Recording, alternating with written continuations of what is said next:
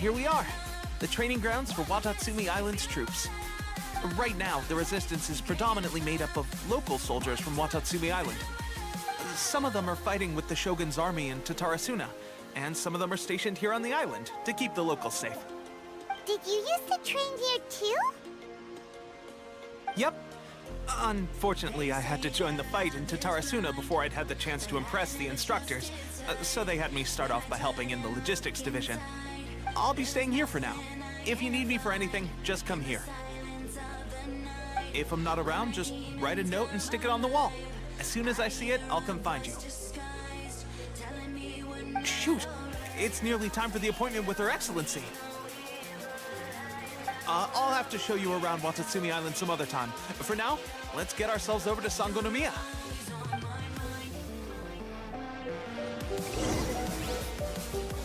So, Sangonomiya is the name of the place where Sangonomiya Kokomi lives? Huh. Let's go check it out.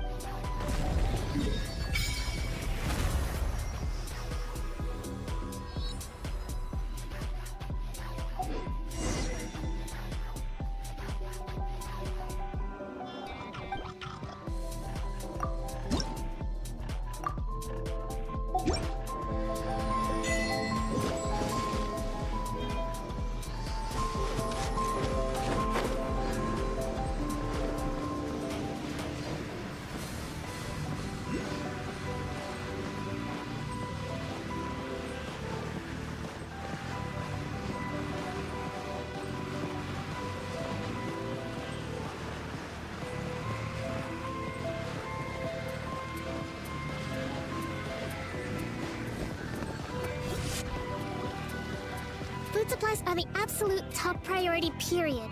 We cannot afford any losses. With the conflict between us and the Shogun's army getting more intense by the day, we must prioritize the stability of the rear guard. Understood. I will think of a way. Take heart. We have a fresh batch of supplies in hand, and I'm working on expanding the army. I appreciate that the lack of manpower has been hard on all of you, but things are going to get better. We're expanding the army? Oh, that's great. Whoever this mystery supporter is, they're doing us a great service. Huh? Teppei, what are you doing back on Watatsumi Island? Might I ask who? VIP guests of Her Excellency, that's who. I'm acting under orders to escort them both here. Oh, really? Wait, so are you the new recruit everyone's been talking about? Strength of 20 men, splits an arrow in twain from 100 paces. Skin as hard as diamond. That's you? Seriously? What is going on with these rumors? You've come a long way. I'm sure you must be here on pressing business, so I won't disturb you any further. Feel free to visit me if you have any time to spare. Your Excellency, I'll take my leave.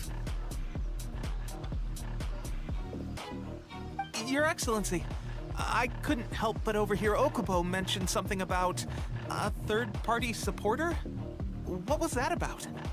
Not long ago, someone wrote to me saying that they wish to support the Watatsumi Island resistance effort. To that end, they also furnished us with a great deal of supplies. Thanks to them, we can finally start recruiting troops on the scale we need to openly confront the Shogun's army on the front line. I am not without my doubts. But Watatsumi Island is hardly affluent, and these supplies are a much-needed lifeline for us. The sender's conditions were also reasonable. They simply ask us to dedicate ourselves fully to fighting against the Shogun's army. Whatever other motives they may have, we are at least aligned on this. So let's consider them an anonymous ally. Naturally, we shouldn't let our guard down. If you discover anything out of the ordinary, please report it to me at once. Your Excellency, does this mean that the food at the front line is gonna get any better? I was at the field hospital the other day, and everyone was begging for some barbecued meat. Don't worry. I've already made arrangements for that. Everyone will have their fill of meat. But to be clear, still no alcohol.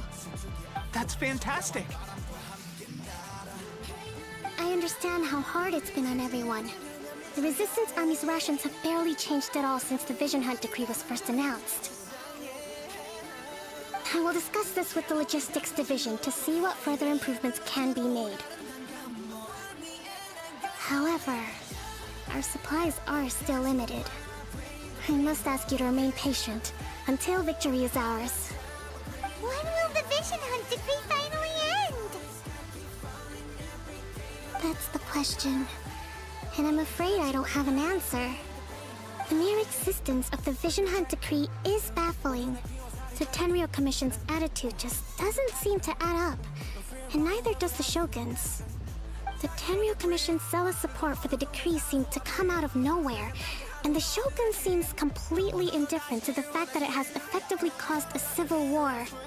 I suspect the Vision Hunt decree won't end until these mysteries are solved. All I can say for certain is that as long as the Vision Hunt decree remains in force, we will never give up our fight. Traveler, to confirm, knowing the current situation facing Watatsumi Island and the Resistance, are you still willing to fight with us? Good. Then here is your assignment. I hereby appoint you as Captain of the Watatsumi Island Special Operations Unit, Swordfish 2. Whoa, what? Swordfish 2? Is this the same Swordfish Special Ops unit that I'm thinking of? It's hard enough getting into a Special Ops unit at the bottom rung, let alone jumping to Captain in one fell swoop. This is incredible. Although this appointment breaks with convention, I firmly believe that with your wisdom, courage, and strength, you can lead your team to victory. Great! So when do we take up our post? The members of Swordfish 2 are currently on standby in a valley to the southwest. Ronin have been causing trouble down there lately, and we need a special operations unit to eliminate them and stabilize the rear guard. I have already written your appointment letter, which you'll need to show them on arrival. Once that's out of the way, please lead them in ridding the area of Ronin. The Special Ops unit comprises Watatsumi Island's elite soldiers. They can be a little rough around the edges, but I have every confidence that you will win their trust. What about me, Your Excellency? Any battles you need me to get involved in? I want to make a contribution to the Resistance too. Of course. I'll arrange something and brief you shortly. All right! One successful operation coming right up! You may have swiped the captaincy of Swordfish 2, but watch this space, because this guy's on his way up! Okay, sure. Well, be careful out there. Don't push yourself too hard. Well, traveler, let's move out.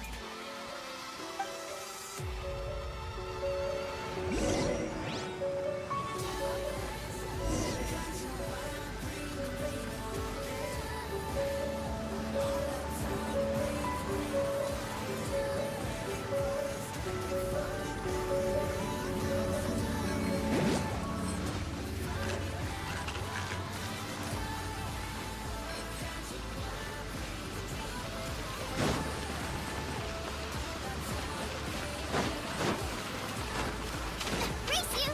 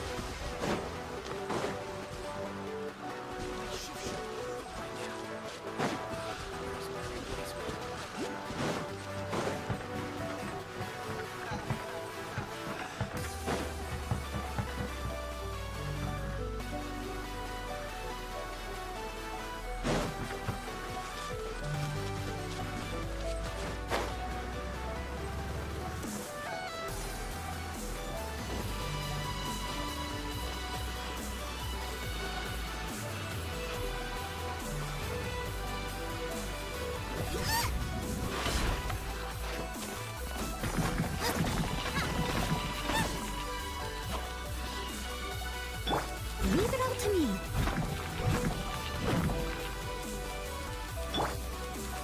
Dodge this!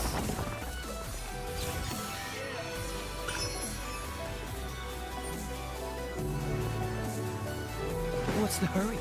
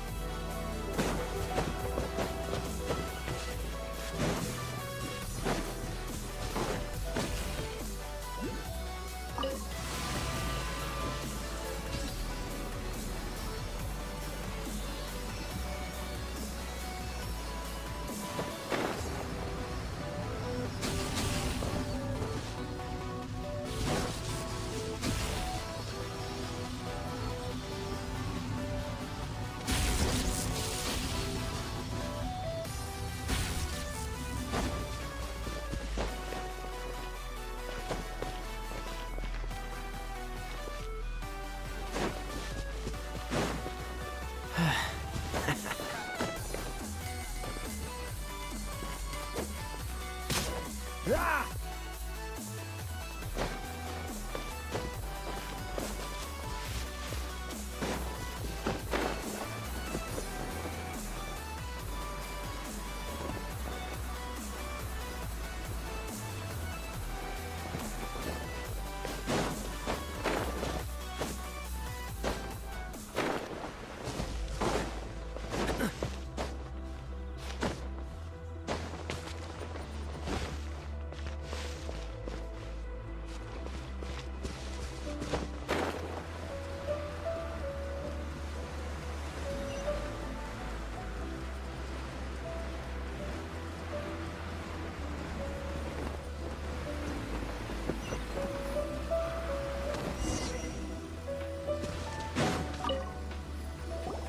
Ah, you must be the new captain of Swordfish 2.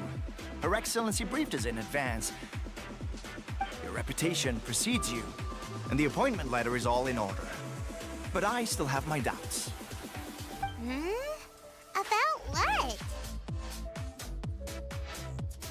I'll be straight with you. I want to know whether you have what it takes to lead us. You mean, like, a duel? Normally, a duel would be the quickest way to settle the question. But this time, we've got a better way. We're stationed here because of all the Ronin causing trouble in these parts. If you can get rid of them for us, we'll take that as a measure of your strength.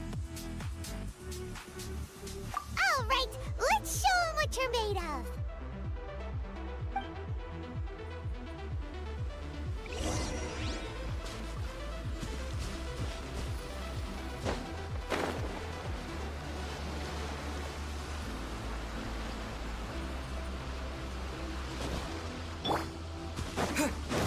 Let's get down to business.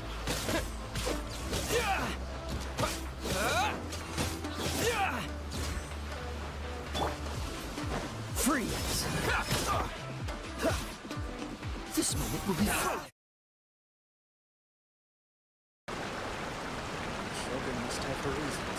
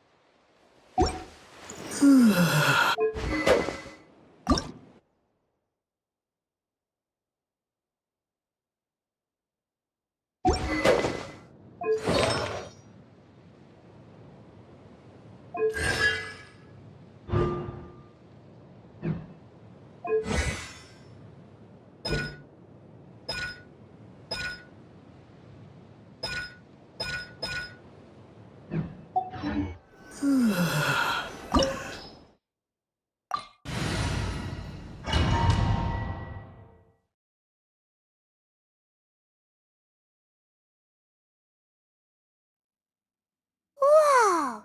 Look at how well hidden this place is. I can't think of a reason anyone would want to build a structure like this deep in the mountains. I feel something that doesn't belong here. I sense danger. Huh? We should proceed with caution. The Kujo clan descendant may well be in trouble.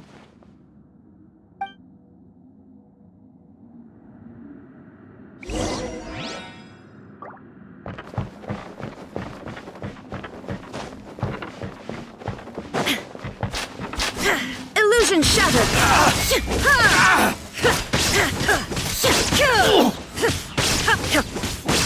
To the ferry.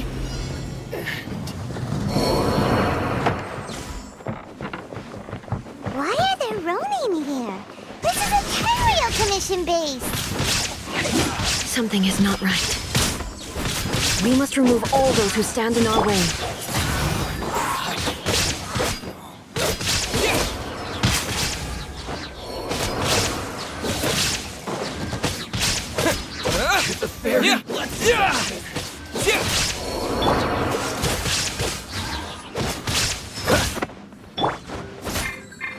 no more!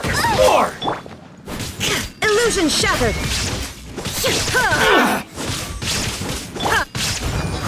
Boom! Nice and spicy. You're toast. Shine down!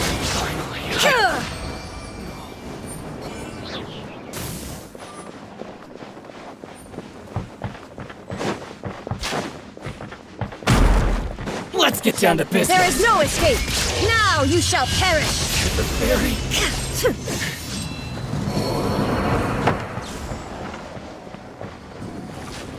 Let's get down to Shine down! business! Booba, get them. Cool it! Finally, let's get down to business! What's the hurry? Perfect distance! Illusion shattered! My blade! Absurd! How's this? Here's the fairy! Finally,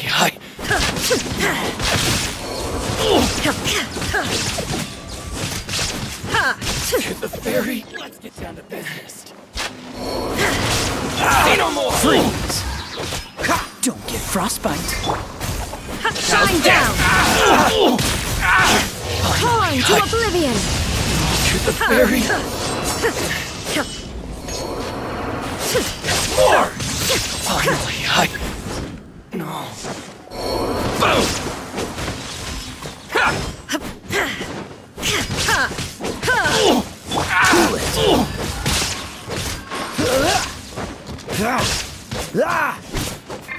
Illusion shattered!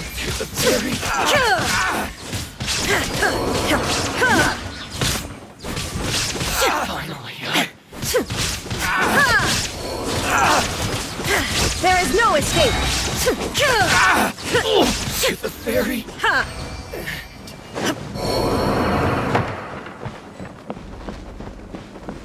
It's my lucky day! Inazuma shines eternal!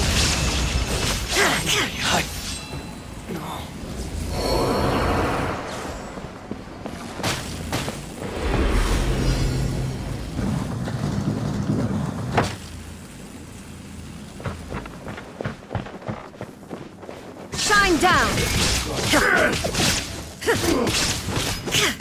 It's over! I'm ready!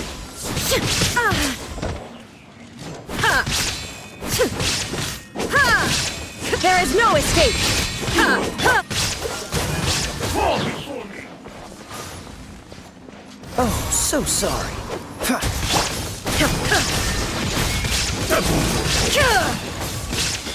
Cut down! This will end you! One strike will suffice! Disappear!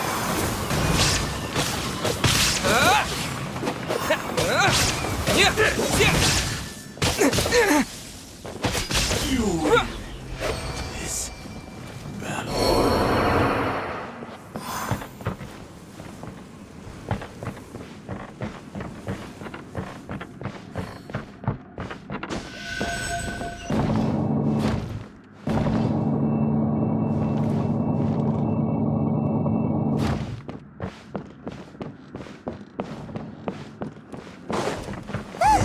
It's Kujo Karaji.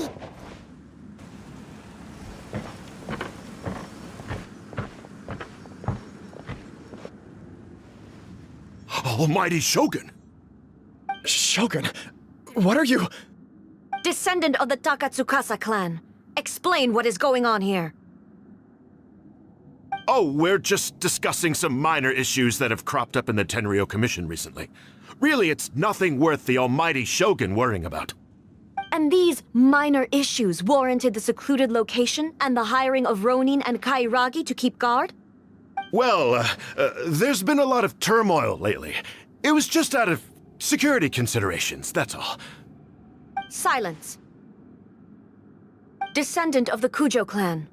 Your turn. All right. I came here intending to negotiate, but it turned out all they were interested in was a written confession from the Kujo clan. A written confession? Yes.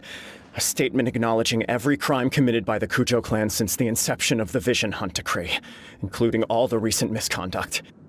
All factual statements, of course. Not a single one of them fabricated. I can't deny that. But it also emphasizes the Takatsukasa clan's achievements throughout the document, claiming they stood steadfast all along and fought back against the crisis. These are all falsehoods. Says who? Why, you two-faced? You're going back on everything you said. I'm just stating the facts. I'm sure the almighty Shogun can discern the truth. All the Takatsukasa clan is trying to do is make themselves look good, so they'll be first in line to replace the Kujo clan. Why else would you push a false narrative in the written confession that paints your clan in a good light, and try to make me sign it under duress? What are you talking about? You're not under duress, we're just negotiating here. You've completely changed your tune. I believe I now understand the situation. Don't listen to his nonsense. I'm sure you're well aware of the major failings of the Kujo clan. Surely you, of everyone, knows. Not a single word they say can be trusted. You are quite mistaken if you think your dispute is of any interest to me. Descendant of the Takatsukasa clan, you wish to become the new Tenryou commissioner. Do I understand this correctly? Well, yes, of course. It's the eternal pursuit of everyone in the Tenryou Commission to offer our lives in service of the almighty Shogun. Then the situation is not as complicated as you seem to have made it. After all, I am the one who appoints the Tenryou commissioner. The process is quite simple. Anyone who can beat me in a duel becomes the new commissioner. Sorry, a duel with the almighty Shogun? The first Tenryou commissioner demonstrated his will with the blade in his hand. That is why the title has been passed down within the Kujo clan ever since. If you want me to appoint a new clan, then naturally, there must first be a new duel. Do you not know how to wield a blade? Or do you simply doubt your abilities on account of your advanced age and declining physical condition? Here you are talking about offering your life, and yet you are too afraid to face my blade. Well, never mind. What about one of you, then? Anyone who can defeat me, Takatsukasa or not, will be appointed the new Tenryou commissioner. Does not a single person dare to face me? I will challenge you, almighty Shogun. What? Descendant of the Kujo clan. Regrettably, even if you win against me, it cannot atone for the wrongs committed under the Kujo name. I realize that. I don't stand a chance of winning against you anyway. I know full well that the mistakes my father made ought to spell the end of the Kujo clan's legacy in the Tenryou Commission. Even when I was executing the Vision Hunt Decree, I had doubts about my father's decisions. I knew that what I was doing was wrong.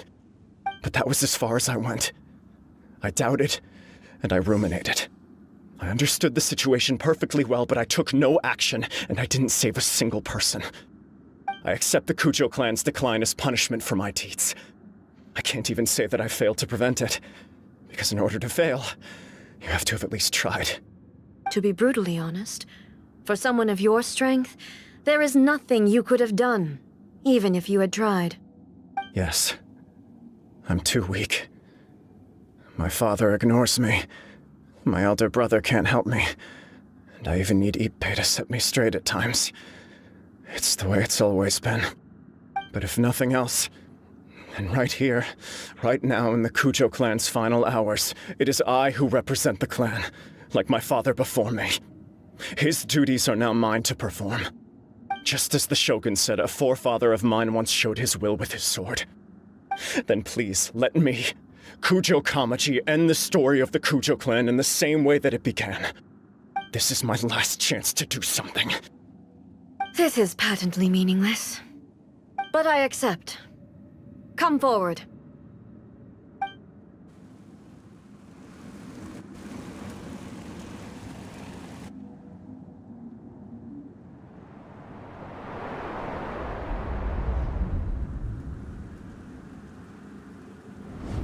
The Kujo clan's honor was forged with courage, tempered with integrity, and shines beyond life and death. Show me whether your blade can bear the weight of your name.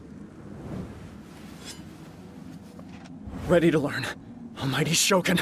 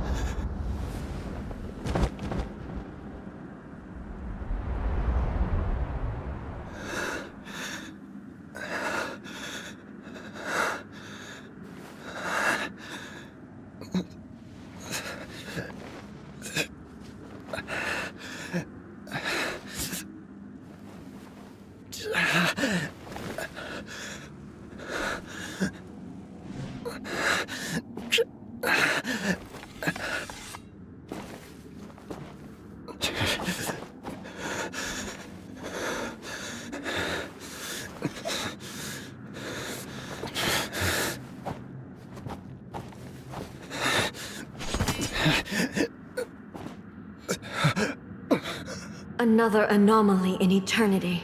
Nevertheless, it appears that the Kujo honor still courses through your veins. Kujo Kamaji is wounded. Descendants of the Takatsukasa clan, it is your responsibility to take care of him. You may not have the courage to challenge me, but I trust that you are capable of attending to a small matter such as this. Yes, of course. I apologize. I'm sorry.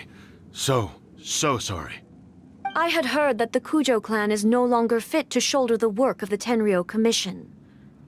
The search for a successor to the role of Tenryou Commissioner is indeed a matter of great urgency. However, following this duel, I have decided to postpone the Kujo clan's punishment for the time being. In the meantime, I expect the Takatsukasa clan to continue supporting the Kujo clan as before. As you instruct, so it shall be done. We would not dare question the Almighty Shogun's will. Finally, if you still think you can copy the Fatui's strategy of providing me with deceptive information to produce flaws in my judgment, you will see me appear once again as I have done today.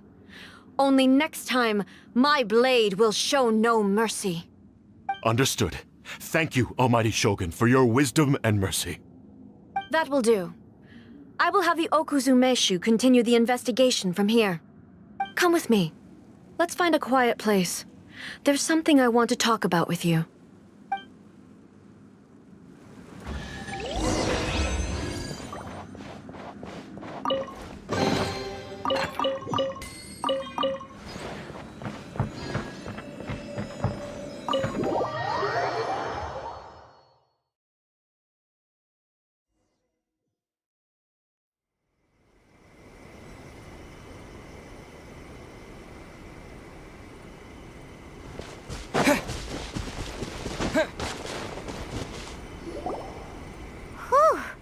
When it's time to deal with the situation, you're just like the Shogun. So strict. Oh, you think so? I thought I was rather accommodating. If it had been the Shogun, she would have decapitated Kujo Kamaji without a second thought. I do believe he was prepared for that outcome. I could see it in his eyes. The Kujo clan has undergone a dramatic change from its glory days to its present decline. Kamaji is hardly a great heir to the Kujo name, but he has shown me how some things remain the same even as the world around them changes. I also have you to thank. The things we experienced out on the streets and the photo you took of me, they helped me come to this realization too. So what's next for the Kujo clan? Will they get to carry on being in charge of the Tenryo Commission? Not a chance. Even if their heir was someone who showed promise, their past mistakes cannot be erased. Still, I will give them a little more time. After all, they are not the only ones who have made mistakes. The Shogun does not make mistakes. She is incapable of doing so. But I, as A, would like to offer my apologies. I have much to contemplate in the days to come. But at least, I can now see the way ahead. I think I'll leave that to the Shogun. The greatest threat to eternity is still the erosion that comes with time. As I said, the Shogun has a robust system to protect her against modification. This is because I anticipated that I myself would change over time. But I've made up my mind. So I will do what needs to be done, no matter how difficult it is. This has certainly been a memorable series of events. Absolutely. You sorted out the Tenryo Commission, and the people in the city got to see a happy and healthy Shogun. All the awful rumors will disappear in no time. If you enjoyed your trip, we should get you out again sometime. No need. There's no place for such things in my life. Also, please stop making it sound as if I somehow need the company. Okay, I'm ready to head back now. My period of solitude will now continue, but it will not last too much longer. I will leave you humans to deal with any minor issues in the meantime. Okay, see you next time! Considering a lot of what happened was pretty unexpected, things seem to have worked out surprisingly well in the end. The only thing left to do is return the pass permit to Yaimiko.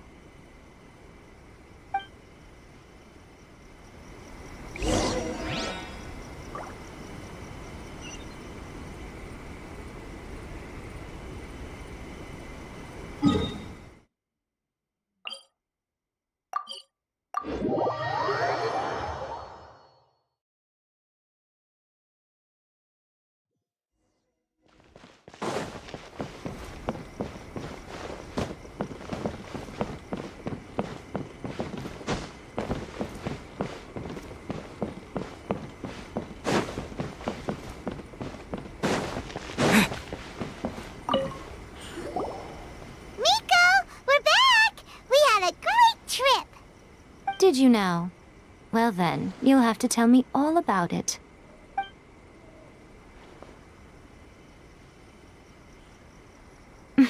How amusing.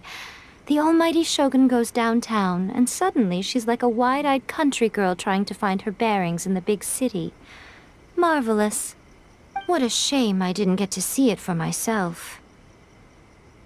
It's fine. She wouldn't mind. Really, she wouldn't.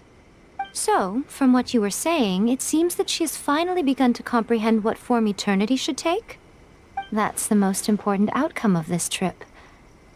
To be honest, I wasn't expecting you'd make such great progress when I lent you the pass permit.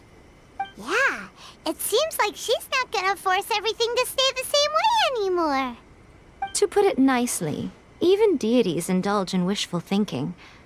To put it more bluntly, there are things that even the Seven can't do when faced with something even more powerful than themselves. Take a guess. Anyway, it sounds like you had a very pleasant trip and even had the chance to see A's less formal side. Next time you wish to see her, you can come and take the pass permit from me again. She would never admit to it, but she does, in fact, get quite lonely. What? But she said she doesn't need company. Because she is a god. It's not that gods don't need the company of others, just that the idea of a god having company seems indulgent to her. But you don't belong to this world. Perhaps you are just the company she needs.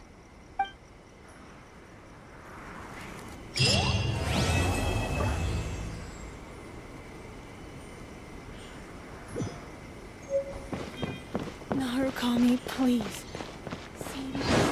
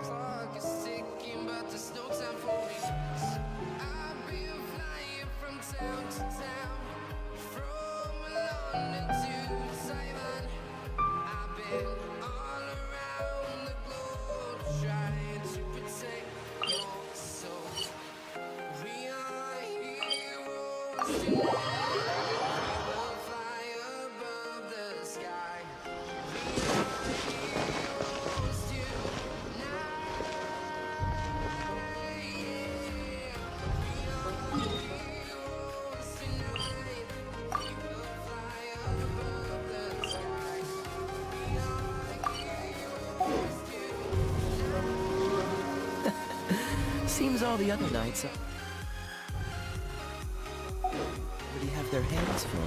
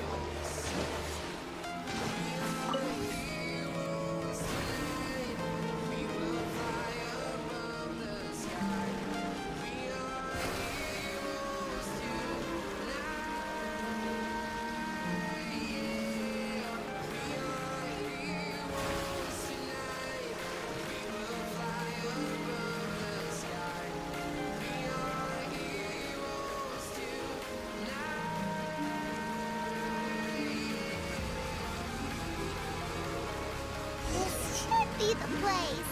But Sanguineo is right. Doesn't look like anything suspicious is going on. Could they be hiding? Let's see what we can find. These electro monuments look a little suspicious.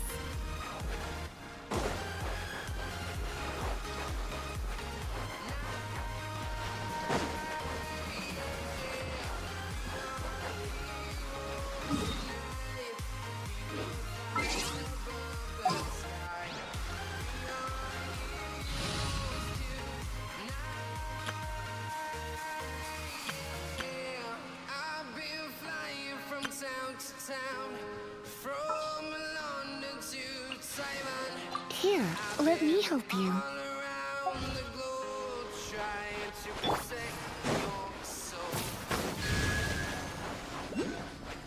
Hup.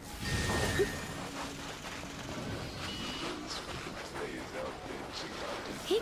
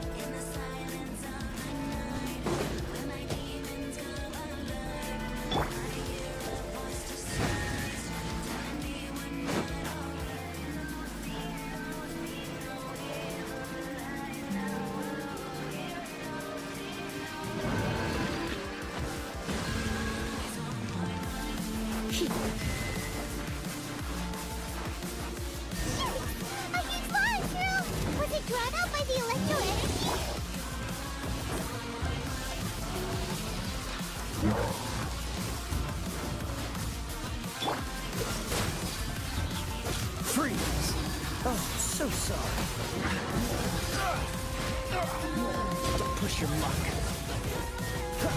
Dodge this.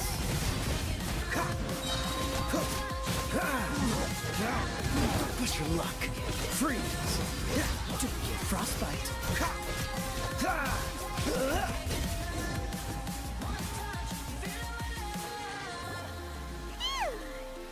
Glad that's over. As monsters go, that one was pretty tough. But what's such a huge Thunderhelm Lodge girl doing here in the first place? It doesn't make any sense. Also, the atmosphere here gives I'm on the creeps. Anyway, the good thing is that it's over now. We should probably get going. Huh?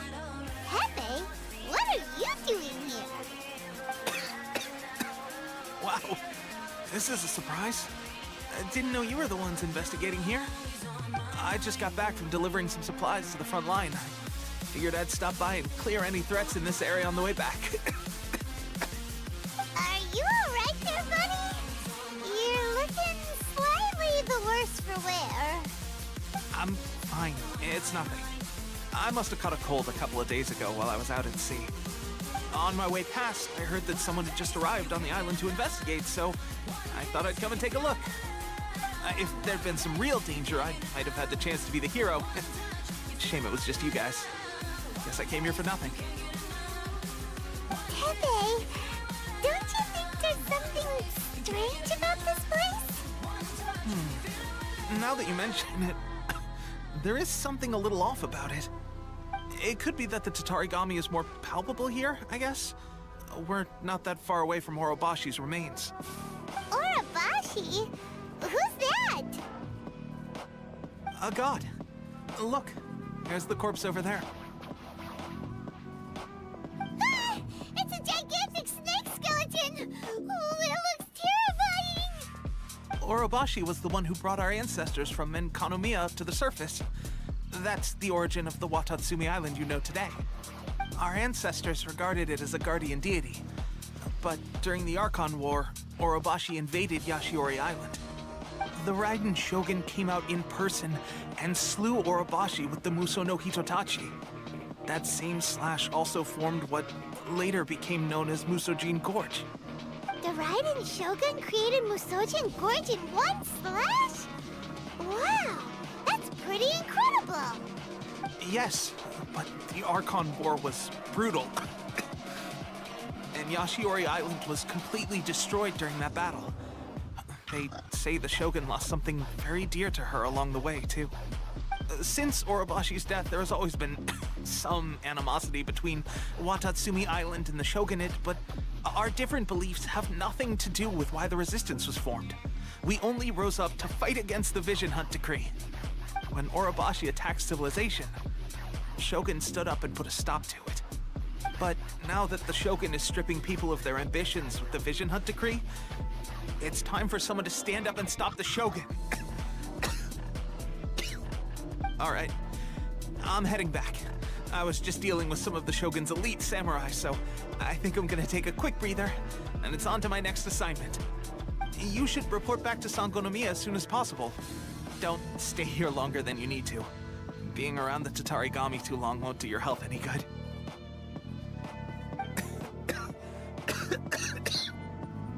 Hey, don't worry about me. Peak condition.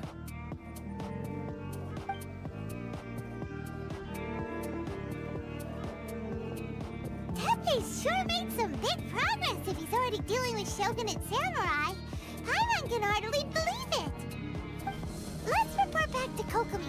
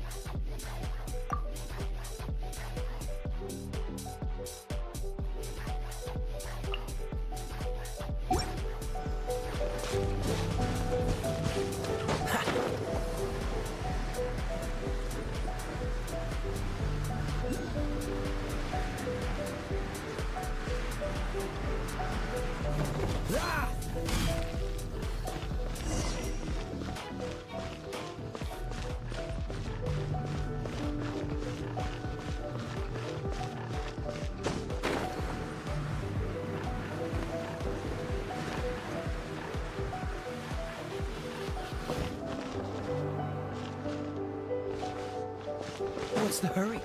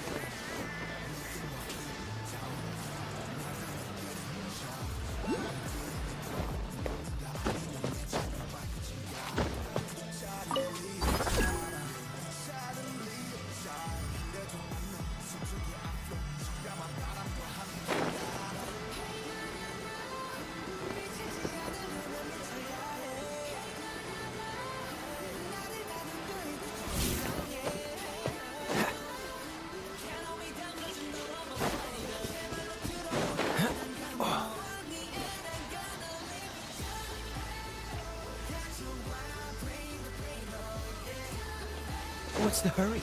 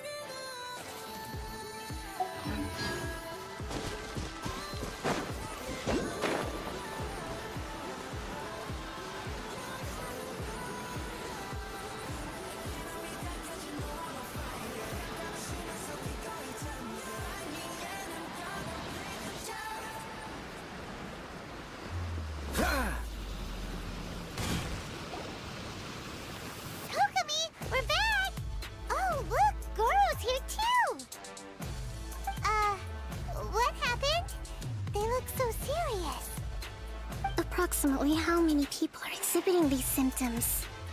I haven't had the chance to do a full count yet.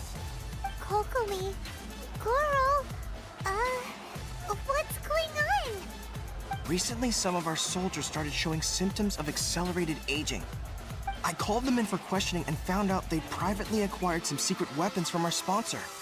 Most of them are highly ambitious types, vehemently opposed to the Vision Hunt decree. They've been using these new weapons secretly since getting a hold of them. So that's why the war has been going unusually well. But risky secret weapons are not the answer. We must put a stop to it immediately. Goro, have you managed to acquire one of these weapons? Well, most of the officers refuse to hand them over. Still, I did manage to get one.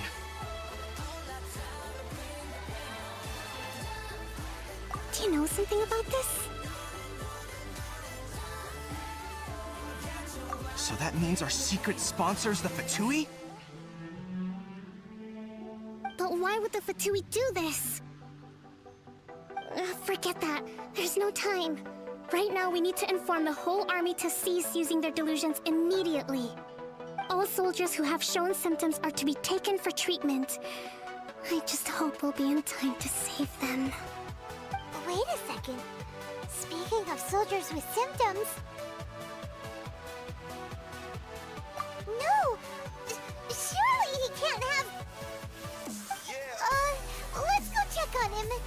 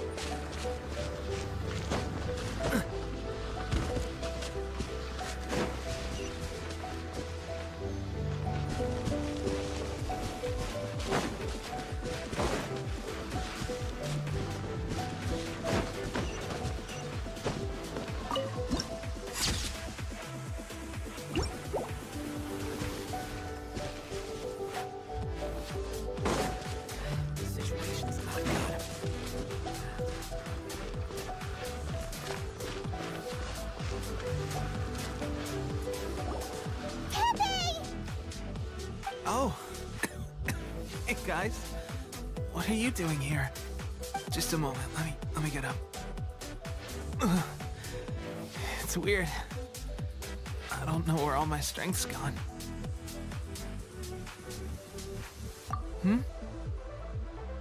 Oh, right, yeah. I haven't had time to give you the full details. Well, I made a lot of great contributions to the war effort lately. Fighting the Shogun's army at sea, taking on Shogunate samurai all by myself, rescuing my comrades from an ambush. Things I never would have dreamed I could do when you first met me. If only I were stronger still. The stronger I am, the more I can do for the Resistance. Wait a sec. Where's my secret weapon gone?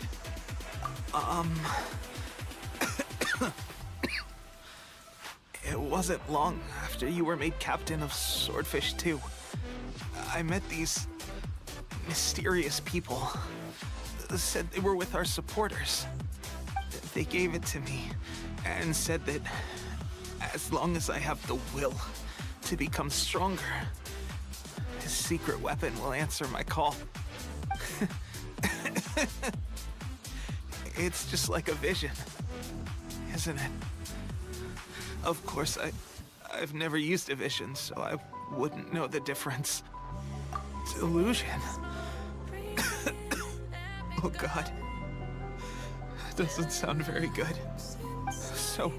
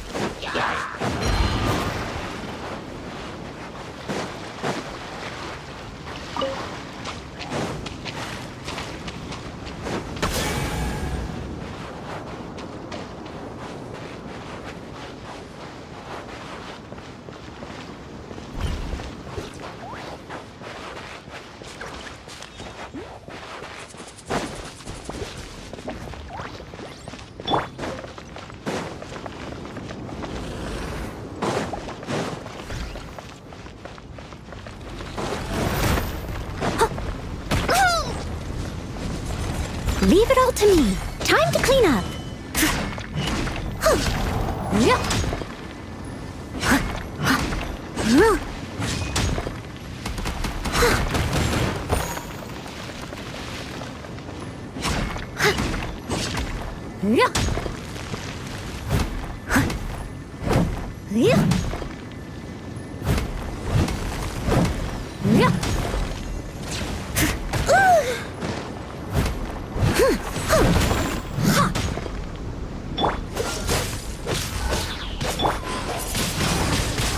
Wind blade! Dodge this!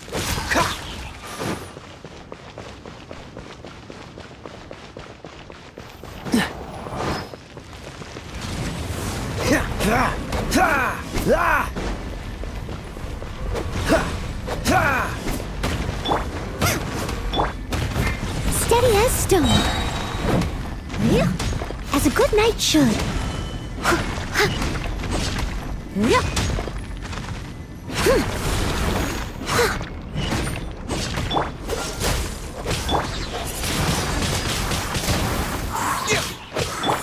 Nice and spicy. Freeze!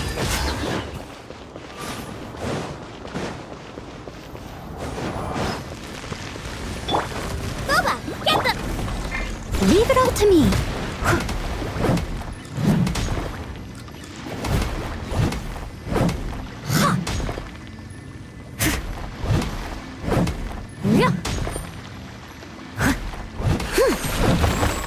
Dodge this!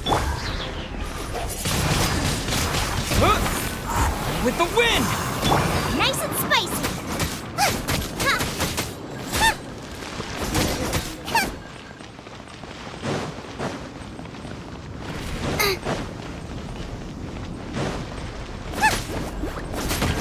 Cool it! What's the hurry?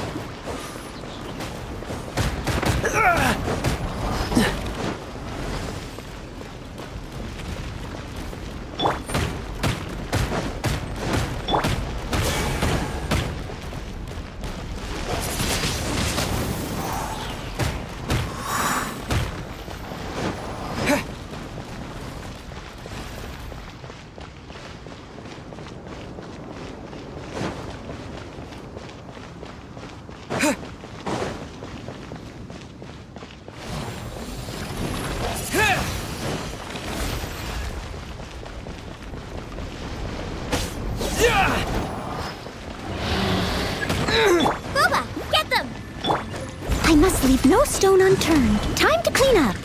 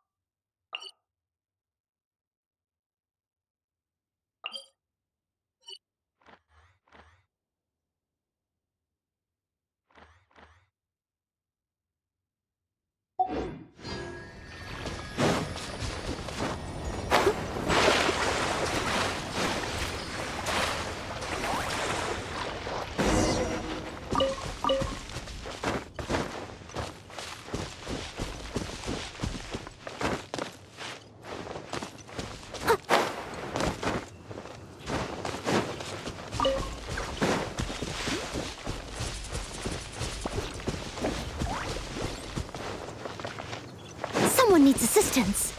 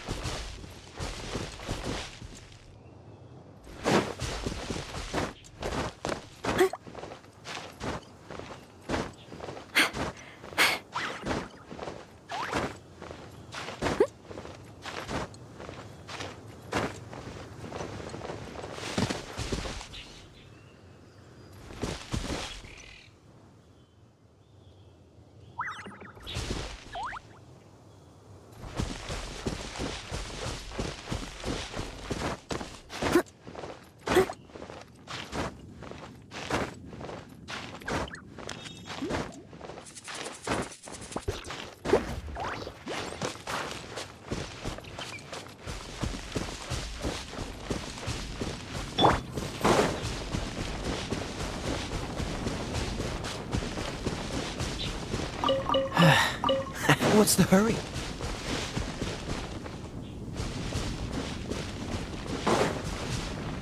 Freeze!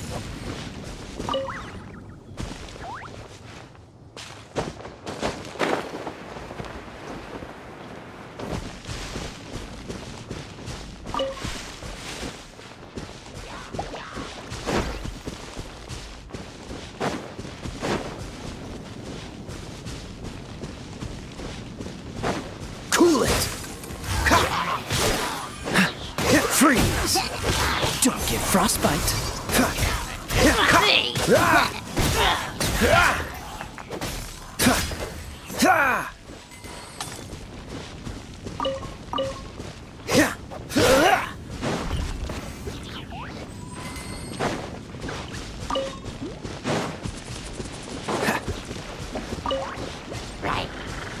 Cool it! Ah!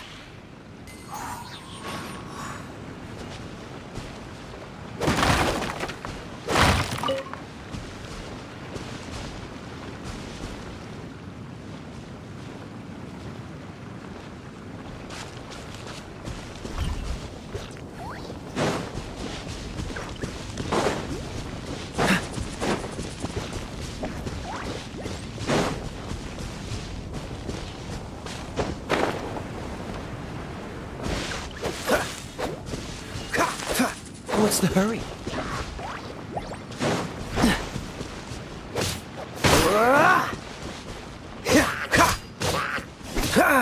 Freeze!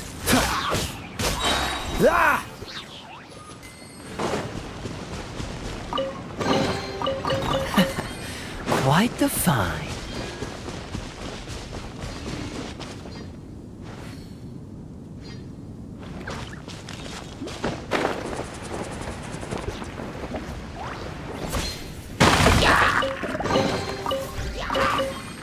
Dodge this!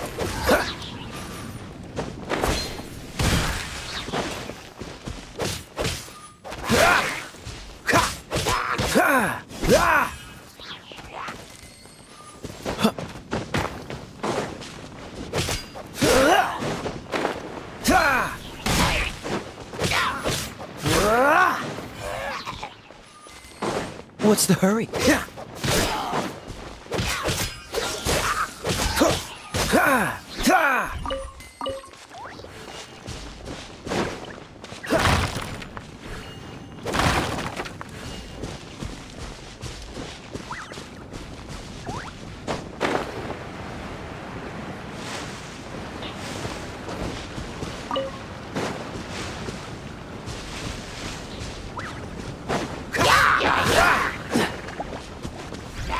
Cool it!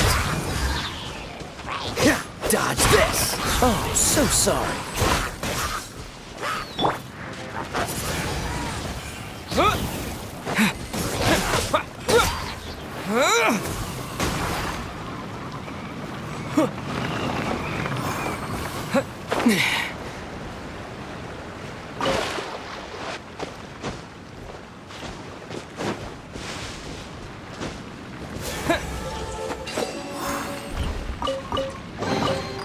A reward on the road.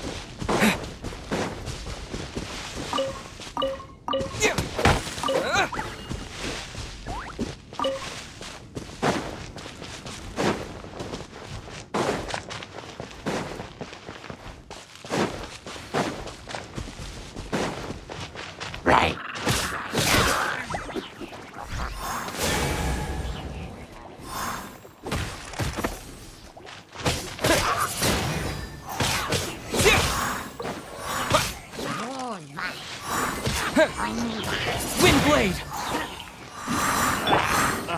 Nice and spicy.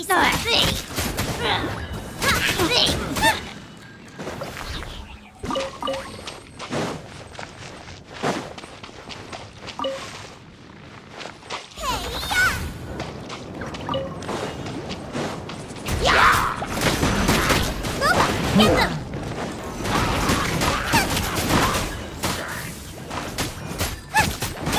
Freeze! With the wind!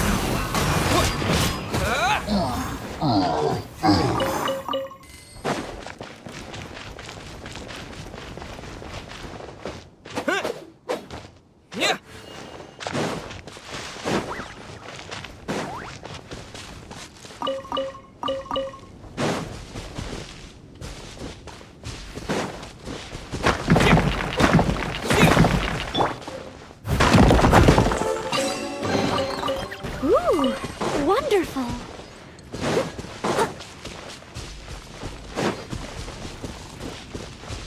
Leave it all to me. I'll catch up.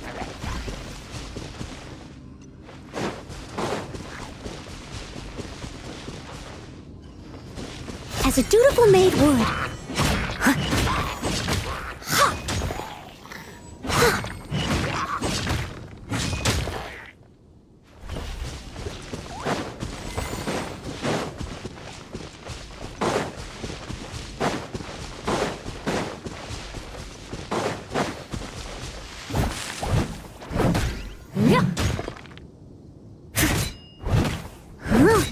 Out of the frying pan, into the fire!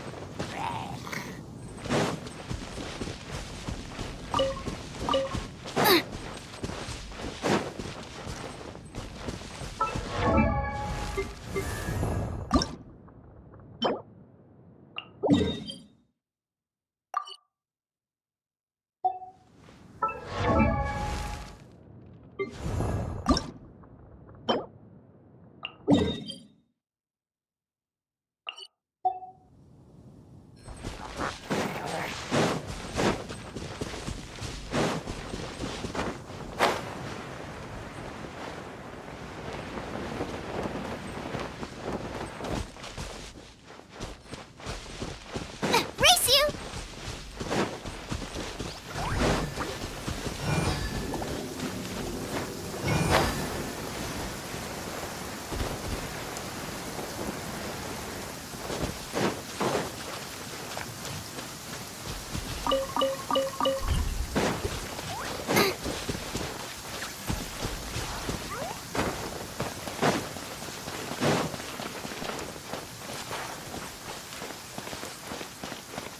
Watch out.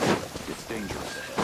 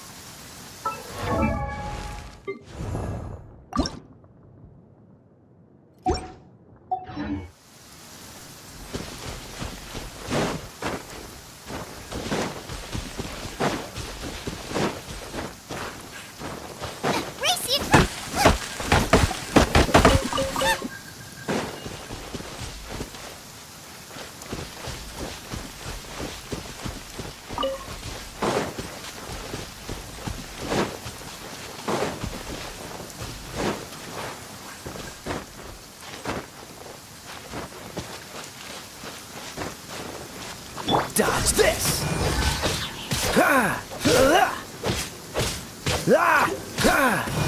Freeze!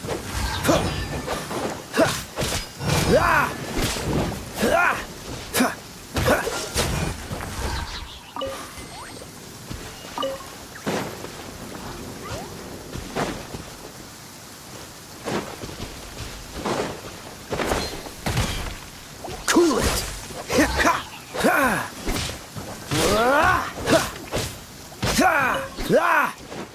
Freeze!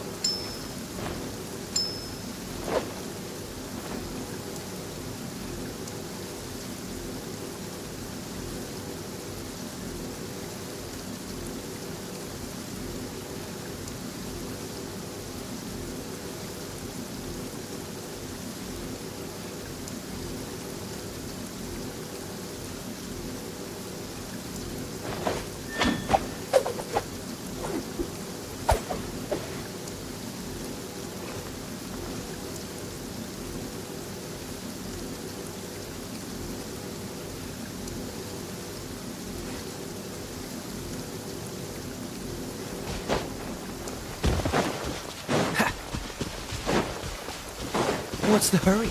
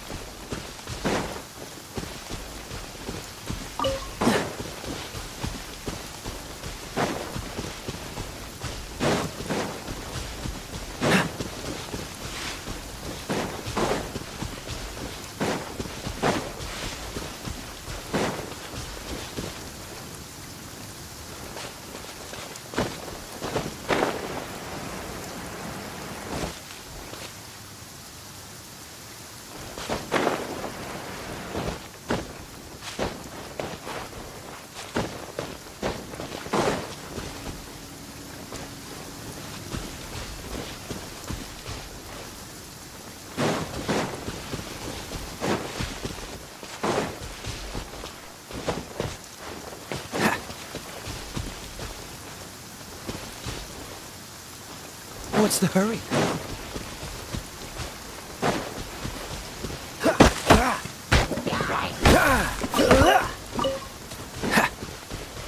What's the hurry?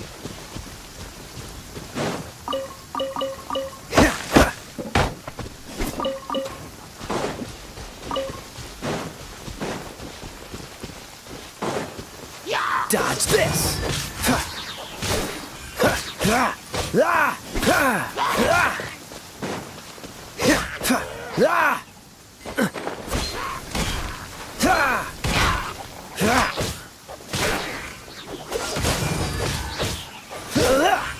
Freeze! This moment will be frozen in time.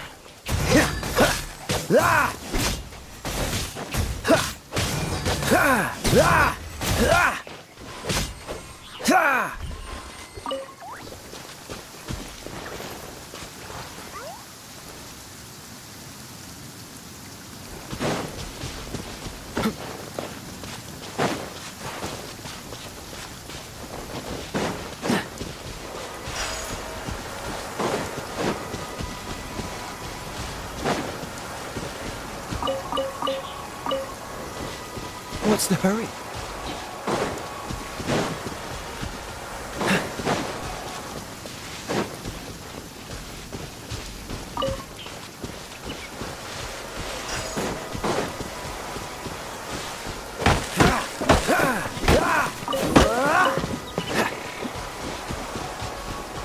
What's the hurry?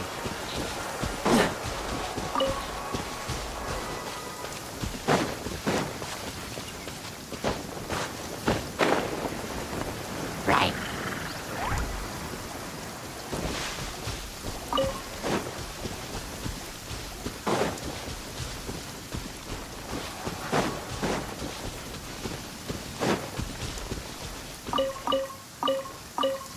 What's the hurry?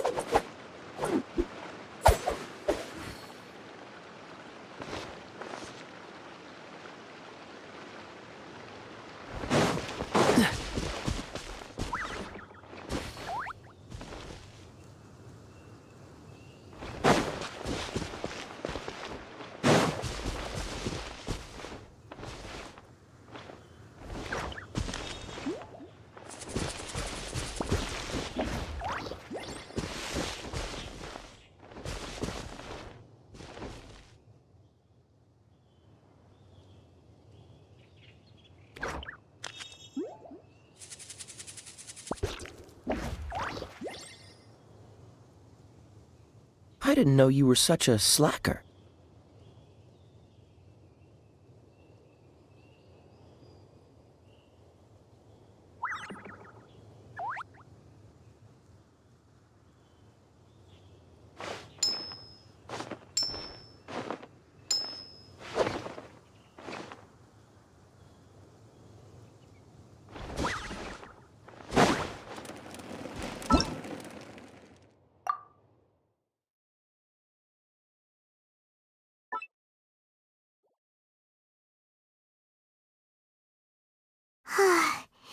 Paimon was thinking...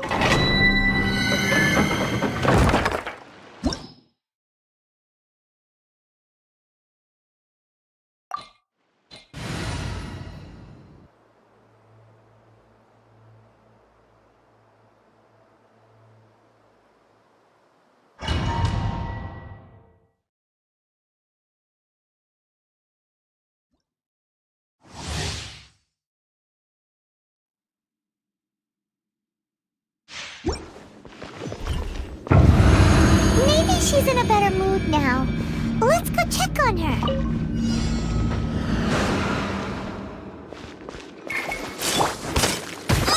You're toast! Windblade!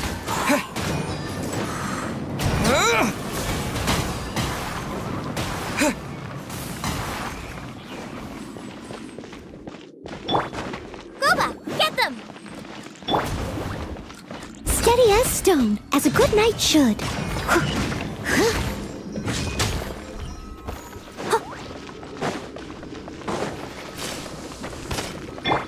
Out of the frying pan, into the fire!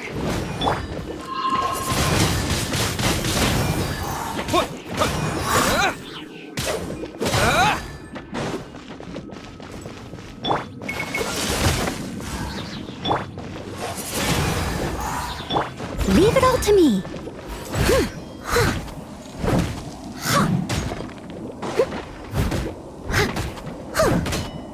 Nice and spicy.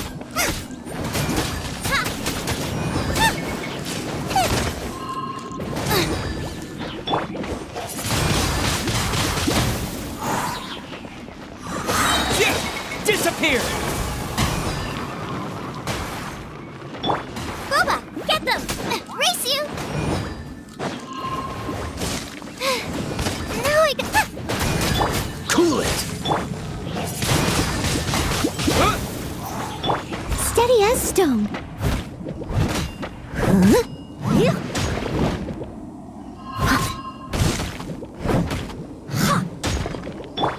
Dodge this! Out of the frying pan, into the fire!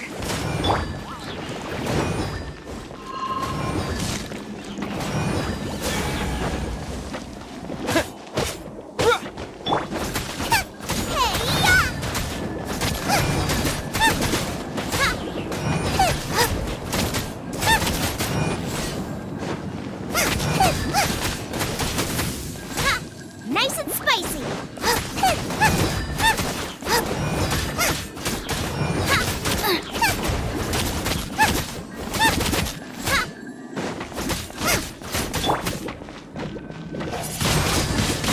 Windblade! Boba, get them!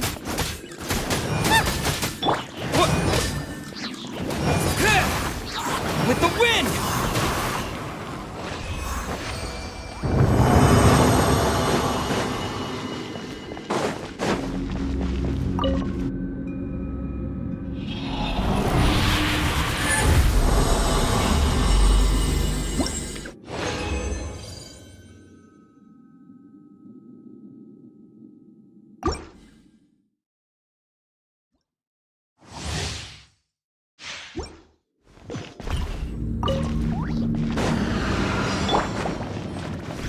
Nice and spicy! Race you!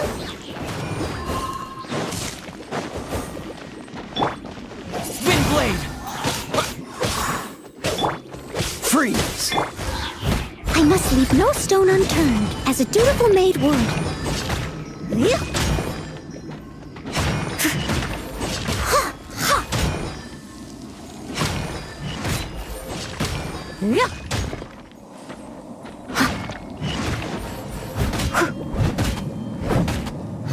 Leave it all to me.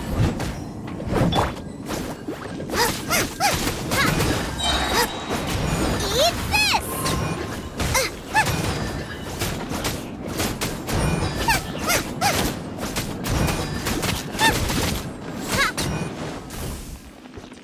Goba, get them!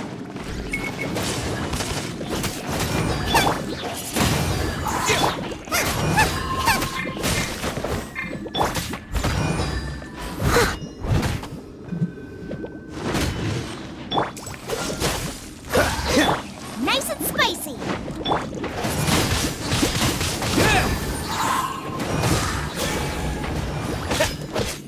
Yeah! Disappear!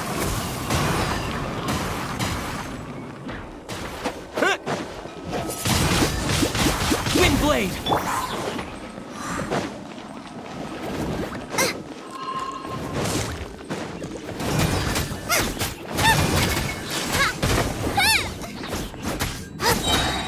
You're toast!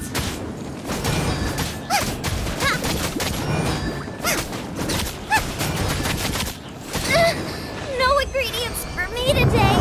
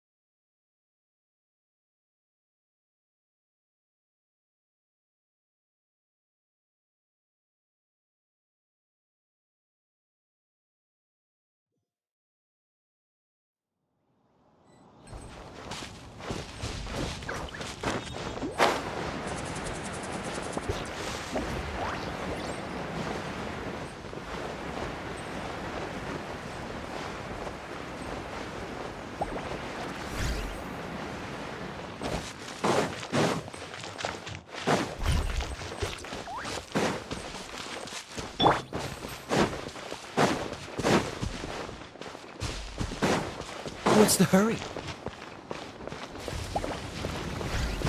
Dodge this!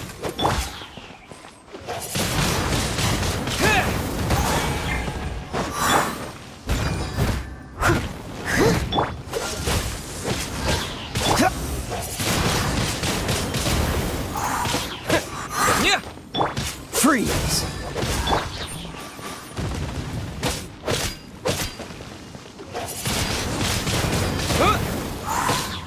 Cool it! Don't get frostbite!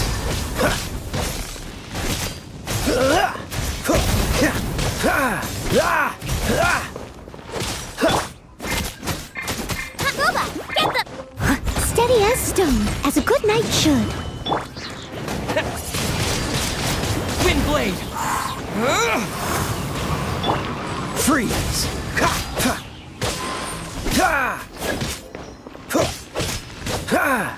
Cool it! What's the hurry? Dodge this! This moment will be frozen in time. Don't push your luck.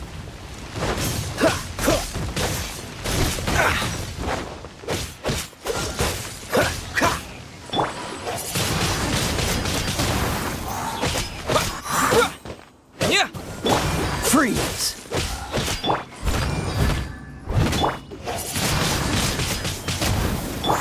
Dodge this! Oh, so sorry.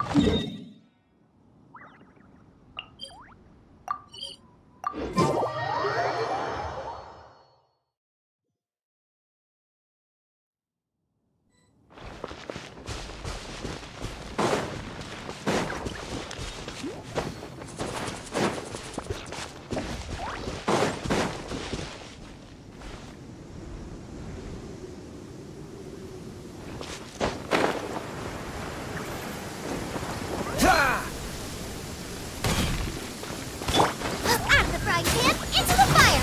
Eat this!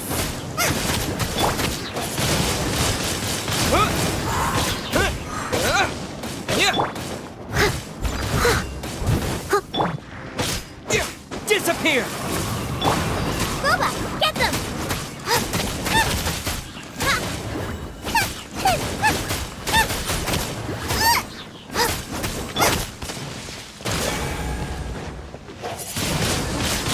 Windblade!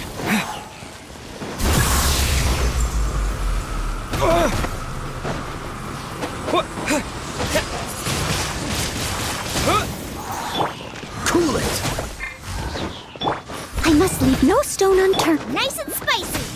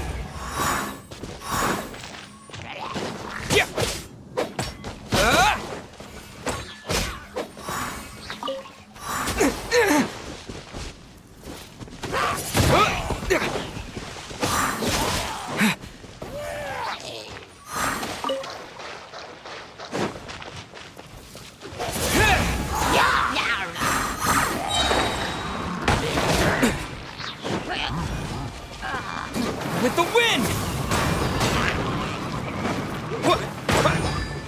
Windblade! Freeze! Don't get frostbite. Leave it all to me. Time to clean up.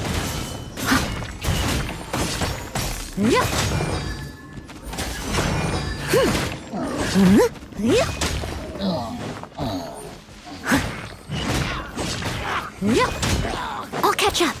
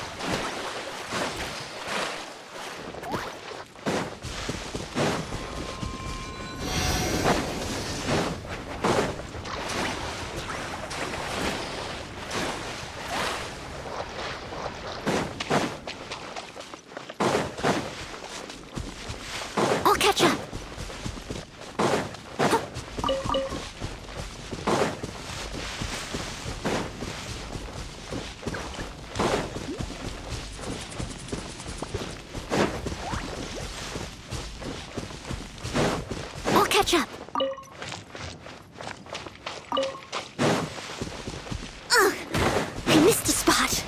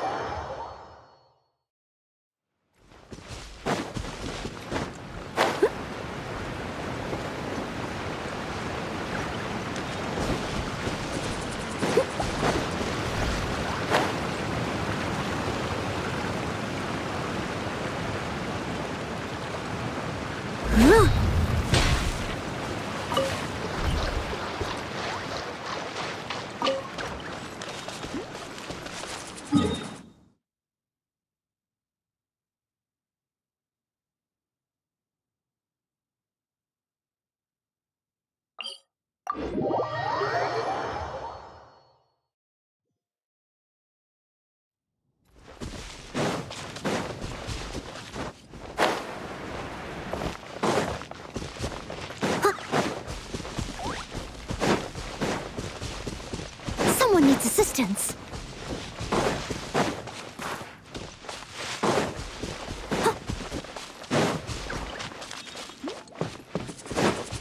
Someone needs assistance. I'll catch up.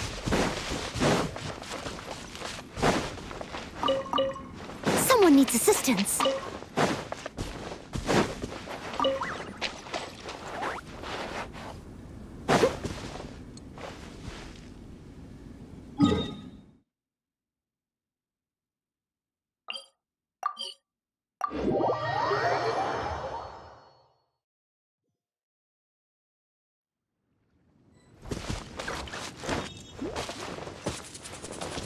Someone needs assistance.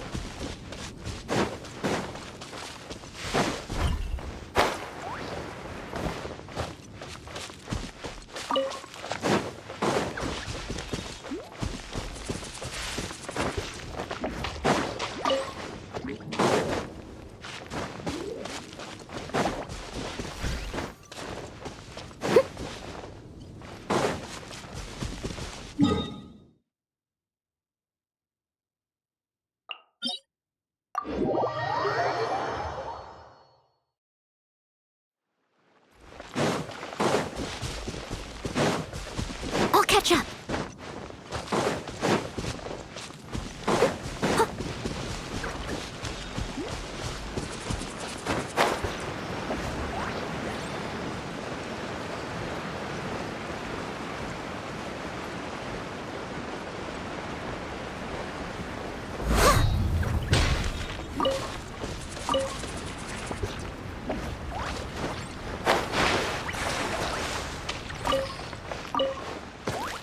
I'll catch up.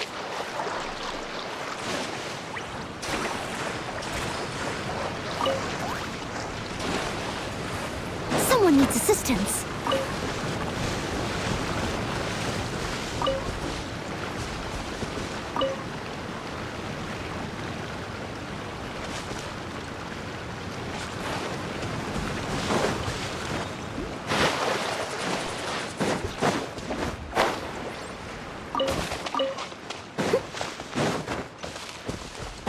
I'll catch up.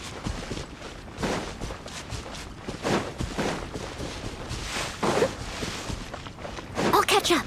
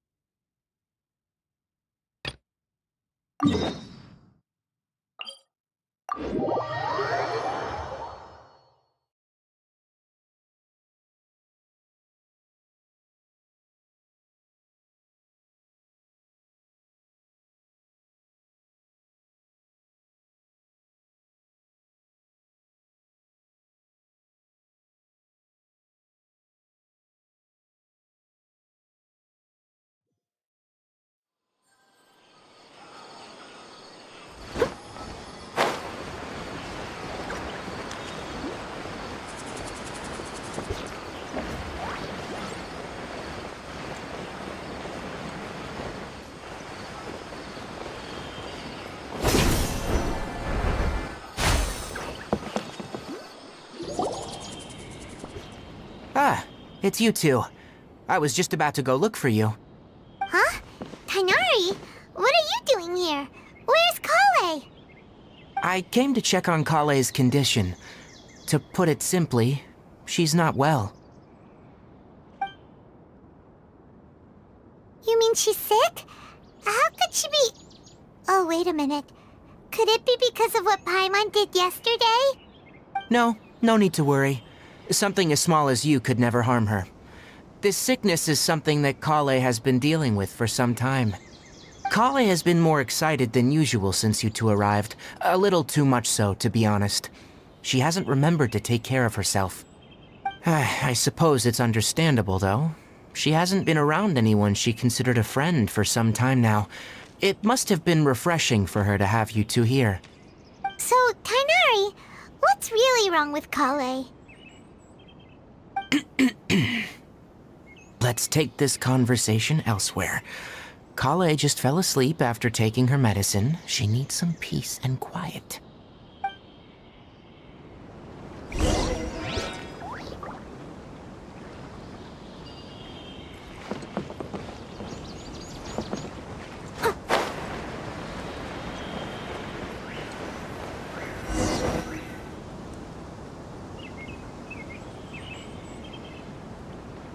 All right, let's continue our conversation here, shall we? To be honest, I hadn't realized you're that honorary knight from Mondstadt until Kale told me just now. I've also heard all about your deeds in Liyue and Inazuma. So just to clarify, what I'm about to tell you about Kale is not because of who you are or your past feats. Instead, I am going to tell you because... well, because Kale asked me to. And honestly speaking, I was against Kale revealing her past to you. But she insisted, saying you two treated her with sincerity and as a friend. So now she wishes to reciprocate the gesture. So, Tighnari, what exactly is wrong with Kale? You said this is something she's been dealing with for some time. Just how serious is it? Right. Ever since she was a child, she's been afflicted with a disease called Elazar. Elazar? Yes. It's a disease unique to the lands of Sumeru. It is characterized by dark and hardened scales that form on the body. At first, the afflicted may only feel mild numbness on affected areas of the skin. However, as the disease progresses, one may begin feeling fatigued and even experience peripheral paresthesia. In its final stages, the disease strips a person of the ability to control their own body, and they effectively become completely immobile. That sounds terrifying. Wait, hold on. So when Kale seemed to be acting a little clumsy earlier, it was because... Correct. That would be the effects of Elazar, which is precisely why I do not want her carrying or holding anything, lest she ends up hurting herself. With appropriate treatment, the disease can be effectively controlled before it progresses to a more serious stage. However, there is unfortunately still no true cure for Elazar. Nevertheless, Kale's mother still hoped that there was something out there. She handed Kale over to an organization known as the Fatui after one of their members lied and said they had a cure. What? The Fatui? Ah, it appears you already are familiar with them. That'll save me some explanation. Anyway, the person who eventually rescued Kale and brought her to me for care said that she had been given to a harbinger known as the Doctor. I have no idea how this doctor managed to do it, but her case of Elazar was completely stable for all the years that Kale was with them. However, Kale's days with the Fatui were anything but pleasant. Kale is a resilient individual and always tries to appear cheerful, but her experience with the Fatui has left deep scars. Even now, she can still feel deathly afraid of someone touching her. Oh, Paimon had no idea Kale's been through so much suffering. Oh, by the way, Paimon, Kale wanted me to tell you that she's sorry for scaring you yesterday. She also wanted both of you to know that she's sorry for hiding her illness. She doesn't need to apologize. None of this is her fault at all. Well said.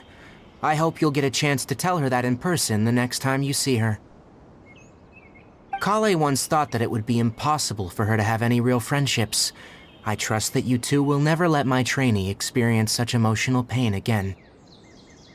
Don't worry, Tainari. We'll take good care of her.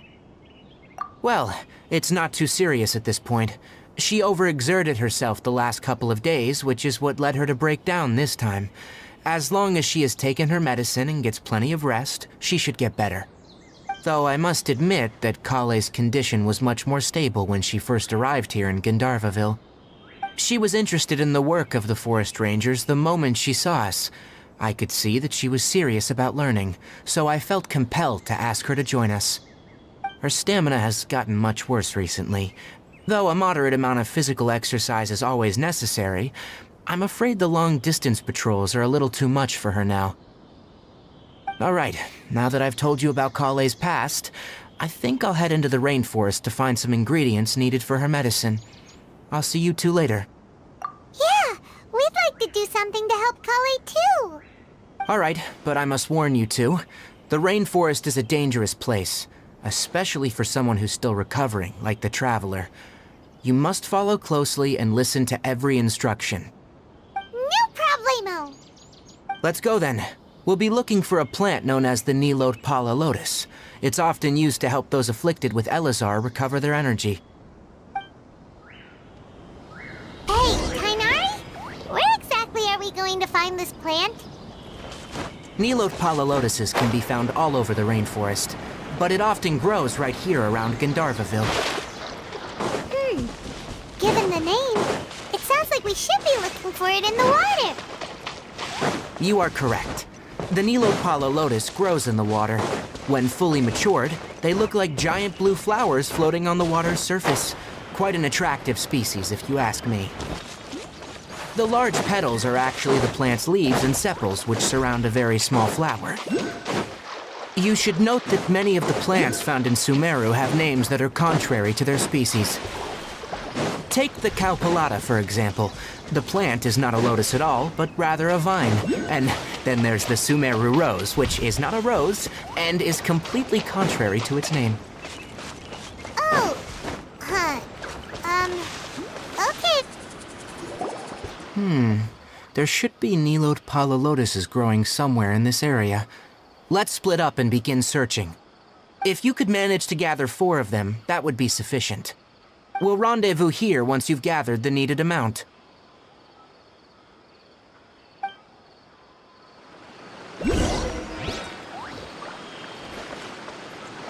Someone needs assistance.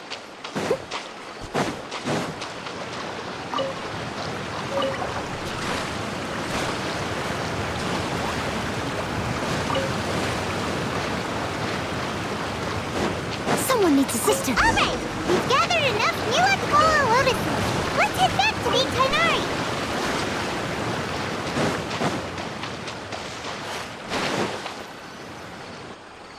Hey, Tighnari! We found the lotuses you requested. Let me have a look. Good. Very good. These are all excellent quality. I'm glad you two came along. Your exploration experience helped save me a lot of time here. It seems we even have enough time to stock up on other things I need. Hey, Tighnari!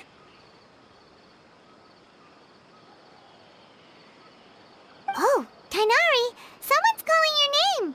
They're dressed like a forest ranger. Ah, yes, that's Amir and the others.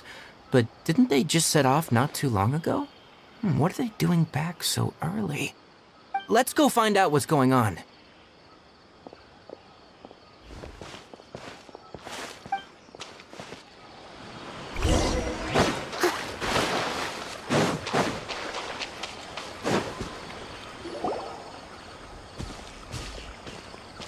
Tighnari, thank goodness we found you here. We were just about to head back and find you at Gandharvaville.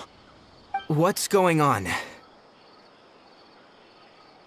We just discovered a withering zone. The withering is back? But the patrol route you were on should have been already cleared just a week ago. It reappeared so quickly. Can you tell me the exact location?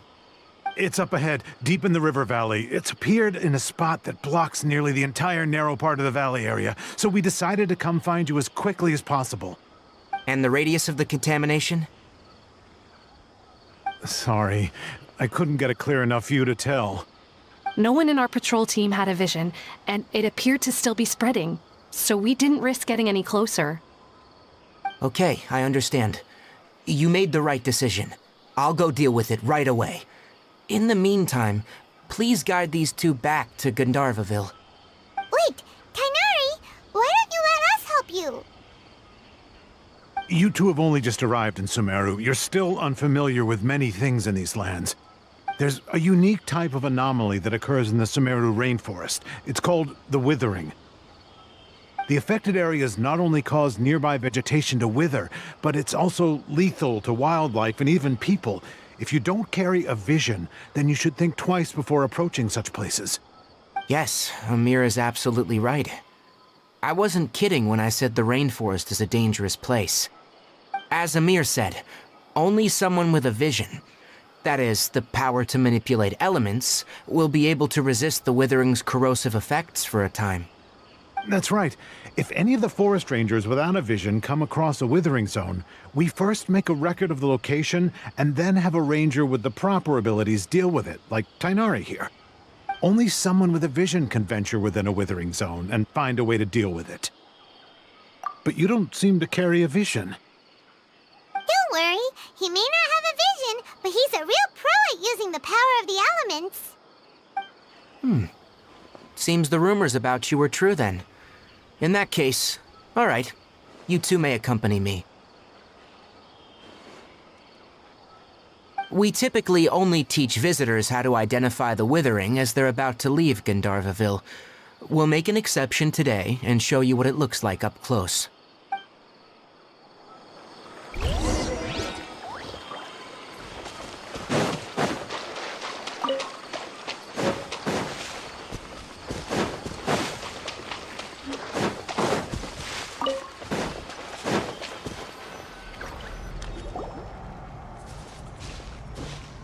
Stop.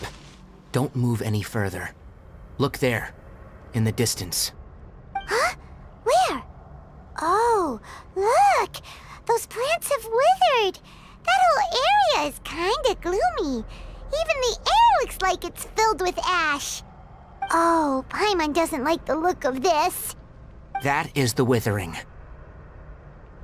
All right, Traveler. We're gonna have to enter that Withering zone.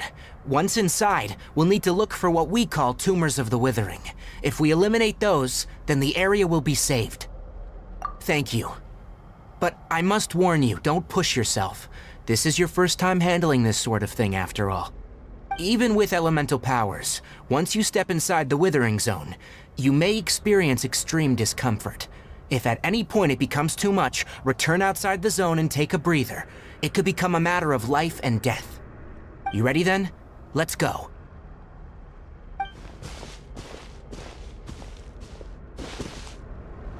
First, we must locate any branches sustaining the Withering zone. I'll catch up.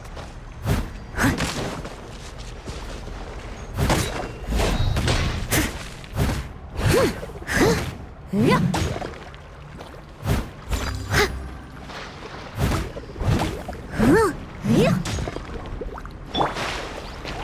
Cool it! What's the...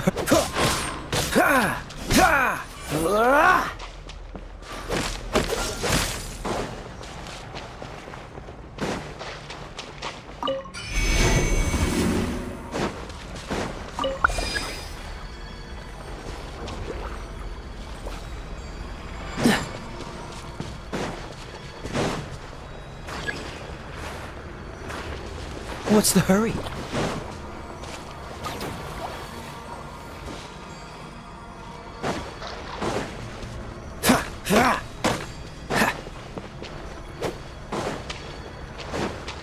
What's the hurry?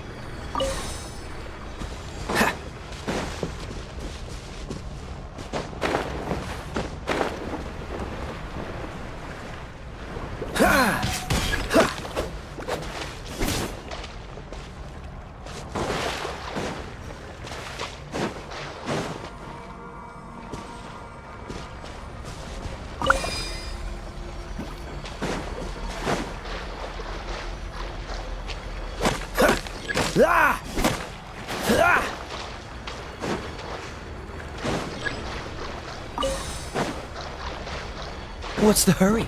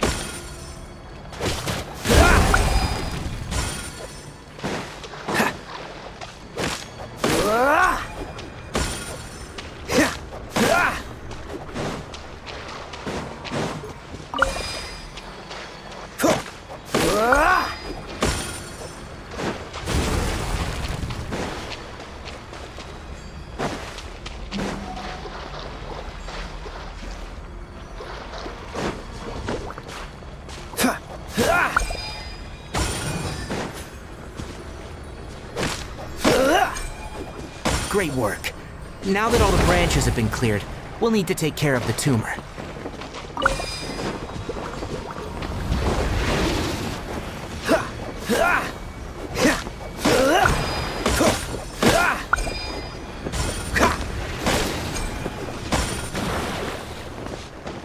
Dodge this!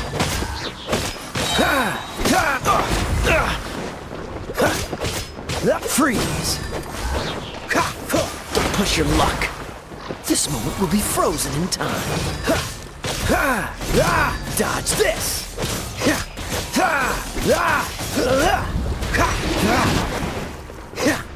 Freeze!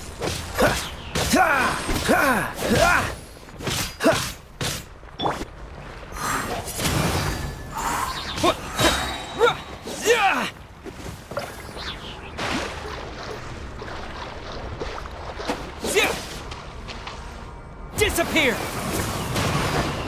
Now, destroy the tumor of the Withering.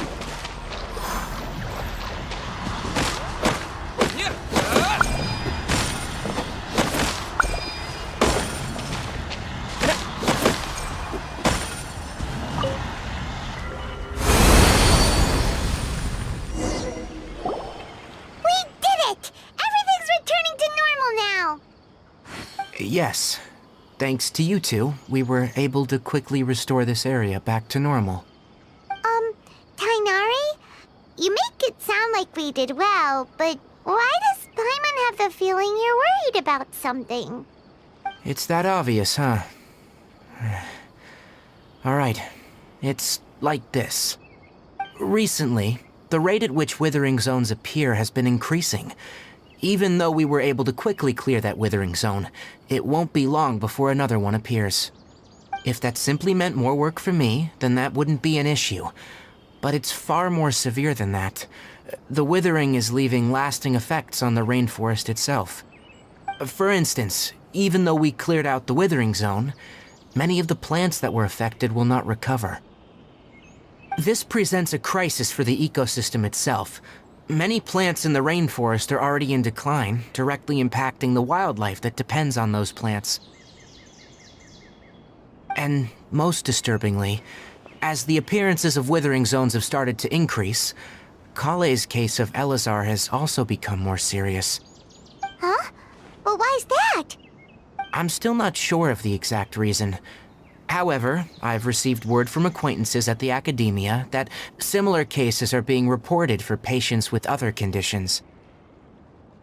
No, none that we know of. The withering has been recorded in Sumeru for millennia. It's said that it originates from the depths of the world. Oh, by the way, have you heard of Irminsul before? Irminsul is a tree located deep beneath the surface. Although it isn't like any tree we know in a biological sense, you can basically think of it as a large tree that grows downwards rather than upwards. I'm sure you've heard of ley lines, right? They're like the roots of Irminsul, spreading and extending from a massive cavern deep underground all the way up to the surface.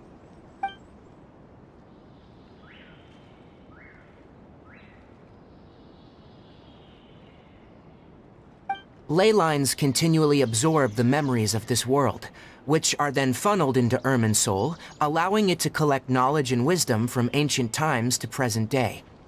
The Dendro Archon is known as the god of wisdom because her consciousness is directly connected to it. It is also said that the Dendro Archon's power is a manifestation of Irminsul. And as for the withering, its emergence is related to a disease that's affecting it. That's right. My ancestors learned of this from Greater Lord Rukkhadevata's familiars a long time ago, but even those mysterious creatures did not know of a cure for Irminsul. I'm afraid we Rangers will be battling the withering zones here for a long time, until a cure is found.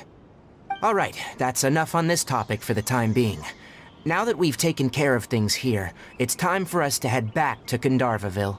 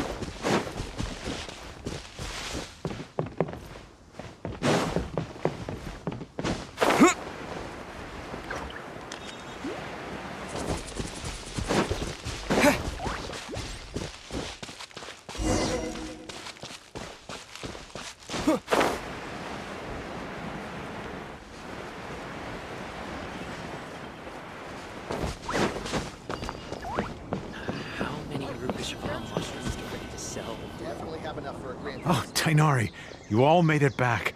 How did it go? The withering zone you reported has been taken care of. No need to worry. Huh? Wait, is that? Oh no, Hypatia!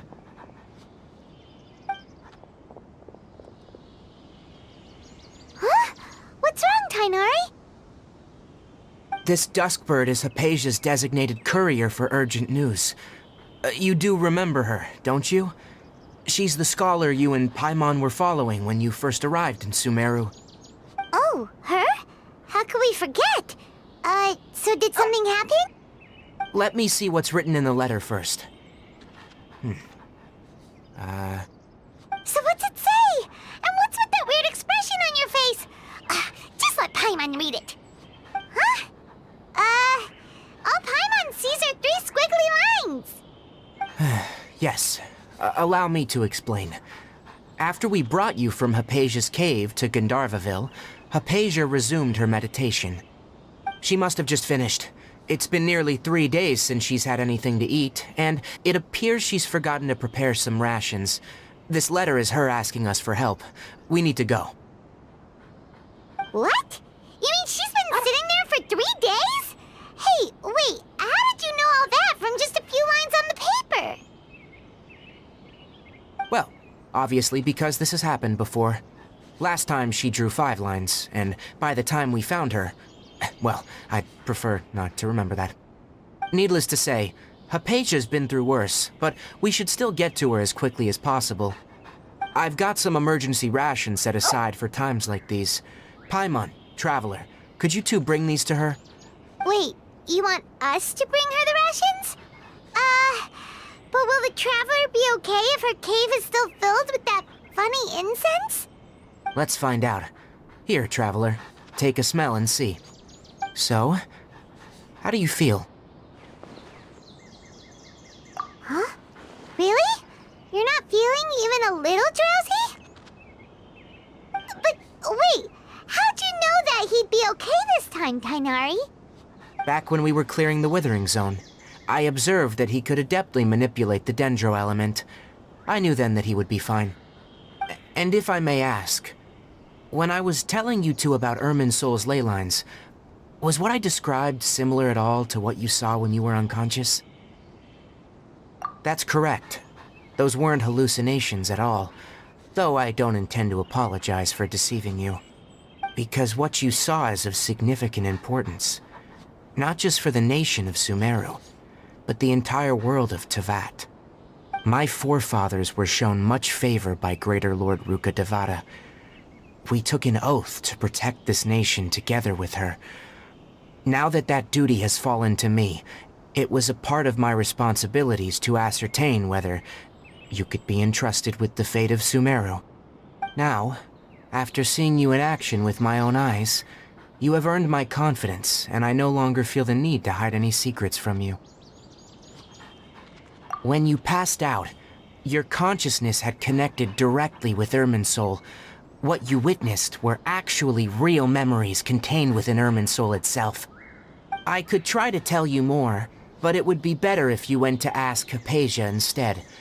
Her focus on meditation and use of Spirit Borneal are aimed at establishing a connection with Irminsul, just as you did. That sounds nice and all, but will she really help us? Seriously, she completely ignored us the last time we tried talking to her. That was because when you ran into her, she was in a special phase of her training. During that time, she must avoid communicating with others. Please, wait here for a moment.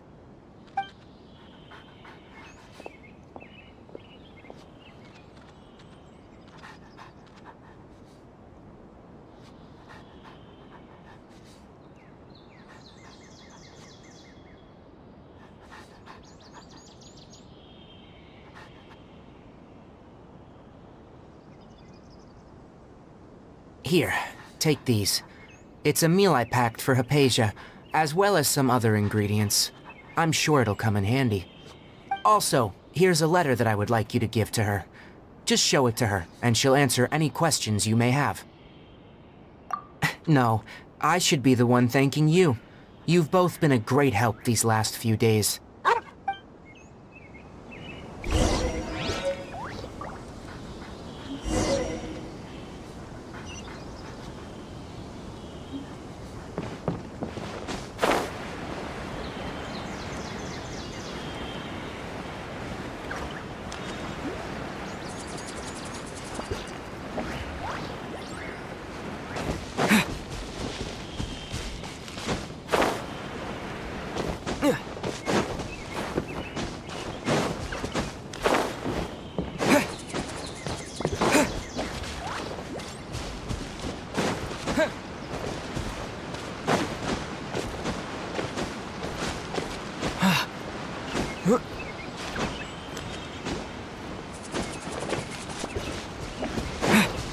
Hypatia should still be in the cave. Let's go inside and see how she's doing.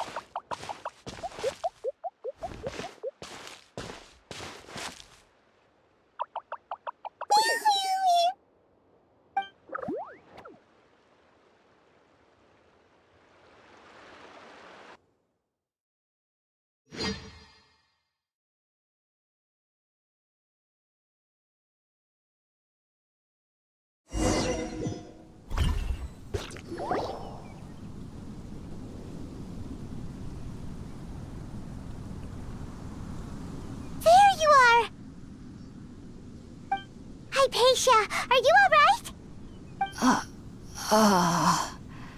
So hungry. Need water. There's no way we can get her to eat in her current condition. Let's try finding some water first. Huh? Wait. Why does it look super foggy outside all of a sudden? Anyway, let's go look around.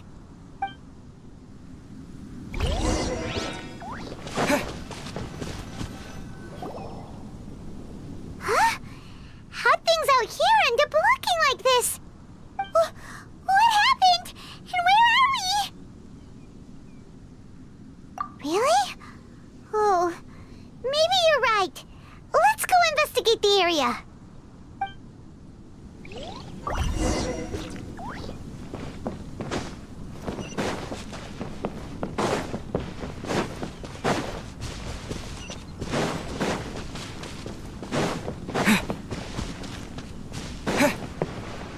Wow, this place is huge! I knew there's something off about that cave. Let's think of a way to get over there and have a closer look. Who knows? Maybe we'll find a lead of some kind.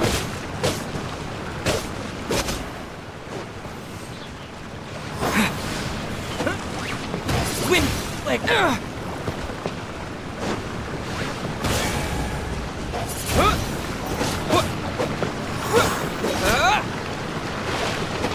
Wind blade!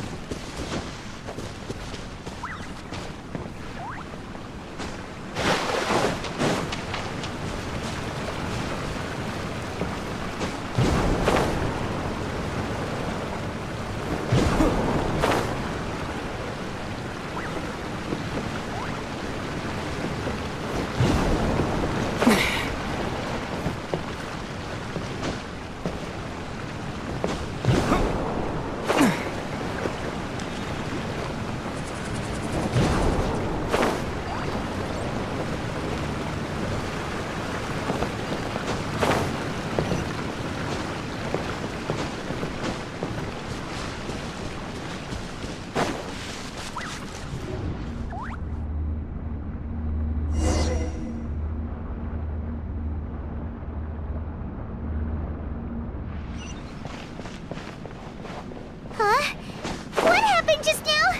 Why'd everything around us suddenly change?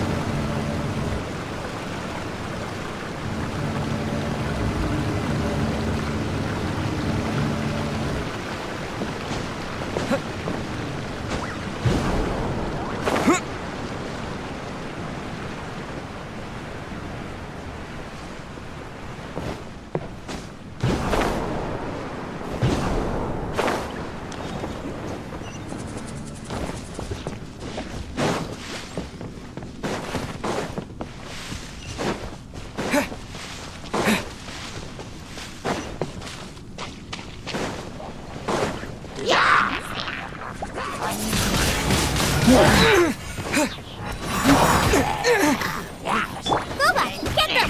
You're toast!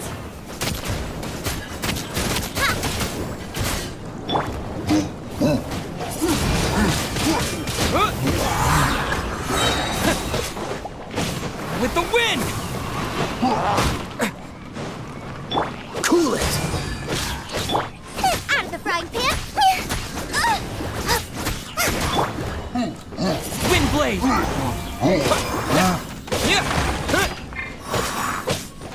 Dodge this! Oh, so sorry.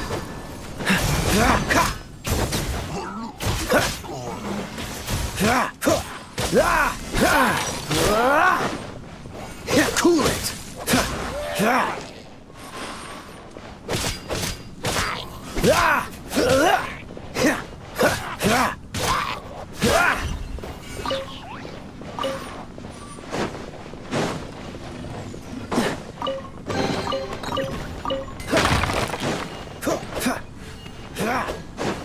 What's the hurry?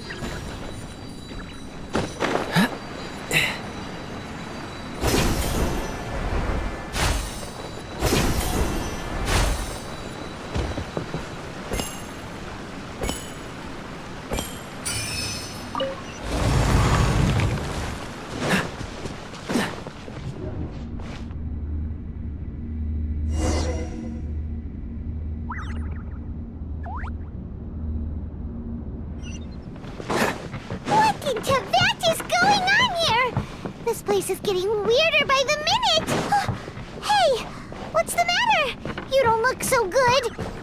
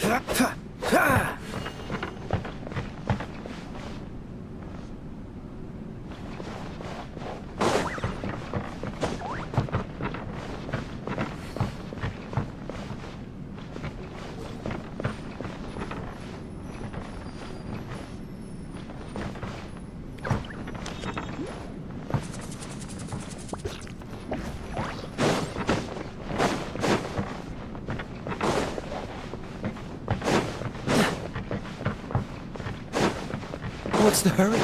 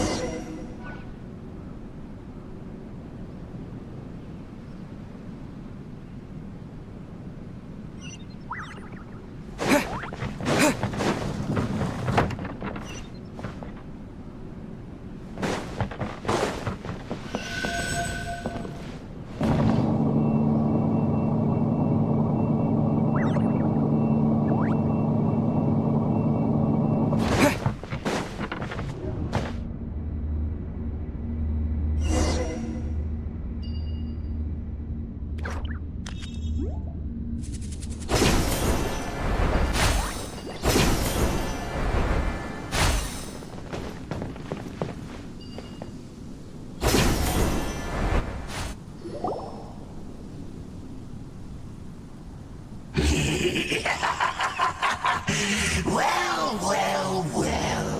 Looks like we meet again, traveler. The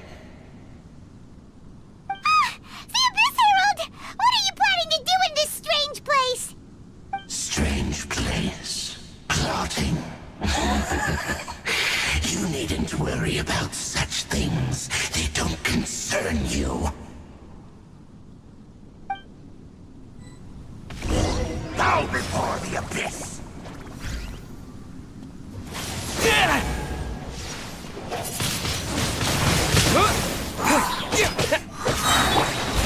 As a dutiful maid would.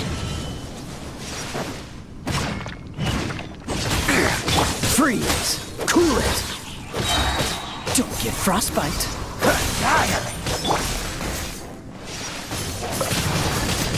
Windblade! Disappear! Nice and funny, it's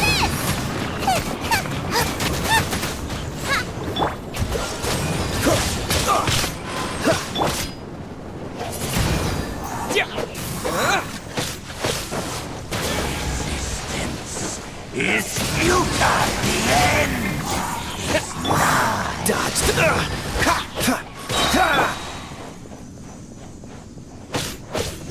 Boba, get them! Oh, so sorry.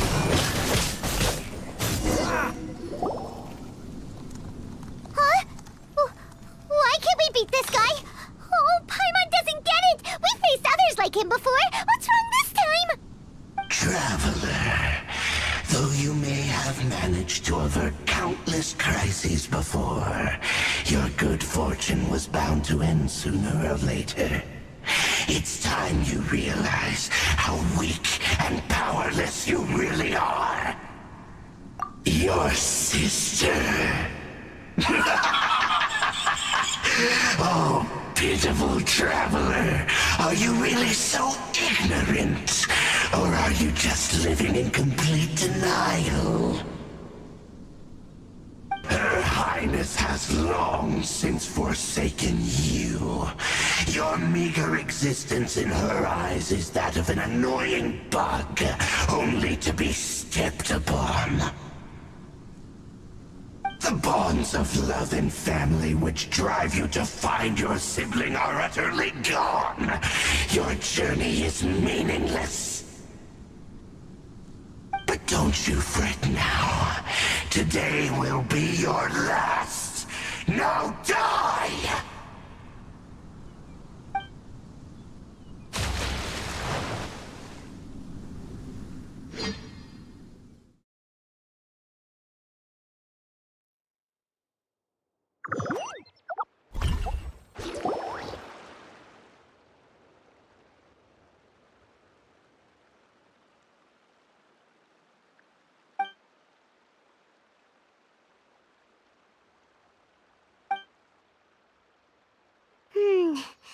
What do we do? We haven't seen Hypatia anywhere out here. Oh, there she is! Quick, let's see how she's doing. So sweet. Well, the good news is that she's still conscious. Hey, why'd you drop her food on the floor like that? Are you okay? That's really not like you. Anyways, we can talk about this later. We better make sure she's all right first.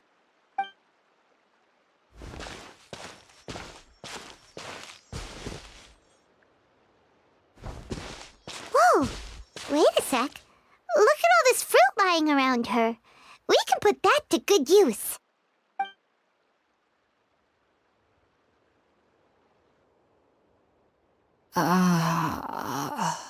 Who is there?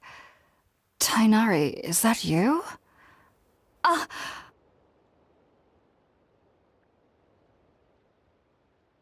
Huh? It's okay. You can relax, Hypatia.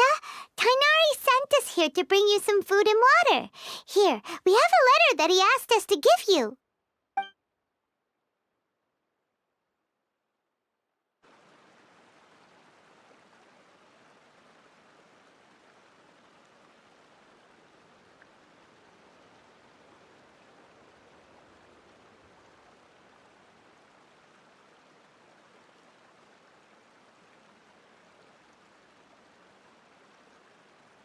I see. So, you're friends of Tainari. I apologize for all the trouble I've caused you. I'm grateful that you came so quickly to save me. You even brought all this fruit. Well, actually, we didn't bring the fruit. It was already here when we arrived.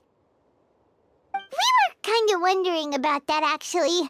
When we found you here, there was all this fruit lying around and even some juice dripping from your lips. How did you end up like this anyway? Oh, really? I seem to understand now. All the fruit was likely from my, neighbor. Must have come by and saw me like this. Your neighbor? You mean there's someone else living nearby? Oh? So you're able to see them too?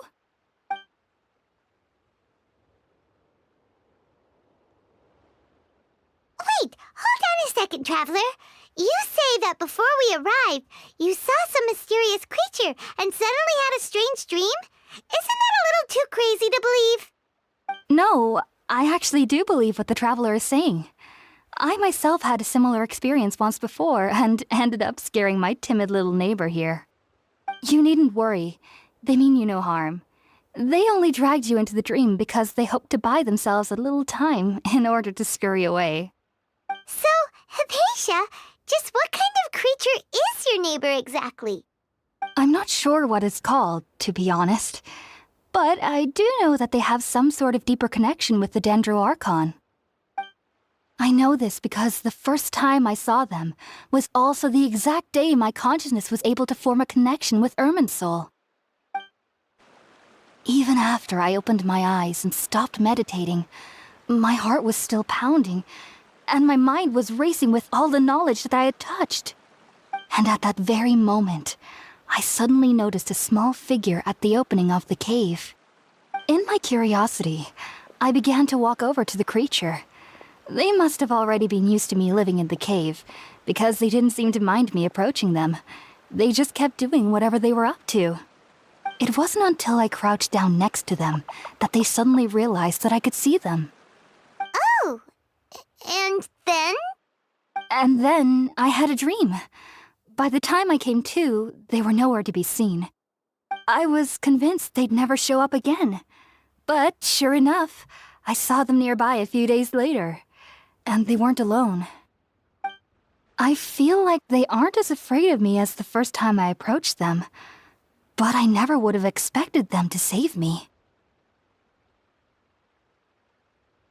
Yes, no doubt about that. By the way, Tainari mentioned in his letter that you had questions for me regarding Irminsul.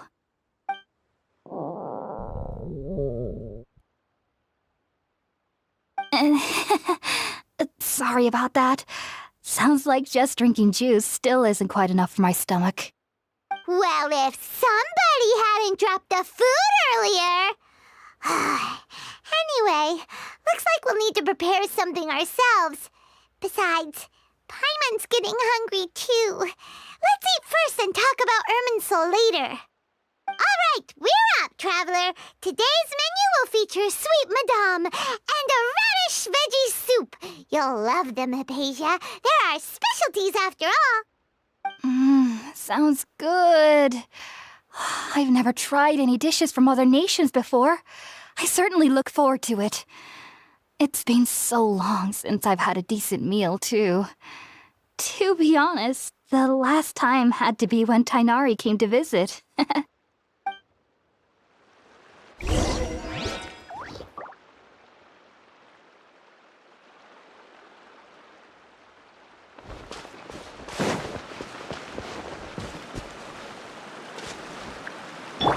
of the frying pan, into the fire!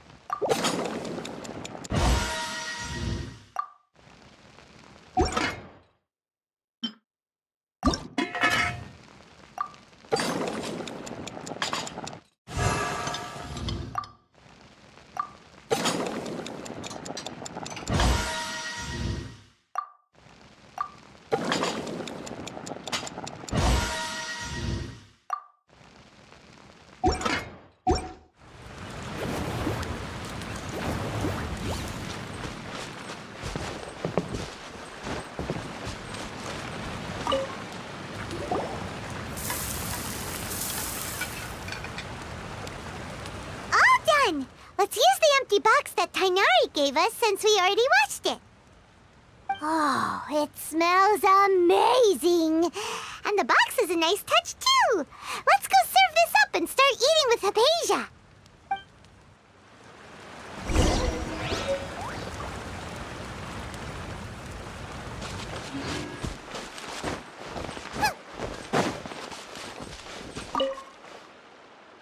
Are you already finished cooking? Mmm, smells delectable. I'm truly thankful whenever I can enjoy a proper meal like this. Cooking really isn't my forte.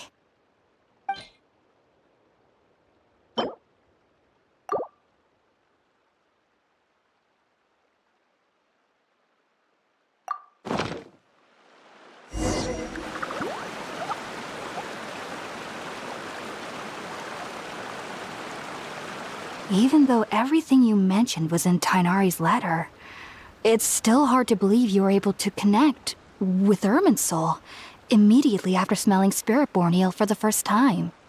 It took me nearly 3 years before I could do so. And everyone at the Academia even lauded me as a genius.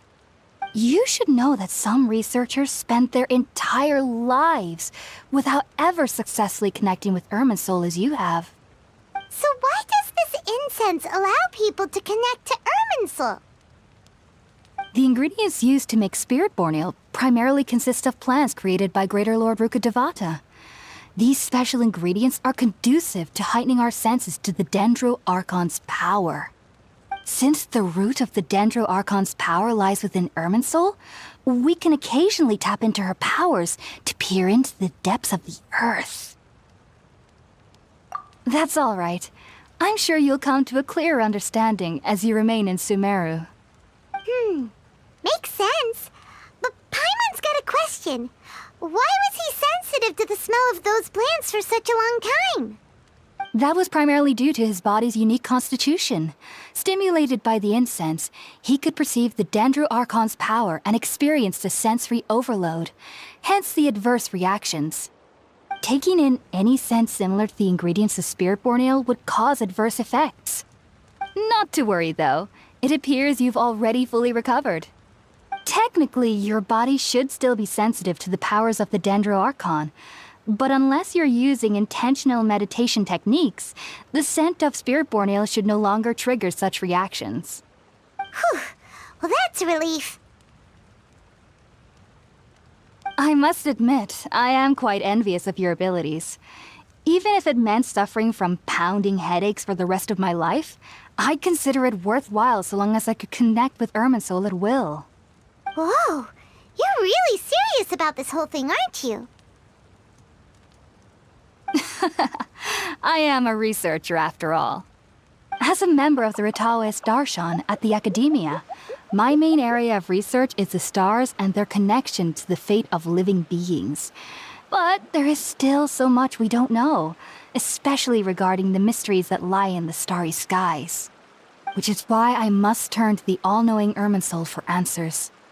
If only my perception wasn't so limited.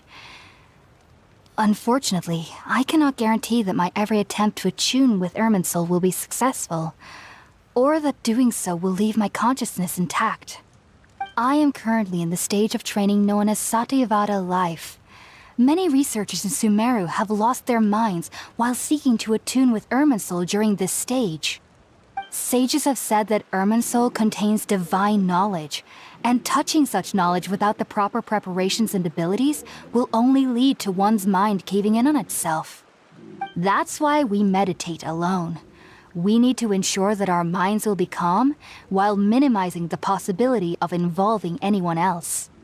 Whoa, so knowledge from Irminsul can be super dangerous. Don't you ever feel afraid of the risk, Hypatia? Of course I do. Especially during nights that are pitch black with no moonlight, and dead silent without even the sound of insects. However, I've been feeling better as of late. I don't get as scared anymore knowing that I have a little neighbor living nearby. I believe that being able to see them is a sort of blessing from the Dendro Archon. But what's strangest of all is that they're clearly an envoy of the God of Wisdom herself, and they have the curious power to make people dream. What's so strange about that? It doesn't sound so out of place for a divine being, does it? Well, it's strange because nearly nobody in Sumeru can ever dream. Oh, is that true? Yes, well, to an extent. Only children can dream in Sumeru. Adults, however, never do. The sages say that wisdom implies rationality, but that which occurs in dreams is often neither rational nor logical. Yes, if one struggles with anxieties, those emotions could influence their dreams. The fact that the people of Sumeru do not have dreams is seen as a blessing by the sages. They believe that Greater Lord Rukkhadevata, the god of wisdom, is keeping us away from the foolish delusions you encounter in your sleep. I was born into a family of scholars in Sumeru City. Ever since I was a child, my parents would always tell me that I'll know I've grown up once I stop dreaming. I studied hard, enrolled as a student in the academia, and went on to become a researcher. Sure enough, I never dreamed again. But then, on the day I scared the little Aranara, I suddenly saw a dream again. It was incredible. Though I don't exactly remember what I saw, I clearly recall the feeling. I suddenly felt like I was a child again. Back then, I was foolish and ignorant as any youth would be, but I was free of fear. Maybe dreaming isn't as bad as we've made it out to be. Just be sure not to speak of this if you travel to Sumeru City. They'll look at you as if you've lost your mind. So, do you have any thoughts about the things he saw when he connected with Irminsul? Sorry. I'm afraid I don't have any answers as of now. All I can say is that what you saw is a memory contained within Irminsul itself.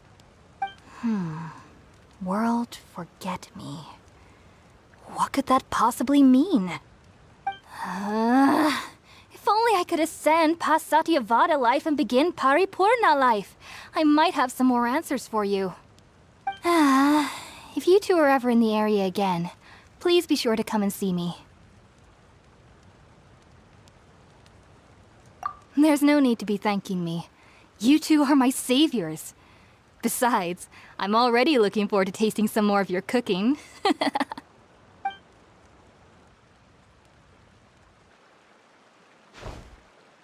Now that we know Hypatia is alright and had the chance to ask her some questions, Paimon thinks it's about time to head back to Gandharvaville.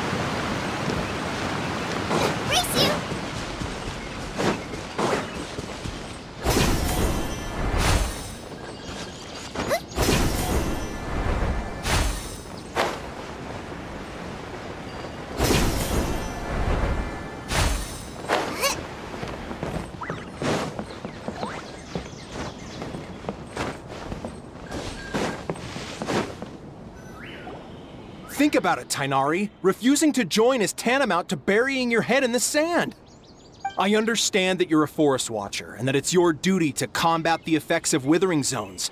But isn't it evident that such work is not a lasting solution to the problem? As Sage Kage clearly stated, your presence and guidance in Sumeru City is pivotal in finding a cure for Irminsul. How could you possibly refuse? Keep your emotions in check, Gulam. Let's at least listen to Tainari's reason for declining. We're here to invite him to the Academia, not to cause a scene. Sage Kage, I am truly honored that you came here in person, but I'm afraid I must still decline your invitation. I am merely a forest watcher. How could the great minds of the Haravatat have any need of someone like me? Well, it turns out that your refusal letter had some implications on your master's reputation. He is a renowned sage of the Immorta, after all. So now I've come here in his stead. I see. Well, I figured that given his temper, he would come here and berate me personally. Tighnari, your master is an integral part of this effort, and now he requires your assistance. And what exactly does my master need of me, Sage Kage? You'll know once you've arrived in Sumeru City, that is. And, how long will I be required to stay? There's no definite answer as of now. Do you mean to tell me that, despite coming all the way here to Gandharvaville, you still can't answer the questions I laid out in the letter to my master? If that's the case, then I'm afraid I cannot give you a definite answer either. Tighnari, but you... So be it. Come, Gulam, we're leaving.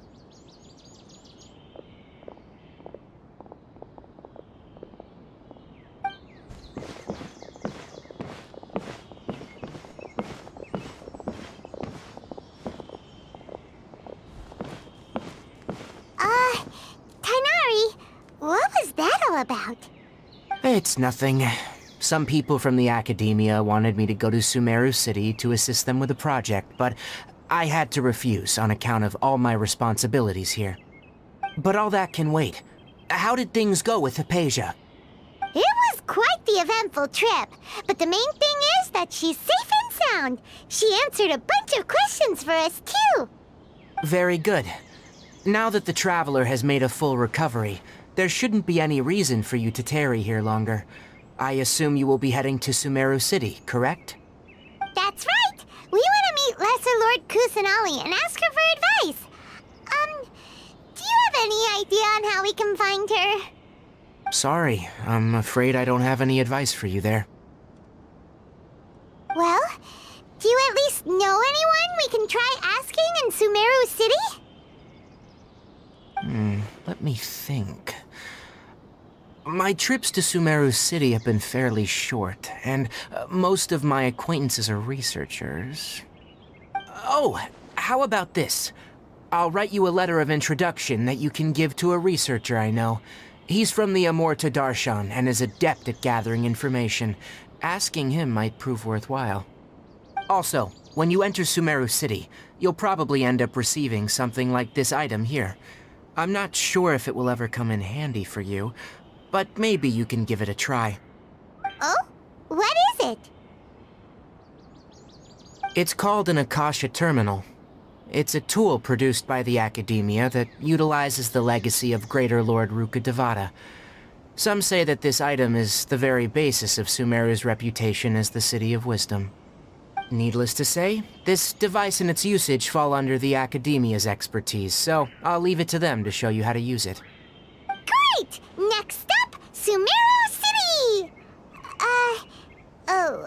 But wait, before that... That's right! Tighnari, we have something important to say to Kale before we leave. Is she doing better now? Yes, she's doing much better. After being confined to her bed all this time, I thought a little walk would do her some good. Last I saw her, she was taking the path towards the North Crossing. She knew you two would be leaving soon, so she must have wanted to see you off. Thanks, Tighnari. All right, let's go! Farewell, and good luck to you both. Race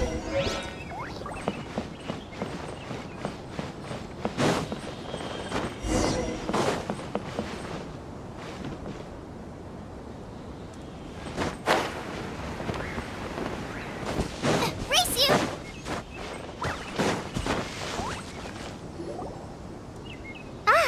I've been waiting for you two.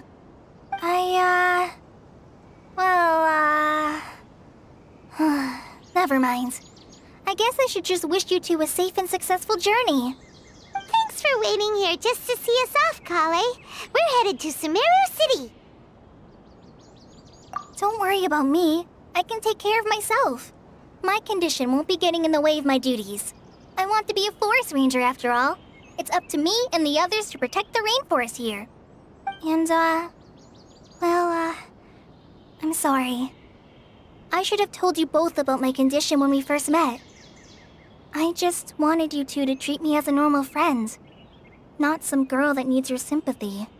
But I guess now I understand that the most important thing is for friends to be genuine with one another. There's no need to apologize, Kale. We should be thanking you for trusting us enough to be your friends and sharing your past with us.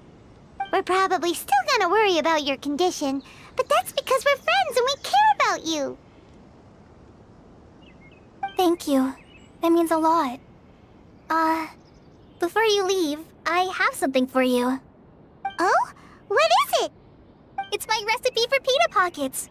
I told you that I'd give you a copy, remember? My handwriting is a little, messy, so please don't laugh. Yay! Thanks, Kale. Now we can eat those scrumptious little pitas whenever and wherever we like. I hope that whenever you eat them, you'll both remember your time here in Gandharvaville. Well then, I, trainee Forest Ranger Kale, bid you both farewell. Please visit Gandharvaville again. The Rangers will always be ready to assist you here.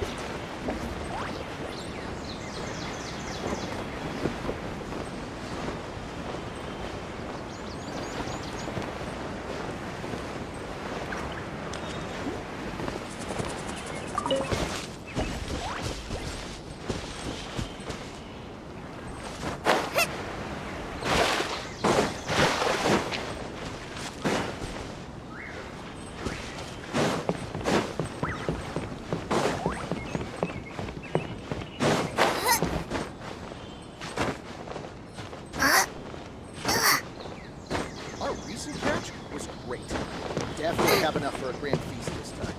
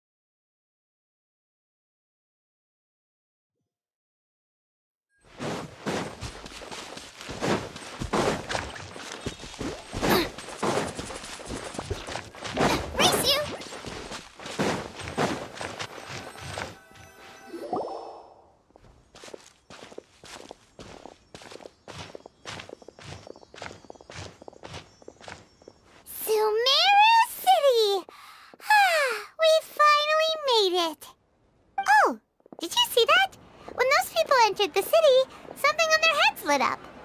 One moment, please, you two. It appears this is your first time visiting Sumeru City. Oh, yeah, that's right. But how did you know that?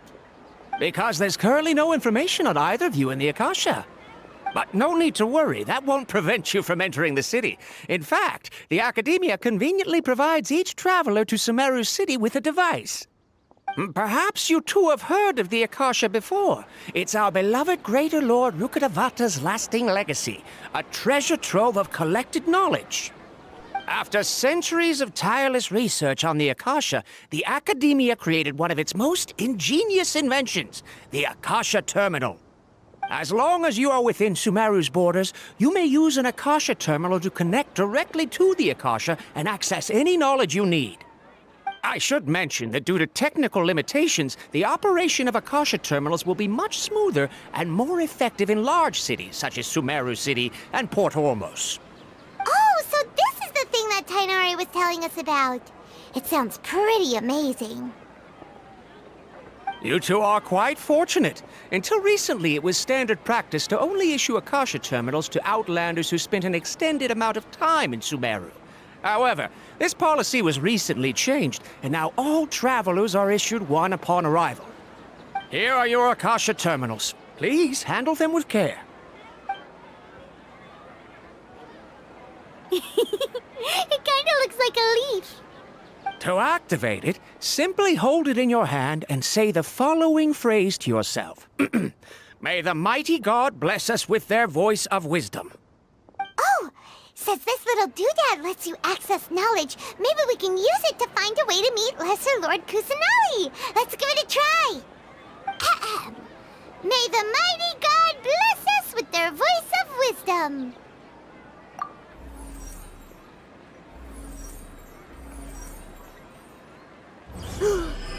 Whoa! Just now, something clicked, and Paimon suddenly knew how to use this thing. It seems all we need to do is concentrate on what we want to know, and bam! You get it. Oh, that'll come in real handy. Exactly. That is the power of the Akasha. And with that, let me officially welcome you both to Sumeru City.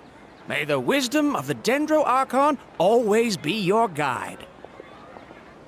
Okay, now that we're in, we can check the Akasha about Lesser Lord Kusanali. Let Paimon try. 500 years ago, the sages found a newly born deity from within some scorched ruins.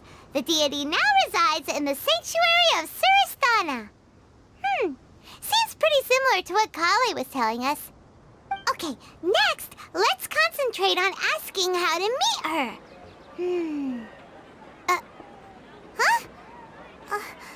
Paimon doesn't sense anything. Oh, come on! Ugh. Focusing on this question feels like when you have something you're trying to remember and it's on the tip of your tongue, but you just can't think of it. Ugh, Paimon's brain is exhausted. Oh, smart idea. But what are you going to ask it?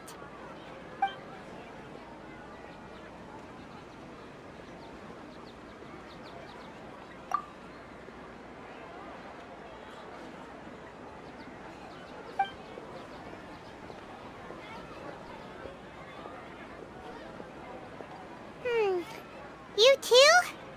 Well...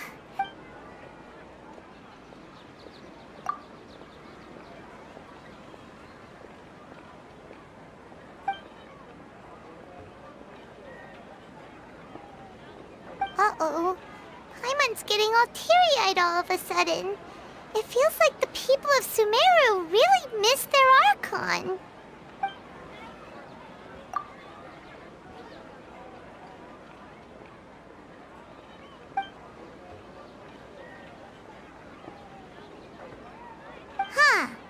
Could it be because we're Outlanders and we've only just arrived in Sumeru?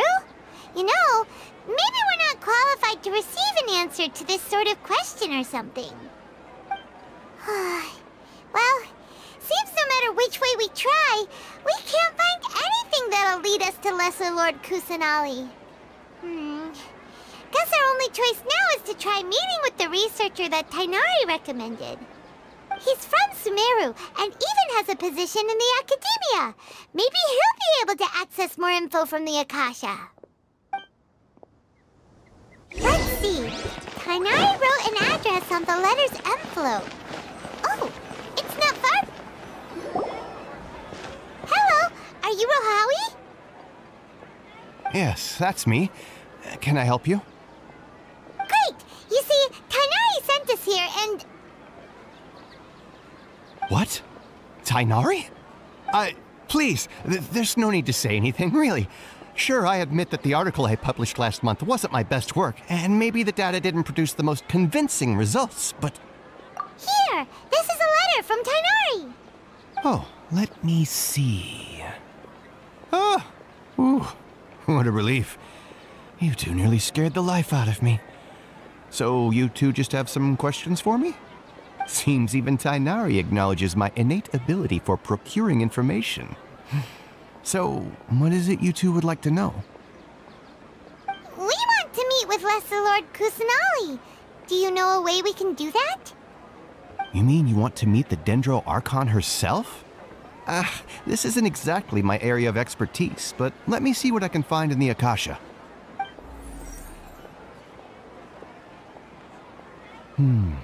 Sorry, the Akasha didn't respond to my query. What? You too? But what about your abilities for getting information and all that? Paimon was sure you'd be able to access more info than we did. Well, as I said, this isn't my area of expertise. I am but a lowly researcher, so the Akasha doesn't see a need for me to know more about the Dendro Archon. All I know is that ever since Lesser Lord Kusanali returned to Sumeru, she's never left the Sanctuary of Sorasthana or made a public appearance. Huh. Didn't expect her to be such a mysterious figure. The Dendro Archon is somewhat of a recluse. Perhaps she just doesn't want to entertain visitors, which would explain the lack of information in the Akasha. Aw, but then what can we do? No need to worry just yet. I'm only hypothesizing here. You could certainly try asking around and see if anyone else has ideas. And besides, you two should consider the bright side of things. Not being able to see Lesser Lord Kusanali may not be a bad thing. In this world, there will always be information you cannot obtain from the Akasha and things you can never accomplish. Knowing when to yield is a form of wisdom. Take me, for example. It's a miracle if my brain cells can spit out one paper every 3 years. But Tainari? That guy can publish 3 papers in just a single year. Okay. Thanks for your advice. Don't mention it. If you two ever want information about things like who's been promoted within the Academia or relations between the 6 great sages, come find me. Hey, come on! This is a survival skill at the Academia. Oh, Paimon's expectations were pretty low, but this is so low it's like digging holes in the dirt. So what do we do now? Even if we want to talk to someone, we don't know anybody here. Huh? Like who? Oh, you're right! Catherine! The Adventurers Guild has its own intel network. Let's hurry and find her.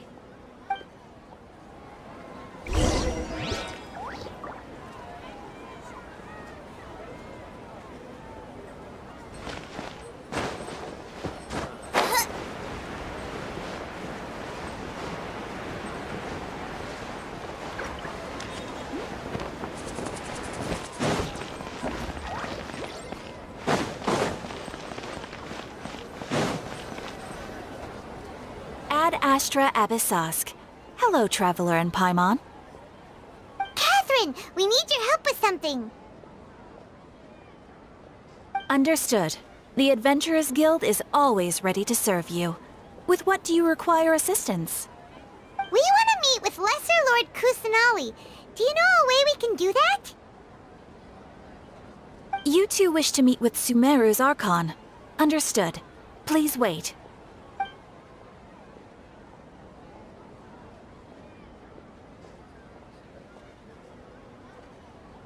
I apologize.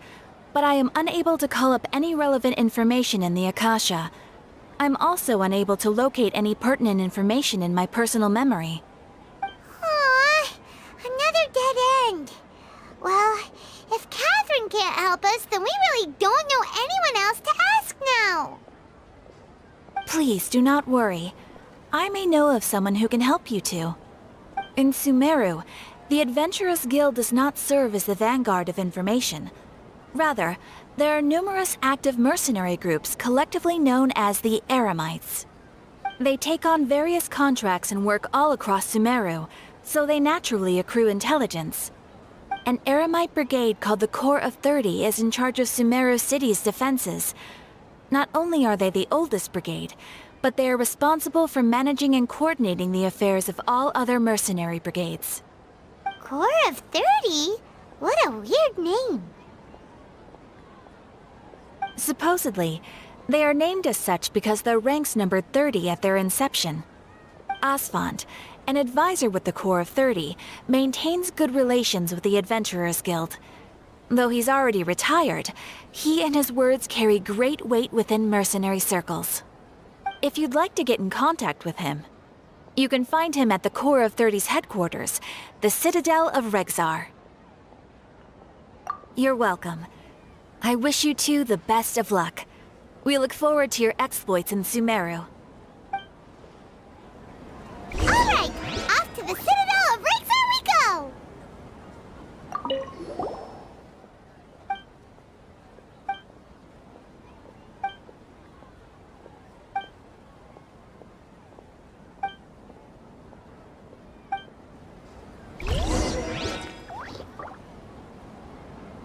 Ad Astra Abyssal. Thank you for completing today. Ad Astra Abyss.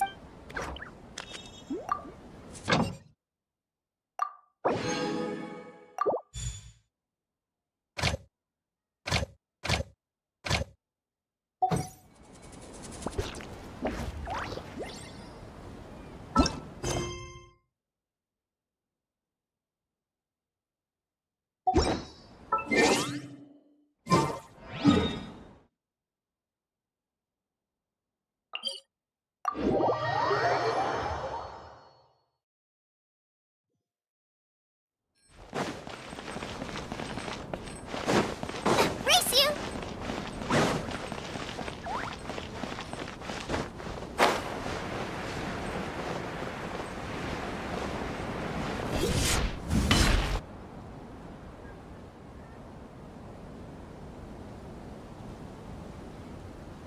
Welcome. The Adventurers Guild told me to expect you two. It's nice to meet you, Asfand. We'd like to ask you about something.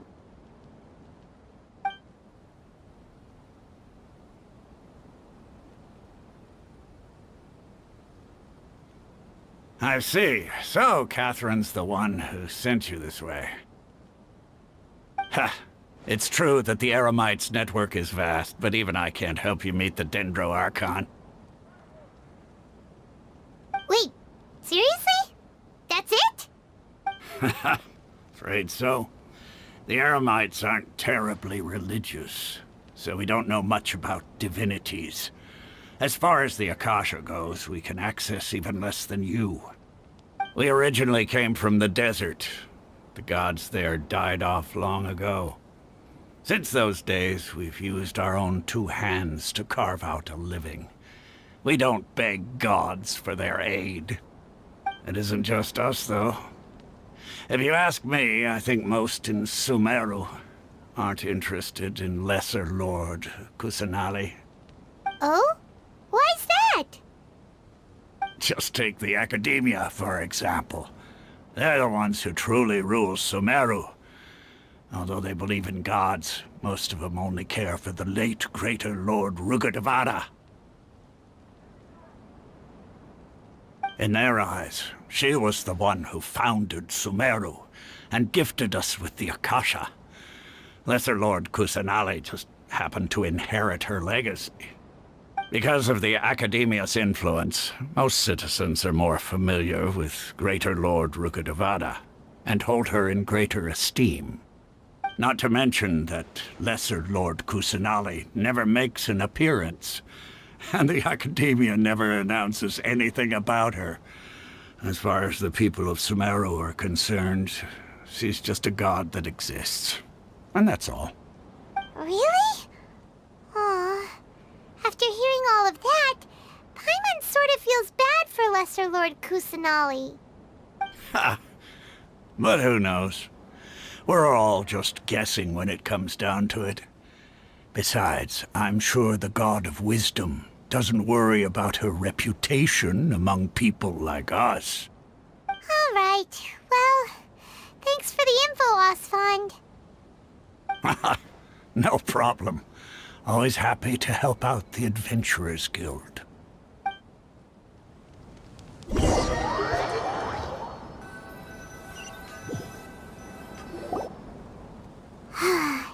Seems Osfond was right about most people's attitudes here. Not only are they not interested in the Dendro Archon, they even say stuff like, if the Akasha doesn't think I should know, then I don't need to know about it. We've been asking for information non-stop ever since we got to Sumeru. But the harder we try, the more helpless everything seems. Isn't there at least one person in this entire city who cares about Lesser Lord Kusanali? Oh, you two are interested in Lesser Lord Kusanali? Huh? Who are you? From the sound of it, you two are Outlanders who recently arrived here. You've been asking around for information on Lesser Lord Kusanali, right? Oh, I'm sorry. I forgot to introduce myself. I'm Dunyarzad, one of Lesser Lord Kusanali's faithful followers. Whoa, really? Then do you know how we can meet with her? I'm afraid I can't help you with that. But your conversation earlier did happen to remind me of a legend about the Dendro Archon. Sure. It goes like this. Long, long ago, there was a man who heard a prophecy. It predicted that a great calamity was about to befall him. Panicked by what he heard, the man sought out the Dendro Archon in hopes that she would bless him with the wisdom to help him escape his predicament. The man journeyed across deserts and through rainforests and experienced tribulations of every kind. However, he still couldn't find any trace of the Dendro Archon. In despair, he thought, alas, the Archon has abandoned me. He then had no choice but to sorrowfully resign to his fate. Okay, and then what happened? And then, the calamity came. But to his own surprise, the man felt somehow emboldened by the trials of his journey.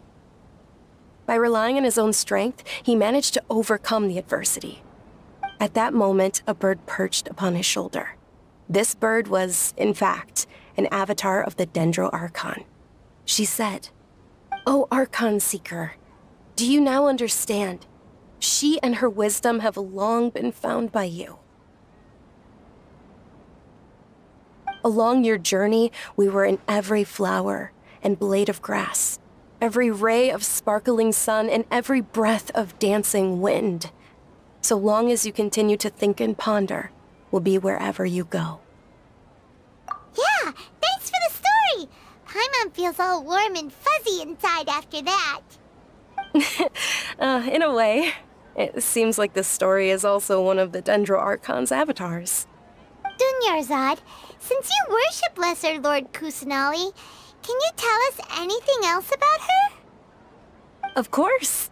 So did you two know that, I'm terribly sorry, but it seems something's come up now. Let's chat another day.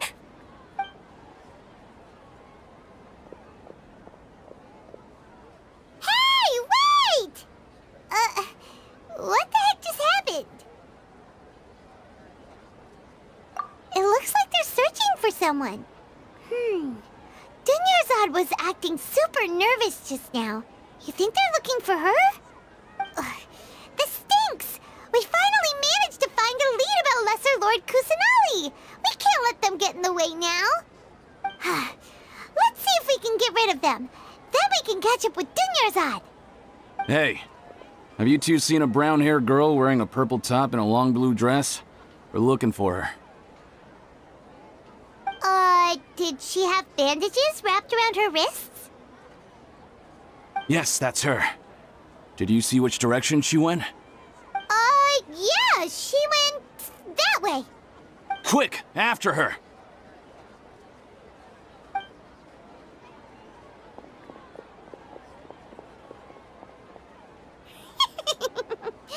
That should keep him busy for a while. Let's hurry and find Dunyarzad.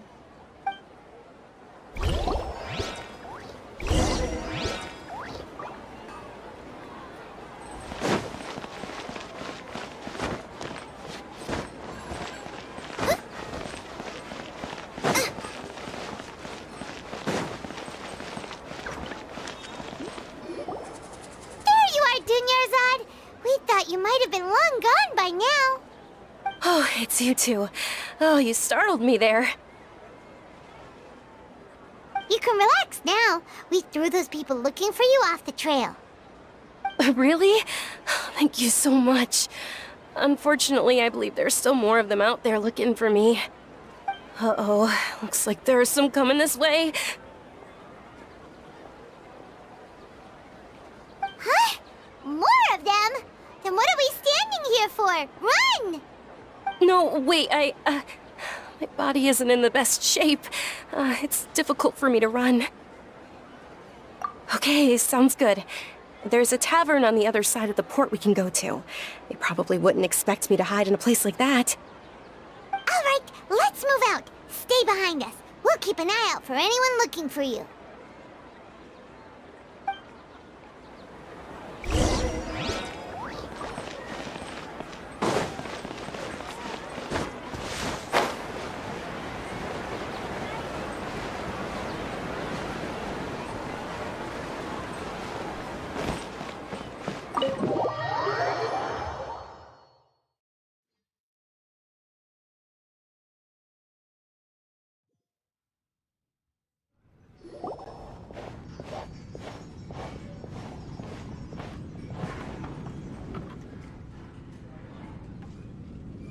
We made it.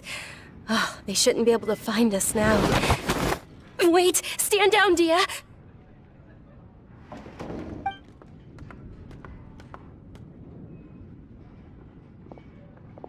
My lady, who are these two?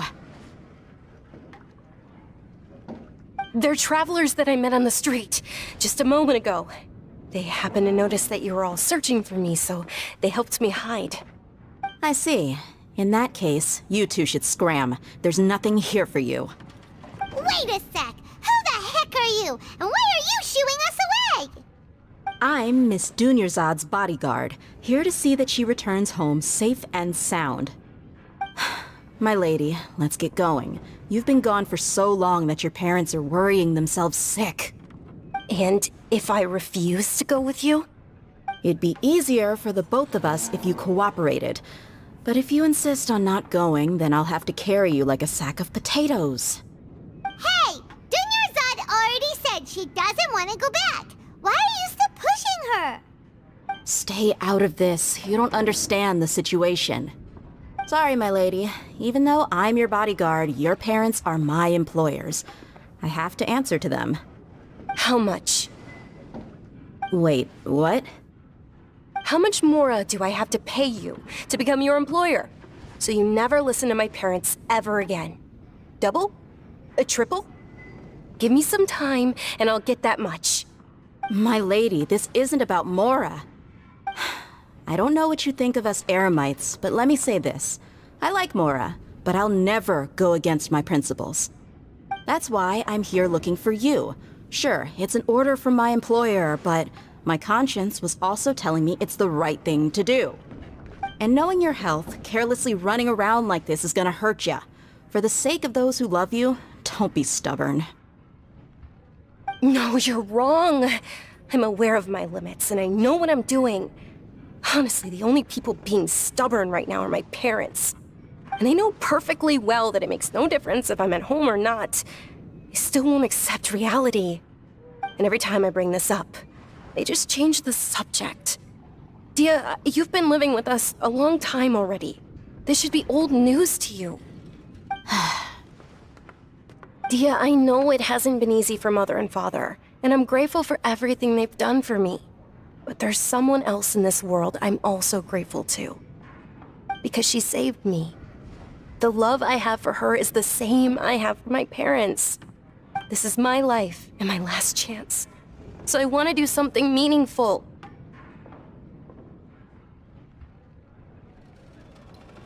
My lady, are you sure what you're doing now is meaningful? Yes, I'm sure. At least, it is to me. Fine, I won't ask you to return home anymore. But let me make something very clear. I'm only doing this because I respect your determination, not because I agree with you. Thank you, Dia. Sorry for being so rude just now. My nerves were acting up. And I even brought up your payment in such an offensive way. Don't worry about it, my lady. I did say that I like Mora. Besides, that's our next topic of conversation. Today's little excursion caused such a ruckus that every single bodyguard at the estate was deployed. It wouldn't be easy to hide things from your old man. Since this definitely won't be your last escapade, here's a little tip. You should at least make it look like your room and things are still in order when you leave. Also, you'll need someone to cover you for when you're out and about. So, I'll let you hire me, my lady. This way, everyone wins. As for the pay, let's say half of what your father pays me. We can settle the bill when we return to the estate. Okay, deal. Yay! Looks like they've reached an understanding.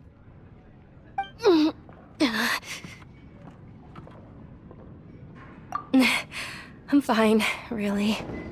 I just feel a little tired now that things have calmed down. My lady, stop trying to look tough. We're already in a tavern, so let's rest up and grab some grub. I'm sorry for worrying you two. If you don't mind, I'd like for you to join us. Sure! After you rest up, we want to hear more about Lesser Lord Kusanali.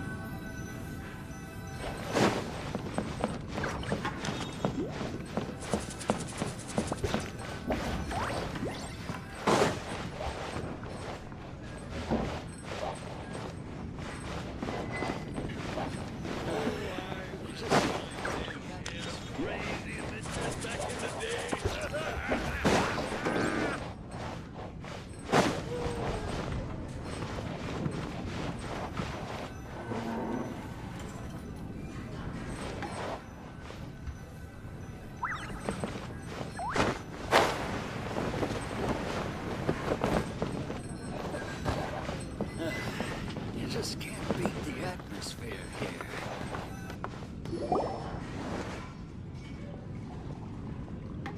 Ha! Well, if it isn't Dia. Haven't seen you in nearly half a year. Word on the street is that you're a bodyguard for the Homayani family now. Ha! Don't you find that kind of work boring? Nah, you get used to it. How about a menu over here? You got it. Huh? Isn't this little Miss Homayani herself? We don't get to serve personages like you very often. We'll be sure to prepare our very best. Thank you, sir, but there's no need. I don't have a lot of Mora on me, and I really ought to save as much as I can. But please bring these two the best food you have. They're my new friends, so I want to be a good host for them. Yeah, we're already super grateful for everything you told us about Lesser Lord Kusanali. How about our charcoal-baked agelenach cakes? They're our signature snack, and they run cheap. Look, other customers over there are eating some now. They look kind of burnt and dry. Paimon will pass. Hey, come on! Paimon has personal preferences too, you know. Dunyarzad, we asked a lot of people when we first arrived, and almost nobody was interested in Lesser Lord Kusanali. So, what made you want to follow her? Well, remember when you asked me if I knew how to meet the Dendro Archon? Even though I don't know how, I think I've actually seen her before. Huh? Really? Yes, it was when I was a child. At the time, my illness had kept me bedridden for the better part of a year. I was stuck inside and couldn't make any friends, and my parents did their best to find treatments for me. But even then, the Akasha didn't have any helpful information. My younger self no longer had any hopes or dreams. One flare-up was so bad that I was in a semi-conscious state for several days. Then one night, I woke up alone in my room. I was terrified. My body was paralyzed. Even if I cried, there was no sound. At that moment, an ethereal voice spoke in my mind. Dunyarzad, don't be scared. You don't have to cry. Dunyarzad, don't be scared. You don't have to cry. Huh? Who are you? How do you know my name? How do I explain this? You might not be able to understand, but actually, I know everything about you. Really? Of course. I know that you're scared of thunder, that you hate taking medicine every morning, and that you love counting the petals on your mom's skirt. Wow, you really do know everything. Dunyarzad, is there anything you want? Want? Not really. I can't go anywhere or do anything. Huh? But aren't you a child? All children have wishes. Tell me what you want, and maybe I can make it happen. But can you make my illness go away? Oh. I'm sorry. But I'm not powerful enough to do that right now. Then, can you be my friend? After that, the voice said, "Okay, I'll be your friend." Although my body was suffering during those days, that voice encouraged me and told me many wondrous things. Beyond my window was the flourishing Sumeru city. Beyond the city was a lush rainforest. And beyond that was the wall of Samiel, deserts, and all of Tevat. Once I finally made it through that bout of illness, I couldn't hear that voice anymore. I told my mother about it, but she said that I must have been dreaming. But I know that that voice wasn't a figment of my imagination. Before that, I had never heard of Tevat. Yes, for sure. If it weren't for that voice, I would have never grown curious about the outside world, nor would I have learned how to read and enjoy so many books. That voice sparked a desire for wisdom. It had to have been the Dendro Archon. I've been hoping for a chance to repay her kindness. In fact, I was running around today to help prepare the Sub-Zerus festival for her. What's the Sub-Zerus festival? It's Lesser Lord Kusanali's birthday, which was the day that she was found by the sages. It's actually an old holiday that originally celebrated Greater Lord Rukkhadevata's birthday. When she passed away, the holiday eventually became a celebration of the Lesser Lord's birthday. I heard everyone was overjoyed when they welcomed her back to Sumeru.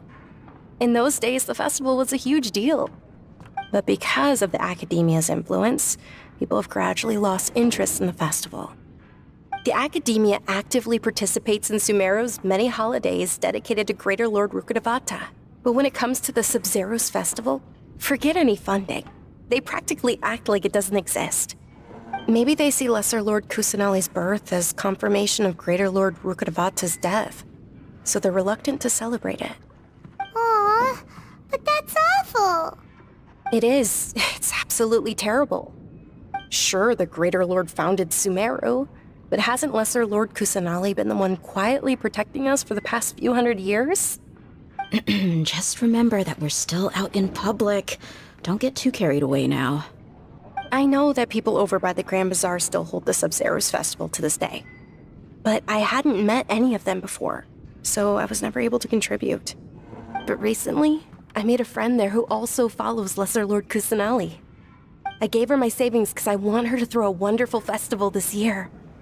That's the least I could do for Lesser Lord Kusanali. Hold on, my lady. Does this friend happen to be Nilu, the one who sends flowers to the estate? Yes, that's her. I saw her leaving the other day with a nervous look on her face. It seemed like she was hiding something in her arms. Did you give her something? Yes. Initially, I didn't have much Mora prepared, so I had Nilu sell one of my skirts. I've agreed with Nilu to meet up at the Grand Bazaar today, and see how things are coming along. Dia, would you accompany me? Sure. That's quite the trip, though. I'll carry you. No, that would be too much, even for you. You might as well just accept the lift. If I let you walk, who knows how long it'll take us. And if anything happens to you, then I'd really never hear the end of it from your father. But of course. Nilu will be thrilled to hear there are more people interested in Lesser Lord Kusanali.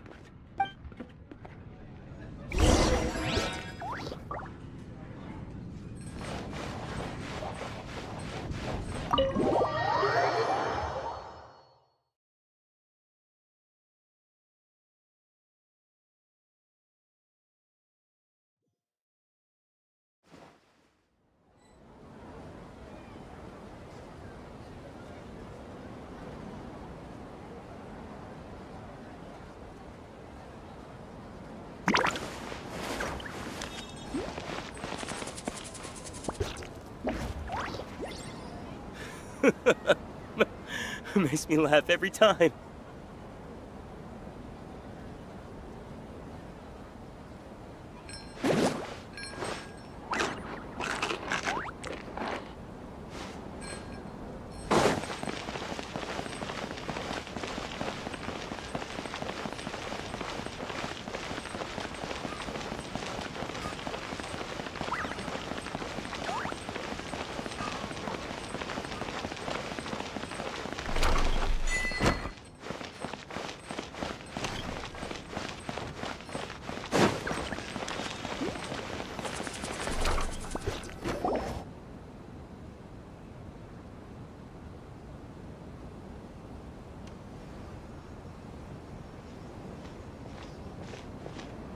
Sorry I'm late, Nilu. Oh, Dunyarzad. It was taking you so long that I assumed you got trapped at home, but you made it in the end. Uh-oh. But if Dia's here, that means you got caught, right? You could say that, but everything worked out. She's on our side now. Not completely. Oh. And who are these two? Oh, meet the Traveler and Paimon, my two newest friends. They're visitors who just arrived at Sumeru City and are looking for information on Lesser Lord Kusanali. So you're followers from another land? Oh, really? Well, that's okay. You're still invited to the Sabzerus festival. By the way, Dunyarzad, we've already started decorating the Grand Bazaar. It looks spectacular, thanks to your generous contribution. You're very welcome. It's the only thing I could do. Do you still have enough Mora? Probably? But don't sweat it. We've already finished renovating the stage. Come on, I'll show you.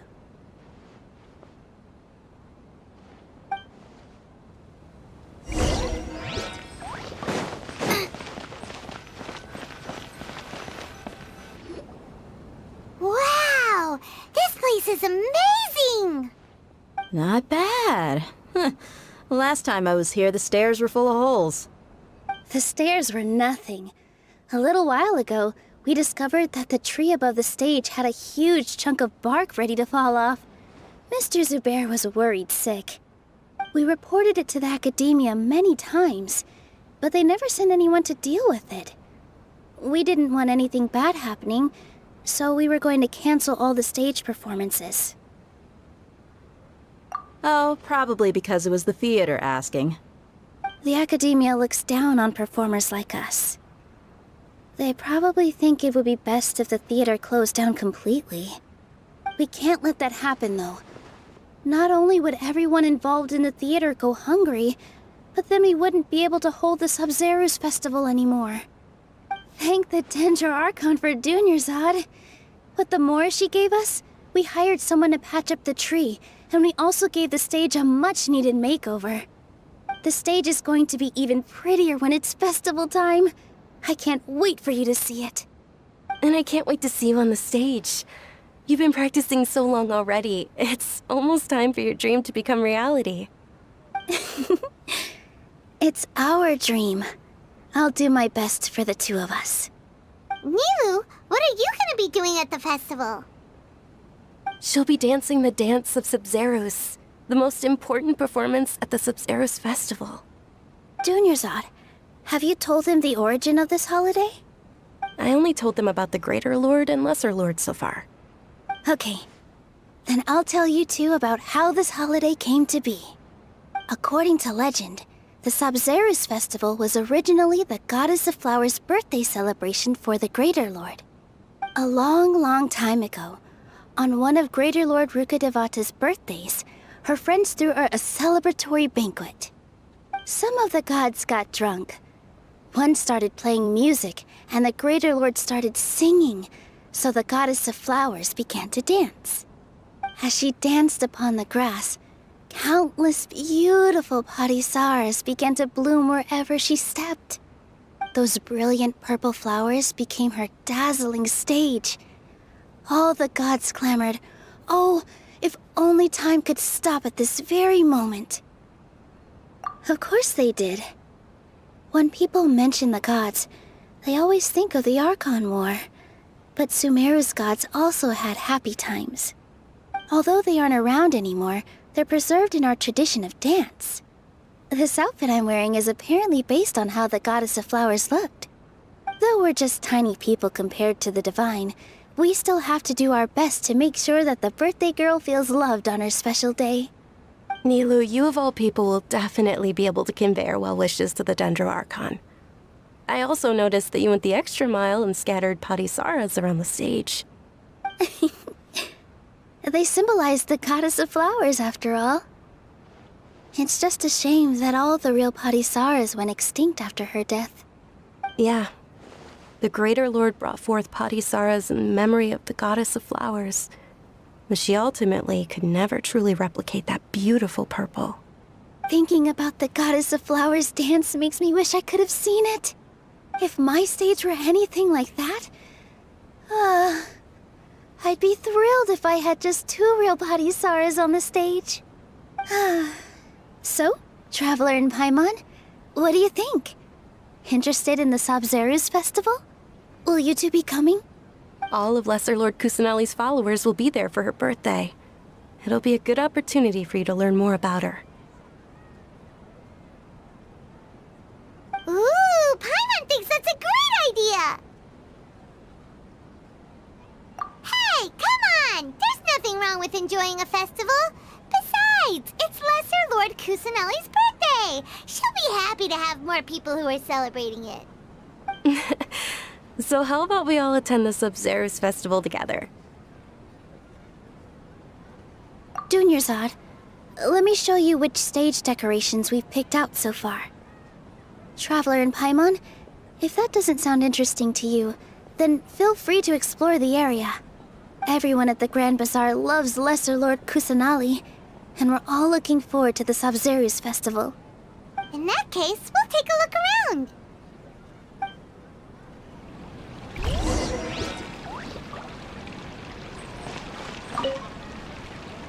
Whoa! What's with your yellow hair? And why do your clothes look so funny? Are you an Outlander? Did you know that the Sub-Zeros festival is about to happen? There'll be loads of fun things to do at the festival. But the best part is when Ferris, the Knight of Flowers, passes out candy to everyone.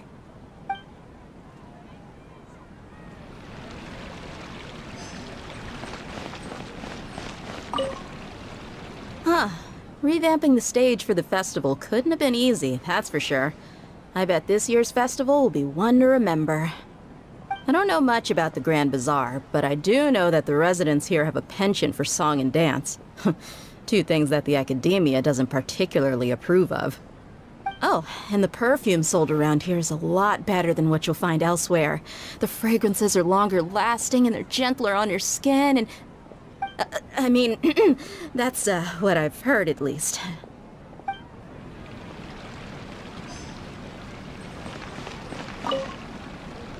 Things are really shaping up, and there's a buzz around the festival this year.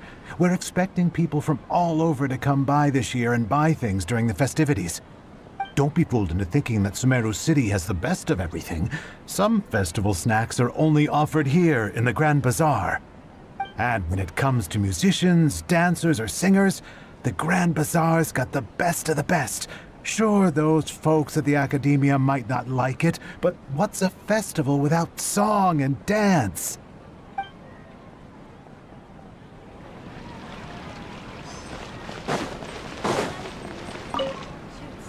Ah, dancing at the Sub-Zero's festival. You know, I also danced when I was younger. As a child, I even asked my grandmother why we performed the dance for the Lesser Lord when it was originally done to honor the Greater Lord.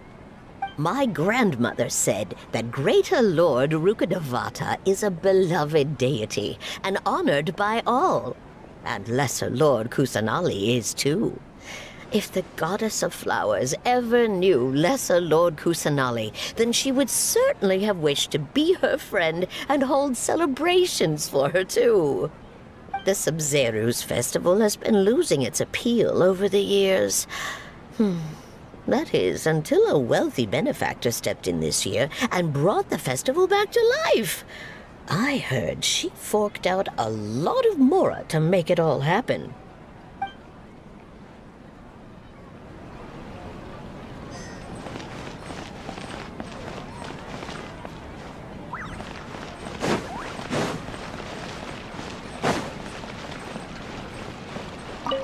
Milu, your outfit looks amazing. There's also something different about you from when we first met up. I thought I'd add a little extra pizzazz to my dress for the festival. See? Wow, did you sew all that yourself? Uh-huh. Sewing is a fundamental skill for everyone in the theater company because we make all our own costumes. Did you know that Mr. Zubair not only can make costumes, but props too? I've noticed that you can't keep your eyes off this crown. Would you like to try it on? May I? Of course. The legends say that the goddess of flowers had beautiful horns on her head, so this crown was made to reflect that. Dunyarzad, you look absolutely stunning with it on. It's like I'm looking at the goddess of flowers herself.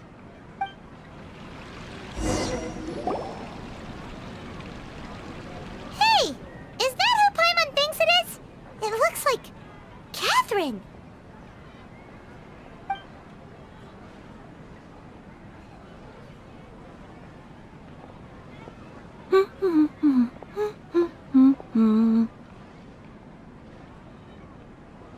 Huh. Come to think of it, Paimon's only ever seen her behind the counter at the Adventurers Guild. This is the first time we've ever seen her taking a break. Hey, Catherine! Huh? Oh, hey! It's the Traveler and Paimon! What's shaken? Whoa. Break time Catherine sure sounds a lot less formal than usual. Paimon was still waiting for her to say Ad Astra Abyssosque. Sure. Standing behind the counter at the Adventurers Guild doesn't require any complicated functions. But saying and doing the same old things over and over again can get pretty monotonous. Like watching the same Fontaine movie day after day. But take you two, for example. You travel across Teyvat to enrich your lives and gain new experiences. Well, we enjoy traveling across Teyvat and all that, but we're mainly looking for clues about his sister. Yes, you should keep searching. Sometimes the answers we're looking for aren't necessarily at our intended destination. Instead, they're found along the way. Huh. Haven't we heard someone say something pretty similar recently? Anyways, what brings you out here, Catherine?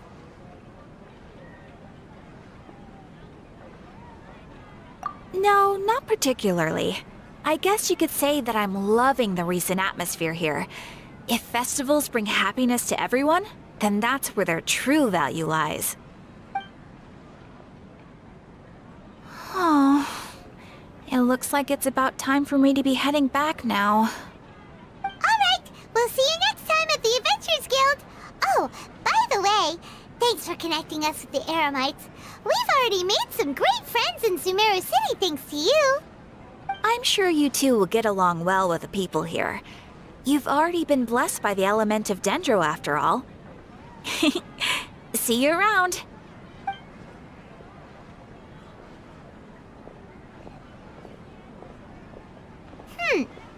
There's something really different about Catherine today. Hey, Traveler. Paimon. Oh, hey, Dia. What's going on? I've got something to tell ya. My lady knows you're looking for ways to meet Lesser Lord Kusanali, and she's been trying to come up with a way to help you. Well, I have an idea that might help. Are you serious? We'd love that! It might not necessarily pan out, so don't get your hopes up too much. I'll need to take you two somewhere and ask someone some questions. My lady is feeling a little worn out at the moment. Nilu's found a place for her to rest. After I take my lady home, let's meet in front of the Citadel of Regzar. Sounds like a plan! Let's head over to the Citadel of Regzar and wait for Dia! I've got great food and great drinks that everyone so made it out of.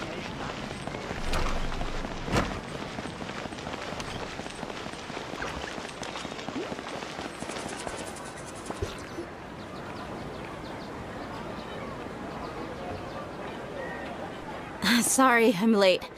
It took some convincing for the master and mistress to believe that Miss Dunyarzad was only sitting in the port for a while because she was in a bad mood. Anyway, I guess I should be thanking you.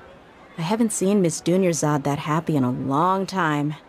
If it wasn't for you two, she probably would have been caught and dragged back much earlier. You sure sound a whole lot nicer than when we first met, Dia. Who would have thought you had such a soft spot for Dunyarzad? It's called being a professional. I'm a bodyguard, and I work for whoever's paying. Look, Dia's blushing. Listen, you two. I don't expect to be working for Miss Dunyarzad very long, but I hope to finish things on a positive note if possible. Let's cut the chit-chat and head into the Citadel. We'll see if the person I know has a way for you two to meet with the Lesser Lord.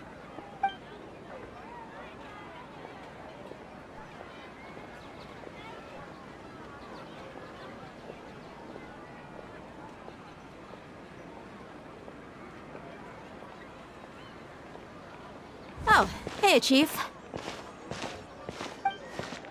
Ha, Dia! What are you doing here? And well, didn't expect to see you three together.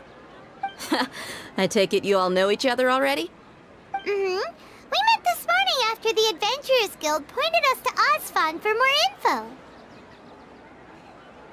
No kidding. Huh. So, where's Ruksha? I thought I'd help these two out by asking about the theft.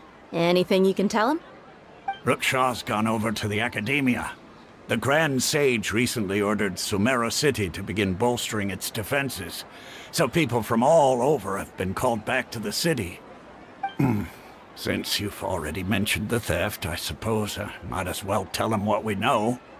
Appreciate it, Chief. Theft? Sorry, what the heck are you guys talking about? Just recently, the Academia lost something, and there's a chance the item is connected with the Dendro Archon. This case might just somehow help you in meeting her. I suppose that's one way to look at it. But if you ask me, The case is more about the Academia than anything else. Let me fill you in. The Academia recently sent a convoy to pick up an important package from Aru village. Word got out, and the convoy was robbed on its way back. The Grand Sage took the whole matter very seriously. Not only did he dispatch the Matra, but also enlisted our help in the search for leads. All we know so far is that whatever was stolen is currently in Port Ormos. You two have heard of Port Ormos, haven't you? It's the largest commercial port in all of Sumeru. You can travel there by leaving Sumeru City and heading south along the river. The Academia's grip isn't long enough to reach all the way to Port Ormos, so the city's a little more laid back, meaning the population's also a mixed bag. You never know who you'll meet there. Apparently what was lost has a great deal to do with the Akasha, knowledge, and even the gods. I'm afraid I don't have any other details for you, though. If you're interested, maybe you could head to Port Ormos and ask around yourselves. If you want my advice, try introducing yourselves as students of the Academia once you're there. Are you serious, Chief? All the Academia students are in Sumeru City, you know. Why should they pretend to be students in Port Ormos? If you're all so interested, just go there and see what happens. Count me out. I've got plenty of work to do here for the Homayani family.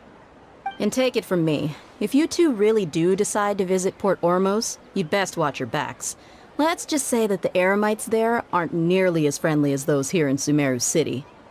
There are even some extremists who go around shouting slogans like, "Retake Sumeru for King Deshret." Word is that more and more are joining their movement. They're becoming a real headache for Chief and the others.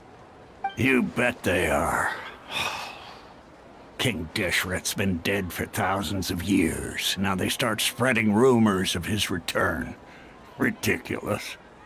Not everyone's like you, Chief. Even the desert natives who abandoned their homes in the wilderness still wish to have a god of their own. Well, Traveler, that's about all the information we have for you. Thanks, Dia! And you too, Osfond! Since we've gathered all we could for the moment in Sumeru City, let's head to Port Ormos and see what we can find next. Miss Dunyarzad is looking forward to seeing you both at the Sub-Zerus Festival, so be sure to get yourselves back here in time for that. Good. Then we'll see you both at the Sub-Zerus Festival.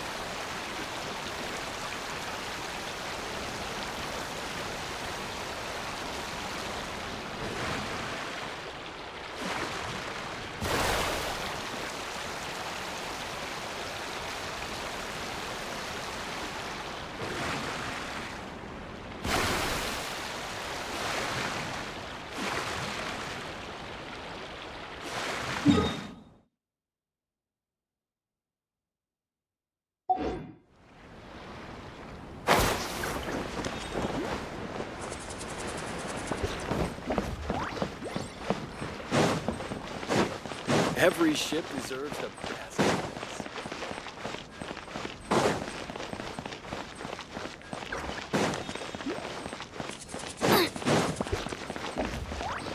Race you!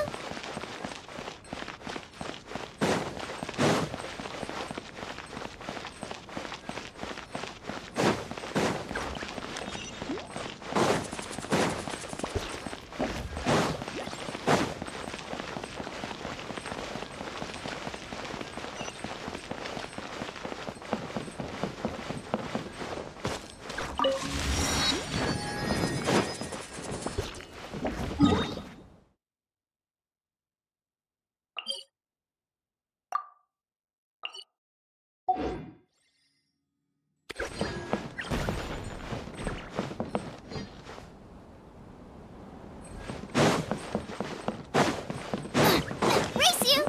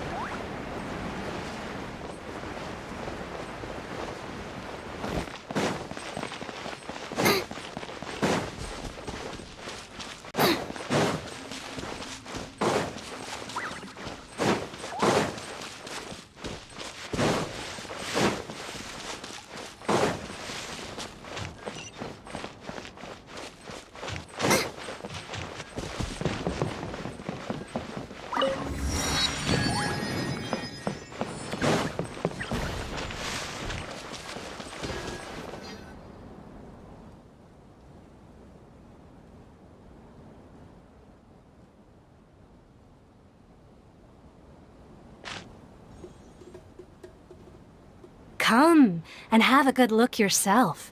Traditional spices of the highest quality, made with pride and experience.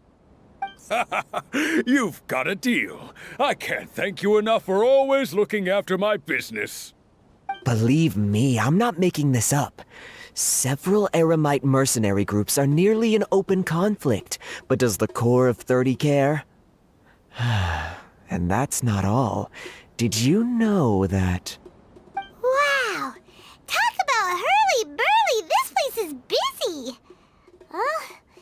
Guess that's only to be expected for the largest port in Sumeru. Maybe it's because of what Dia told us earlier, but Paimon can't seem to shake the feeling that there's also danger lurking in these crowds. Ooh. Let's get our bearings so we can start looking for leads. We know that whatever the Academia lost is related to the gods. But other than that, we don't have much else to go on. Osfun told us to try posing as Academia students while asking around. Paimon checked the Akasha on the way here, and the Academia doesn't seem to have any research facilities in Port Ormos. Paimon doesn't get it. Won't we look even more suspicious going around saying we're Academia students and asking about the stolen item? Well, given all the people that come through here every day, if there's any information to be found, Paimon bets we could find it in the market. Let's ask around and see what we come up with.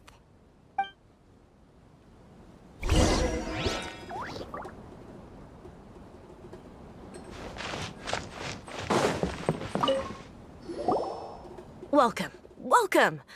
How can I help you two? Hi there. We would like to ask you a question. Do students from the Academia ever come to Port Ormos? Of course. Especially around this time of year. Students from Sumeru City that are about to graduate often come to Port Ormos to cut loose a little. Many people often talk about how hard it is to get accepted into the Academia, let alone graduate. But those who finish their studies and go on to become full-time researchers at the Academia have it even harder. Sure, we may not be Sumeru City, but Port Ormos offers beautiful scenery and a stress-free environment. Some even say it's good luck to come to Port Ormos, so students and researchers come flocking here when things get to be too much at the academia. Ah, you see over there? Those are students from the academia. They've been looking worried and miserable ever since they got here a few days ago.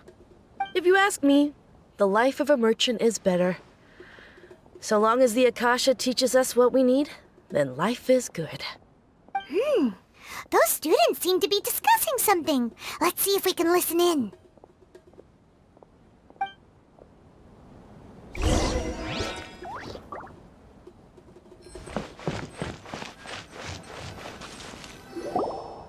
It's no good. I've tried asking around, but I haven't been able to learn anything useful. Not to mention that a bunch of scary-looking Eremite mercenaries have been posted along the streets now. There's been a lot of fighting between the different Eremite factions in Port Ormos. If we choose to move on our own, then it would be wise to steer clear of them. Especially the group that's constantly shouting some stuff about King Deshret and some resurrection. I've even heard that the Citadel of Regzar is starting to get fed up with them. What was that group called again? Ein something or other? They're called Ein El Ahmar. Today, I heard that the thing we're after might be in their possession at the moment. Wait, come again? Don't you see? Many of the Eremites in Port Ormos deal with trading this kind of thing.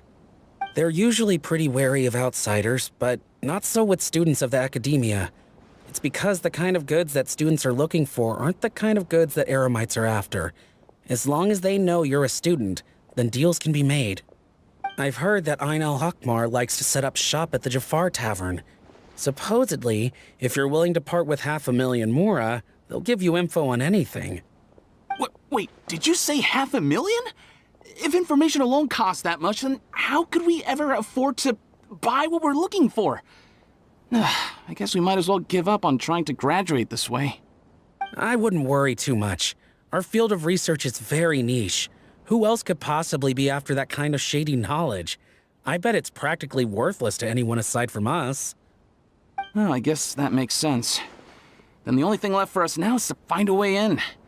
Why don't we all just pool our money together and pay for the information? Whoa! Did you hear that? A niche field of research and shady knowledge? It all sounds pretty suspicious to Paimon. Is knowledge something people just buy and sell like that? So, what's our plan? Wait, didn't you hear what they just said? Buying information is going to cost us 500,000 Mora! Have you lost your mind? Oh, all right. Paimon never thought she'd agree to parting with that kind of Mora. But if you know what you're doing, then we should give it a shot.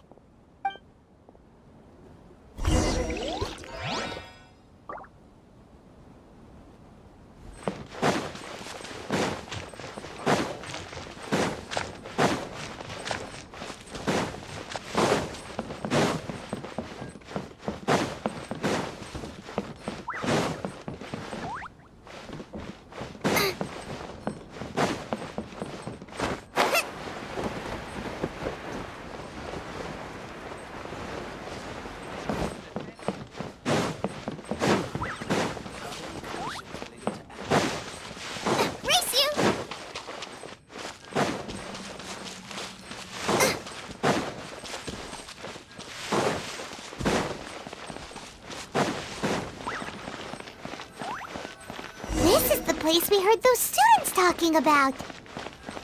Let's find a seat somewhere. Oh, you've arrived. Please, take a seat. So, they think that they can go toe-to-toe with the boss? Huh! Once we reclaim the power of King Deshret, they'll be the first that the boss punishes. They're nothing to be afraid of.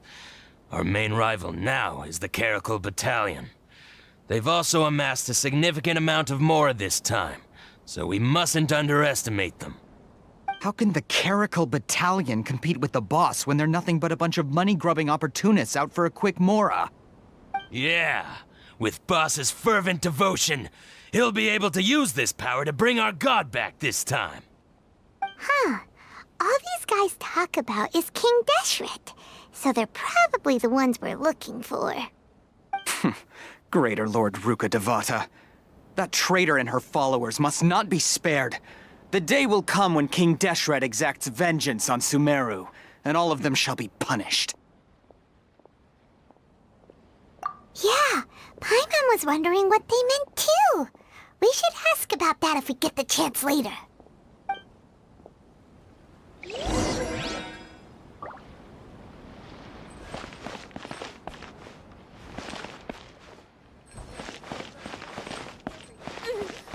Why does it have to be this way? Huh? Who are you? What do you want? A traveler? Now's probably not the time to talk about that.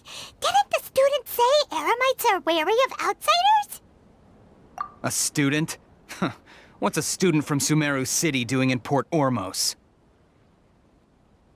Ah, well, if it's info you want, you've come to the right place.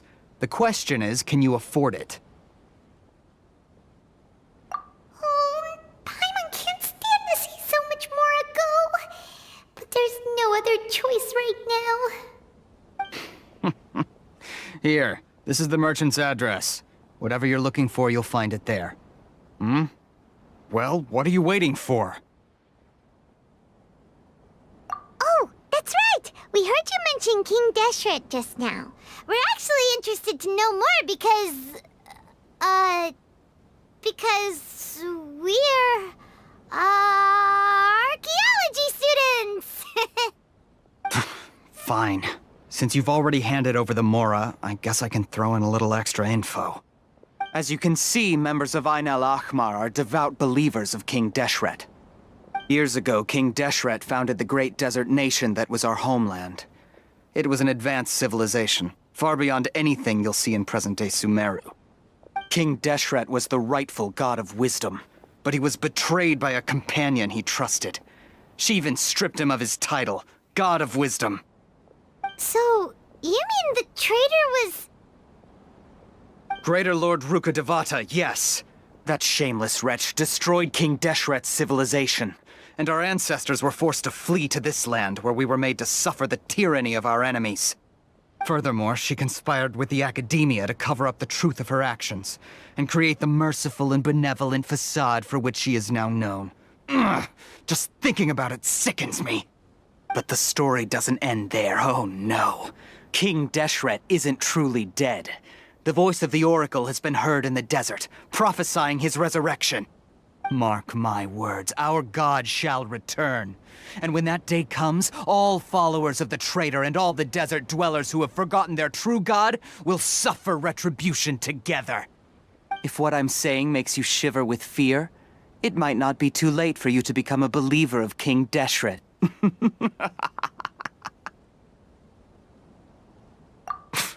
I don't have anything to say to you Academia people about that. I think this conversation has reached its end. Not just yet.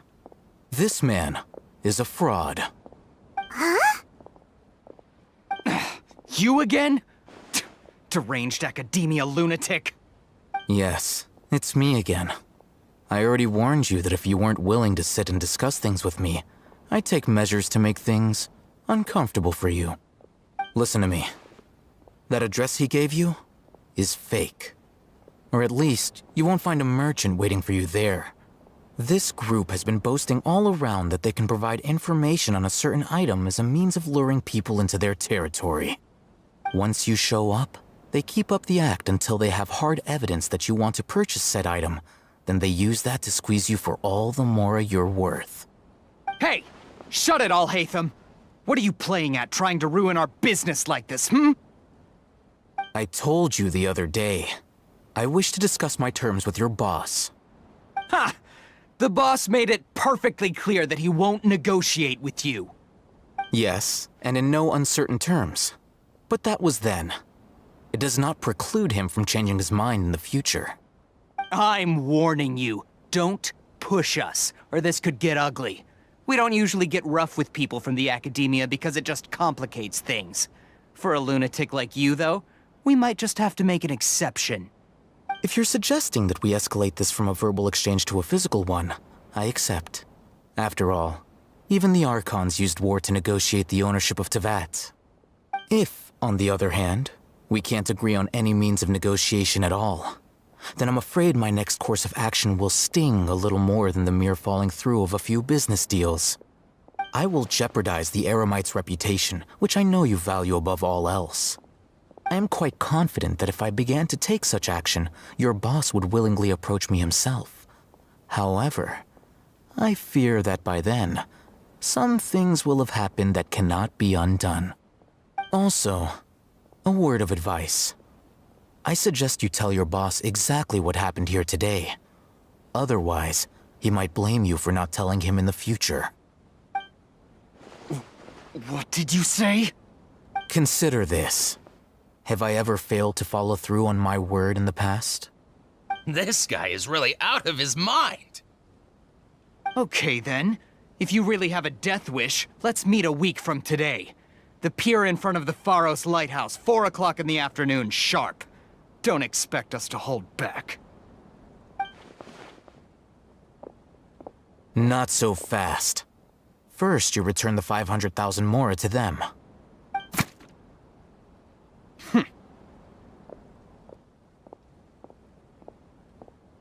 Please, I beg you, don't provoke them.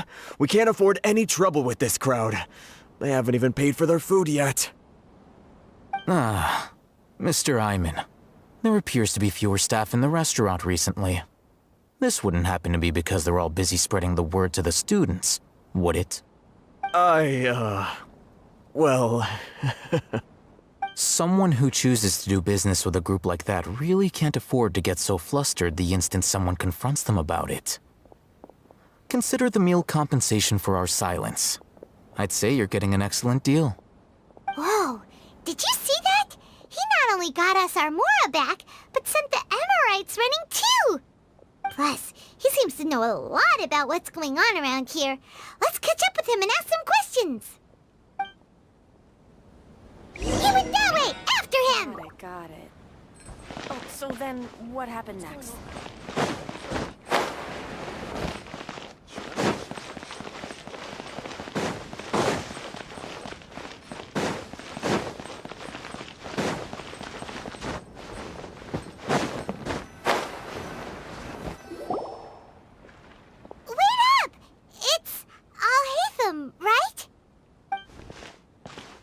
What do you want? No need for thanks. My goal was to get to them, and you two gave me just the opportunity I needed. We're even. Oh, I advise you to keep your distance from them. Since they weren't able to make off with your Mora in the end, they might harass you again in the future. All right. Goodbye. Hold your horses! We still have something to ask you about! Since you tore through their scam right in front of them, you must know the real story about certain something, no? Who exactly are you two? And why are you inquiring about that? A student. Right. Look, you should know that those thugs conducting business with you had nothing to do with your lie. Huh? Oh, yeah! He's really strong! Weren't you saying something about a physical exchange? We can help with that. He doesn't even have a vision. Forget it. Maybe not, but he can still use elemental energy. Otherwise, there's no way we'd go asking for info from from guys like that. Those hot-headed thugs are definitely gonna bring a lot of backup for your next meeting. Even if you don't go alone, you won't regret taking us with you.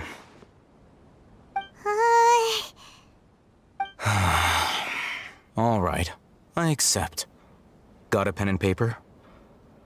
If you're searching for someone who sells that kind of merchandise, I'll give you one of their addresses, and you can try your luck.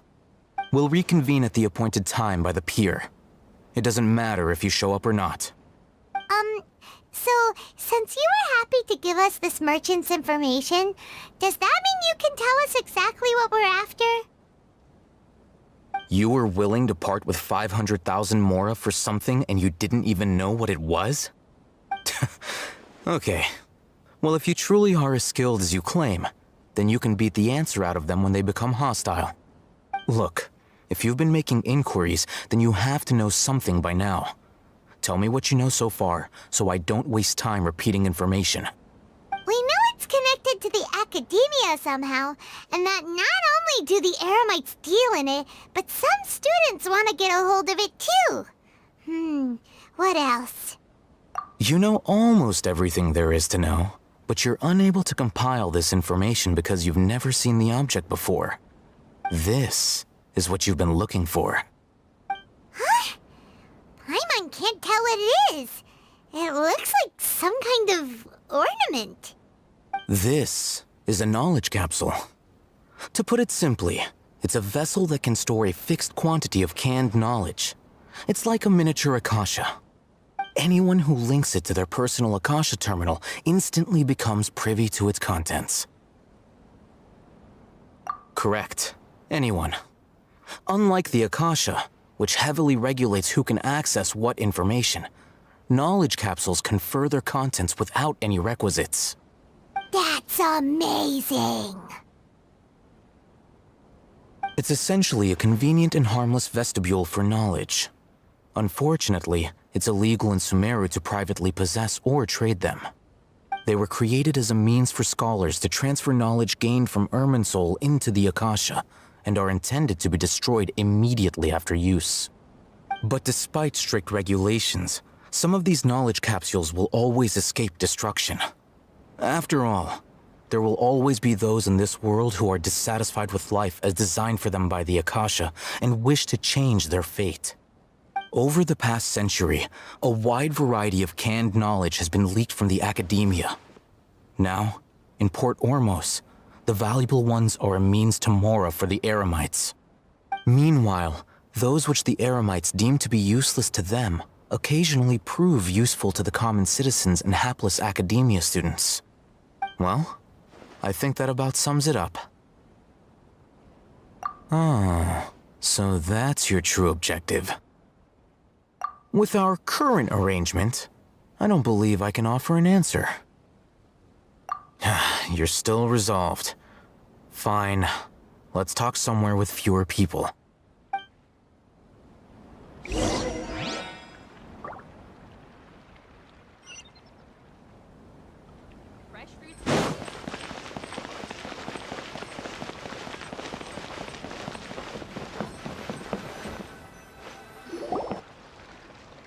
Let's continue our conversation here.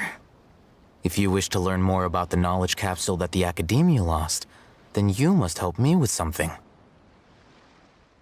I need you to find someone named Dory, a traveling merchant.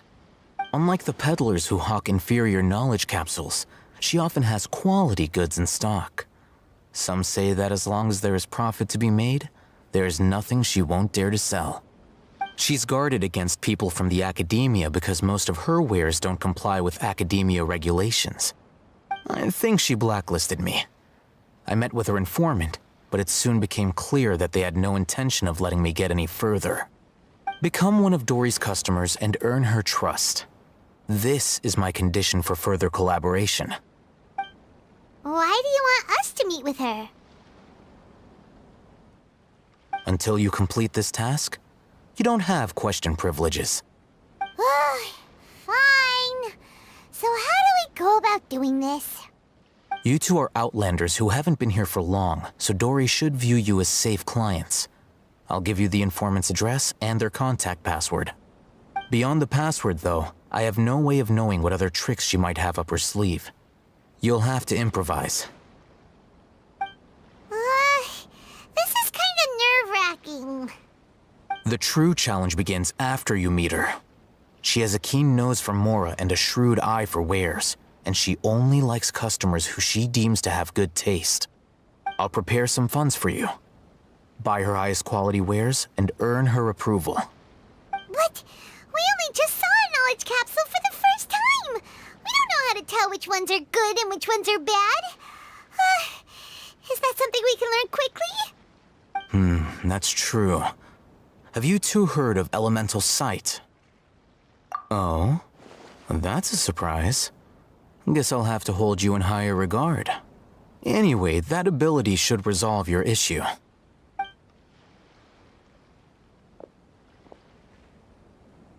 Here are 2 knowledge capsules. Tell me, can you detect any difference in their quality?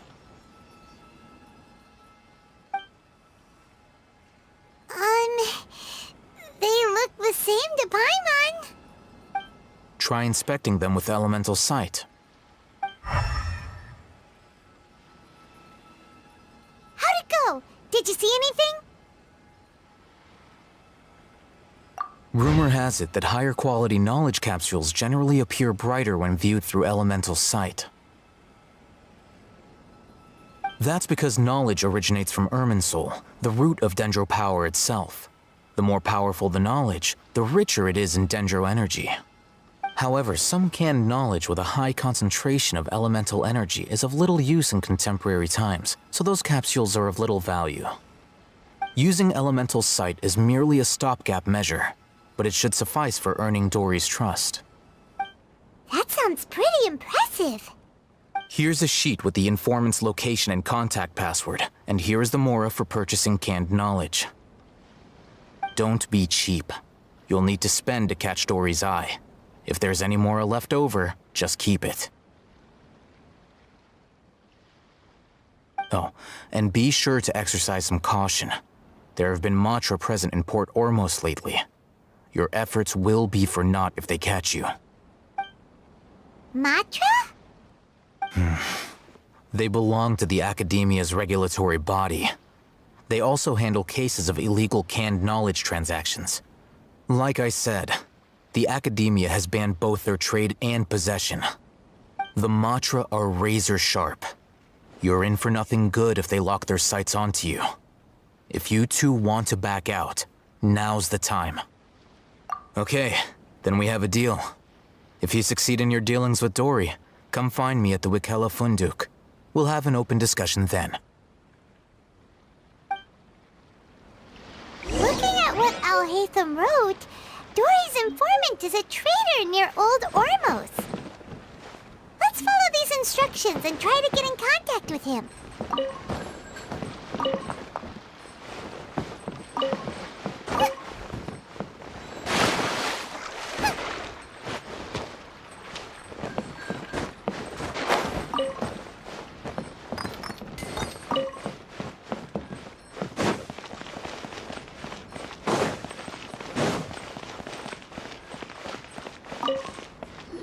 Hello. What are you two looking to buy? Wait, are you sure you're remembering that right? Paimon doesn't think it was that on the paper. What a unique palate. We have unripe horror fruits, but we usually keep them in the back. I'll have someone escort you. Following the paper got us past the first round. Ronak, these two want to buy unripe horror fruits. Show them to the warehouse. Got it. You two, please follow me. You two have a fascinating fashion sense. We haven't seen a customer wearing a Sumer.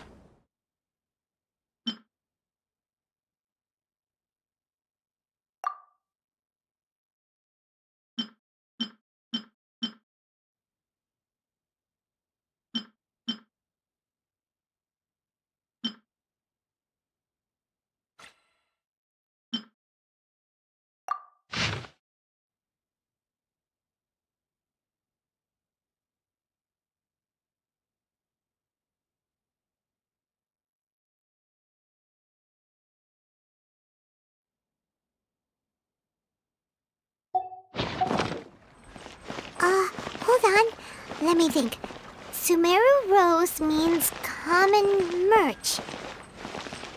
No, look again. We're obviously wearing morning flowers. Ah, my mistake. I do apologize. Whew. That pop quick. This sure was scary. The warehouse is up ahead. Please follow me.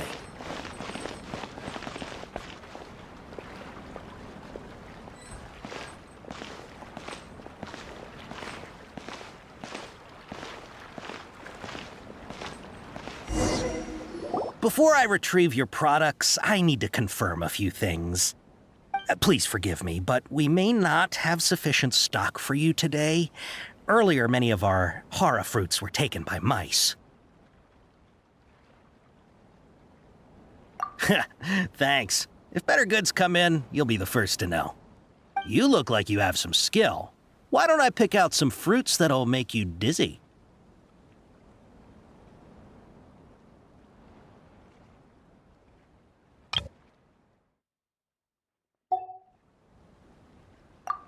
Yep, that's the right answer. But eating hara fruit that makes your head and ears ring sounds like a bad life decision. Would you like your hara fruits to be packaged in the Sumeru City or Port Ormos style?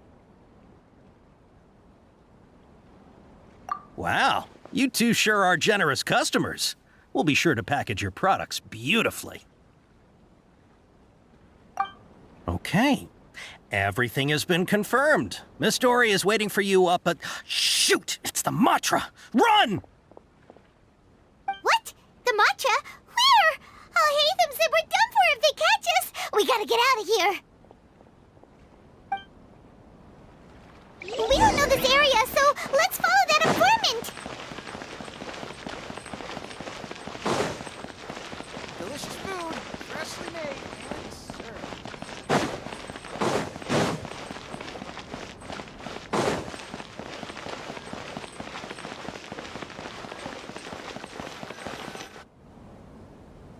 He ran that way.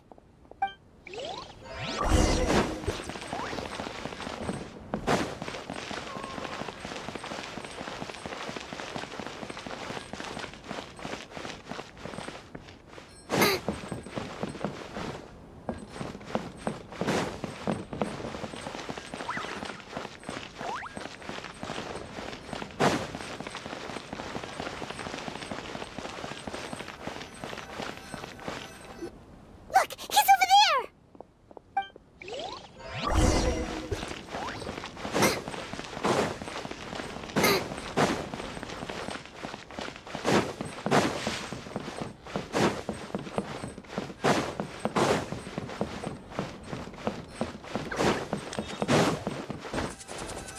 Hey, if you're hiding from the Rishbaland tiger, come this way. Another password. Huh? Oh. Here, over here. You can stop running now.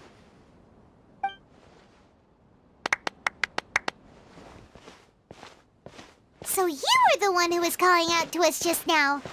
But, are we definitely gonna be safe here? These two good customers wish to buy some hara fruit, Miss Dory. And if there's nothing else, I'll just excuse myself. Oh, very good. Thank you. Huh? Wait, you're Dory? Paimon sure thought you'd look a whole lot scarier. Hey, what are you trying to say, Princess Pea-Brain? I can be scary enough when I need to be, believe you me. If you don't watch what you say, then you can forget about doing any business. But it seems you two have actually done pretty well so far. Not only did you manage to find the informant, your reactions were also pretty sharp. You don't really look like criminals or anything, but I bet my Mora that you've been involved in some shady dealings, haven't you? Paimon's not sure if that's supposed to be a compliment, but we'll take it. I can't risk doing business with people who start huffing and puffing after just a few paces, no matter how much Mora they might have. Not only will they get caught by the Matra, but they'll also get us into trouble. As decent folks trying to run an honest business, we don't need any of that. Wouldn't you agree? So that's why I prefer to have customers like you. It's your first time here, but don't worry, I won't ask too many questions. Even if you wish to buy enough knowledge capsules to decorate your house with, please, knock yourself out. As long as you have lots of round, shiny Mora, then we're all good. Ah, yes, of course, of course. Go ahead, help yourselves. Voila! Wow, she has a trove of canned knowledge. Whew. She'd probably be in serious trouble if the Matra caught her with all this. What kind of products do you seek, my dear customers? Don't worry, I'm not interested in your reasons for buying. I can, however, offer some suggestions. Take this one, for example. An analysis of the sociological ideology and dialectics of the Hilichurls. Only 3 people in all of Teyvat have ever studied it, making it extremely rare. It's on sale now for 350,000 Mora. Yeesh! Who would want to be an expert in that topic? Or how about the architectural styles and construction methods of Teyvat in the early Archon War period? With this one, you can become an expert in historic architecture preservation and find an excellent, well-paying job in nearly any nation. Ooh, now this sounds like it could be useful. 2 million Mora, and it's yours. No discounts. Whoa! That's a lot of Mora! Of course, you are free to pick whatever your heart's desire. The contents and price of each knowledge capsule are indicated in small text on the body of each one, down at the bottom. Alright, let's try the method that Alhaitham mentioned.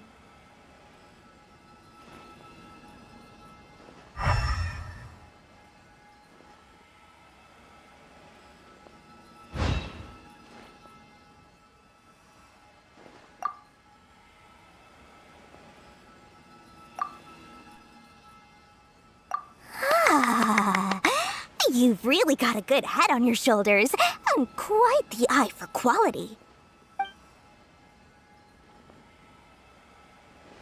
We'll take these, please and thank you. My oh my, you are blessed with a taste for both the exquisite and the extravagant. Customers like you are a rare breed. 1 in 100. No, 1 in 1,000 even. Listen. I have a special offer for you two. If you spend just 100,000 more, you can pick any knowledge capsule of your choice up to a value of 1 million Mora. Say what now? Hey, did you hear that? Spend another 100K and we get a capsule worth a whole million! But all the canned knowledge we just bought is easily worth 500,000 Mora. If we spend just a little more, we can get something worth 1 million Mora. Isn't that a fantastic deal? Think about it. We've gone to all this trouble to get this canned knowledge. And so far, everything we bought belongs to Alhaitham. Aren't you even the least bit curious about how this whole canned knowledge thing works? We're talking instant knowledge here. Don't you want to try it yourself? Come on, come on! We still have around 100,000 of Alhaitham's Mora left, so let's put it to good use by finding something useful for you. Ahem, you've got a deal, Dory. We'd like to spend an extra 100,000 Mora. Excellent! Then please, select from this fine collection of canned knowledge over here. Hold on a second. I thought we could choose whatever we wanted. Why can't we choose the ones from over there? Oh, but my dear customer, the knowledge capsules over here are worth 1 million Mora each. I'm sure discerning customers like yourselves will be able to find something to your liking. Please, take your time. Uh-oh, Paimon has a bad feeling about this. Let's use Elemental Sight again to check these.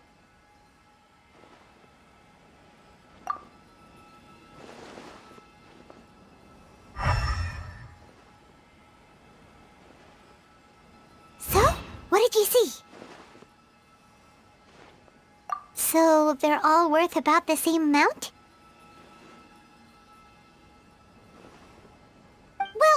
Okay, the mora's already been spent, so let's at least try to find something useful. Let Paimon take a look here. An introduction to traditional Sumeru brewing techniques, the art of growing spices, an overview of ancient runes. Oh, how about this one? Sword Fighting Techniques 8. Not sure we'd ever find volumes 1 through 7, but at least this knowledge should be useful, right? Let's go with this one. Dory, we'll take this one. All right, very good. I'm expecting some new goods in the next couple days, so be sure to check back again soon. Whether it's canned knowledge or anything else you need, bring your Mora to Dory and doors will open. Our dealings with Dory went smoothly enough. Let's head to Wakala Funduk and meet up with Alhaitham. Hopefully now he'll finally tell us about what the Academia lost. True history is sometimes even more exciting than legend.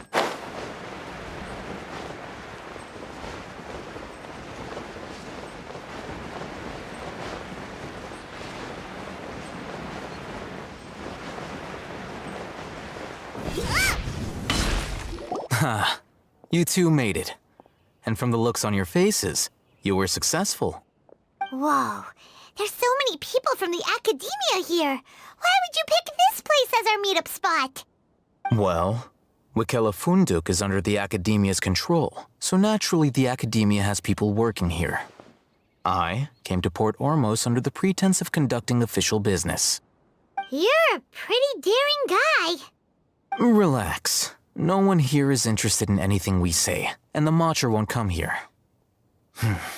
Okay now, tell me how your encounter with Dory went. Okay, we did what you asked. So, can you tell us about the knowledge capsule that the Academia lost now? Before that, I have to ask, why are you two so intent on tracking it down? You don't have to answer, of course. Yeah, he just wants to meet the God of Wisdom and ask her about something important. We've been in Sumeru for a while now, but we still haven't found a way.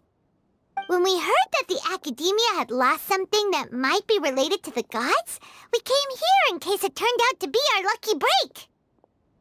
In that case, you're on the right track. A short while ago, the Academia lost a knowledge capsule in the desert. It's supposedly a divine knowledge capsule. Use it, and you'll gain the wisdom of the gods. Wow, there's really such a thing as that? Hey, if we find it, do you think we could learn how to meet the Dendro Archon? Ooh, or how to find your sister? I highly doubt it has any mystical properties, but it does indeed exist. And it's right here, in Port Ormos. So, where exactly? That's what we need to find out next. I won't deny that. I am investigating because I'm curious as to what the divine knowledge capsule truly is. As you know, the Eremites in Port Ormos also have their eyes on it. It is an extremely precious item. The knowledge contained within may bring great power or wealth to whoever has it in their possession. Several brigades have been vying for ownership of it as of late, but there is still no victor. My personal finances and connections cannot compete with those of the Eremites. After attempting various methods, I finally managed to reach a tentative agreement with several brigades. I agreed to forego ownership of the divine knowledge capsule in exchange for the opportunity to study it. After all, there's no harm in understanding what it is. However, there are those who are less amenable to negotiation, such as those from Ain al-Ahmar. They adamantly believe that the divine knowledge capsule contains King Deshret's power, and that he will return to this world when they obtain it.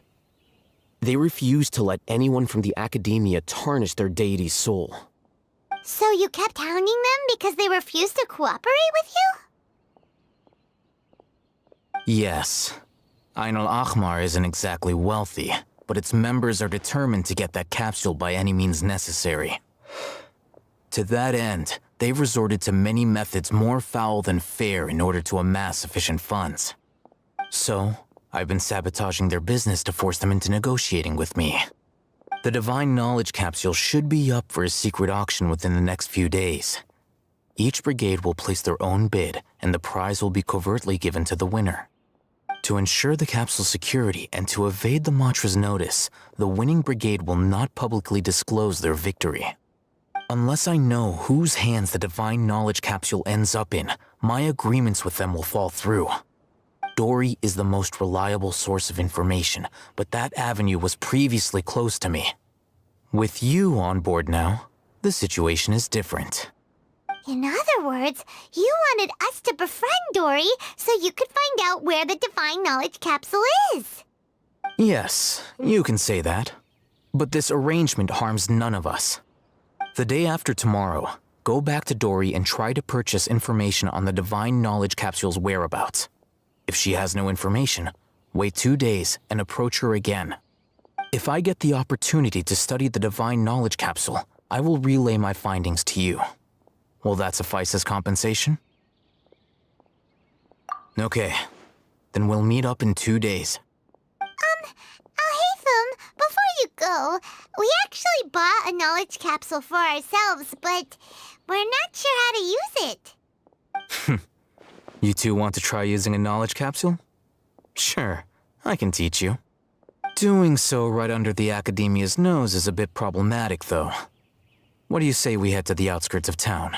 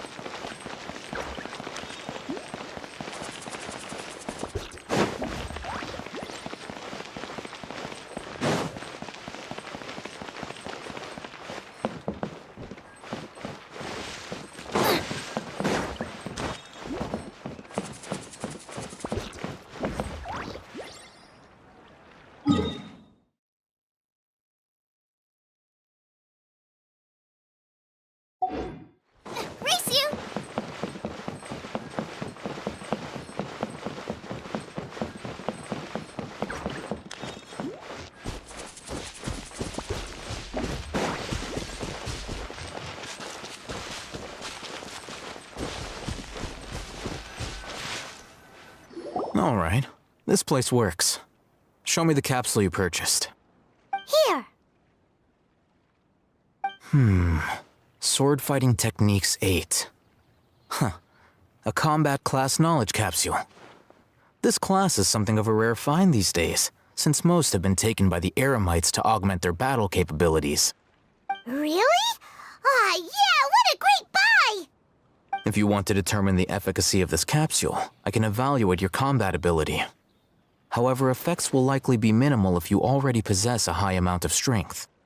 We can conduct a controlled experiment where you fight 2 battles, one before using this knowledge capsule and one after.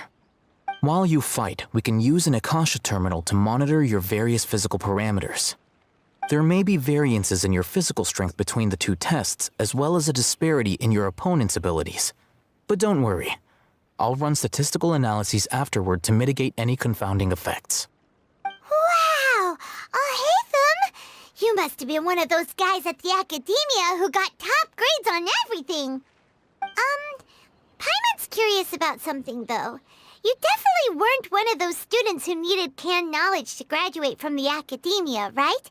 So why are you risking getting caught by the Matra for this capsule? When you are unable to understand a researcher's actions, most cases can be attributed to curiosity. This is but one theory. Sounds like you're trying to avoid the question. All right, let's begin the test. Just fight as you normally do.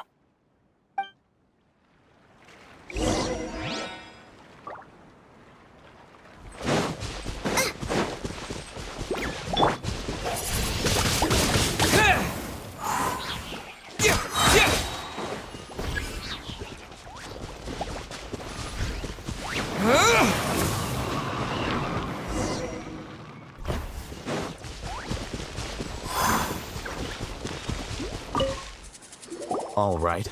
I'll link your Akasha terminal to record data. The next step is to use this knowledge capsule. Hold it in your hand. I'll help you establish a connection with it so you can activate its power.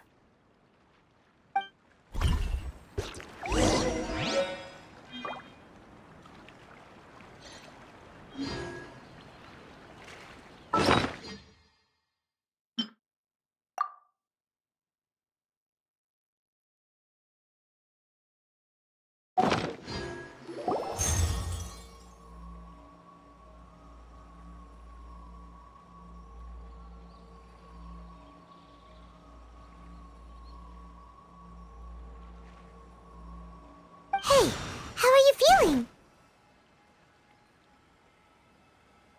You mean that it worked? All right. Time for round 2. Fight with the same composure as before.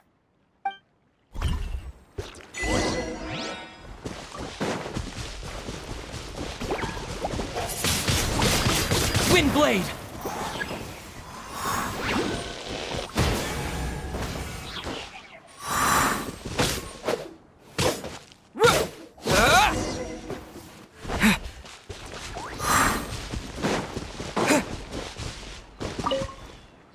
Now, I'll start recording data again.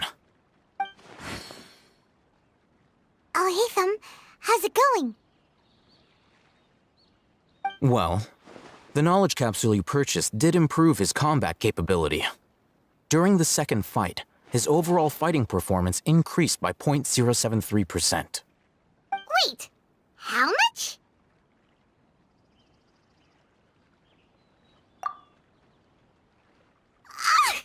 Dory's such a jerk! She totally scammed us! 1 million Mora?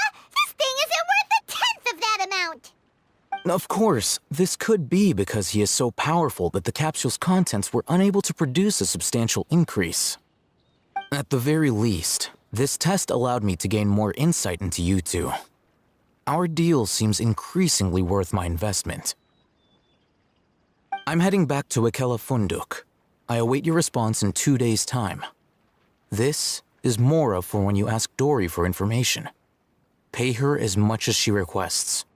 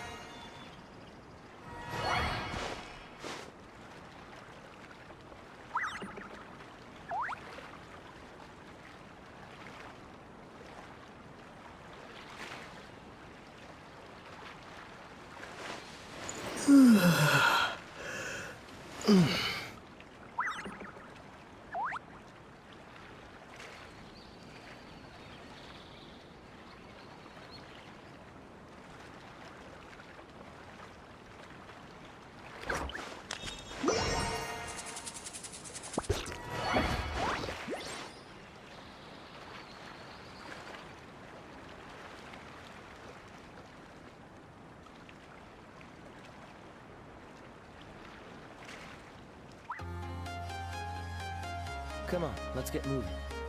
We're not frozen in place after all.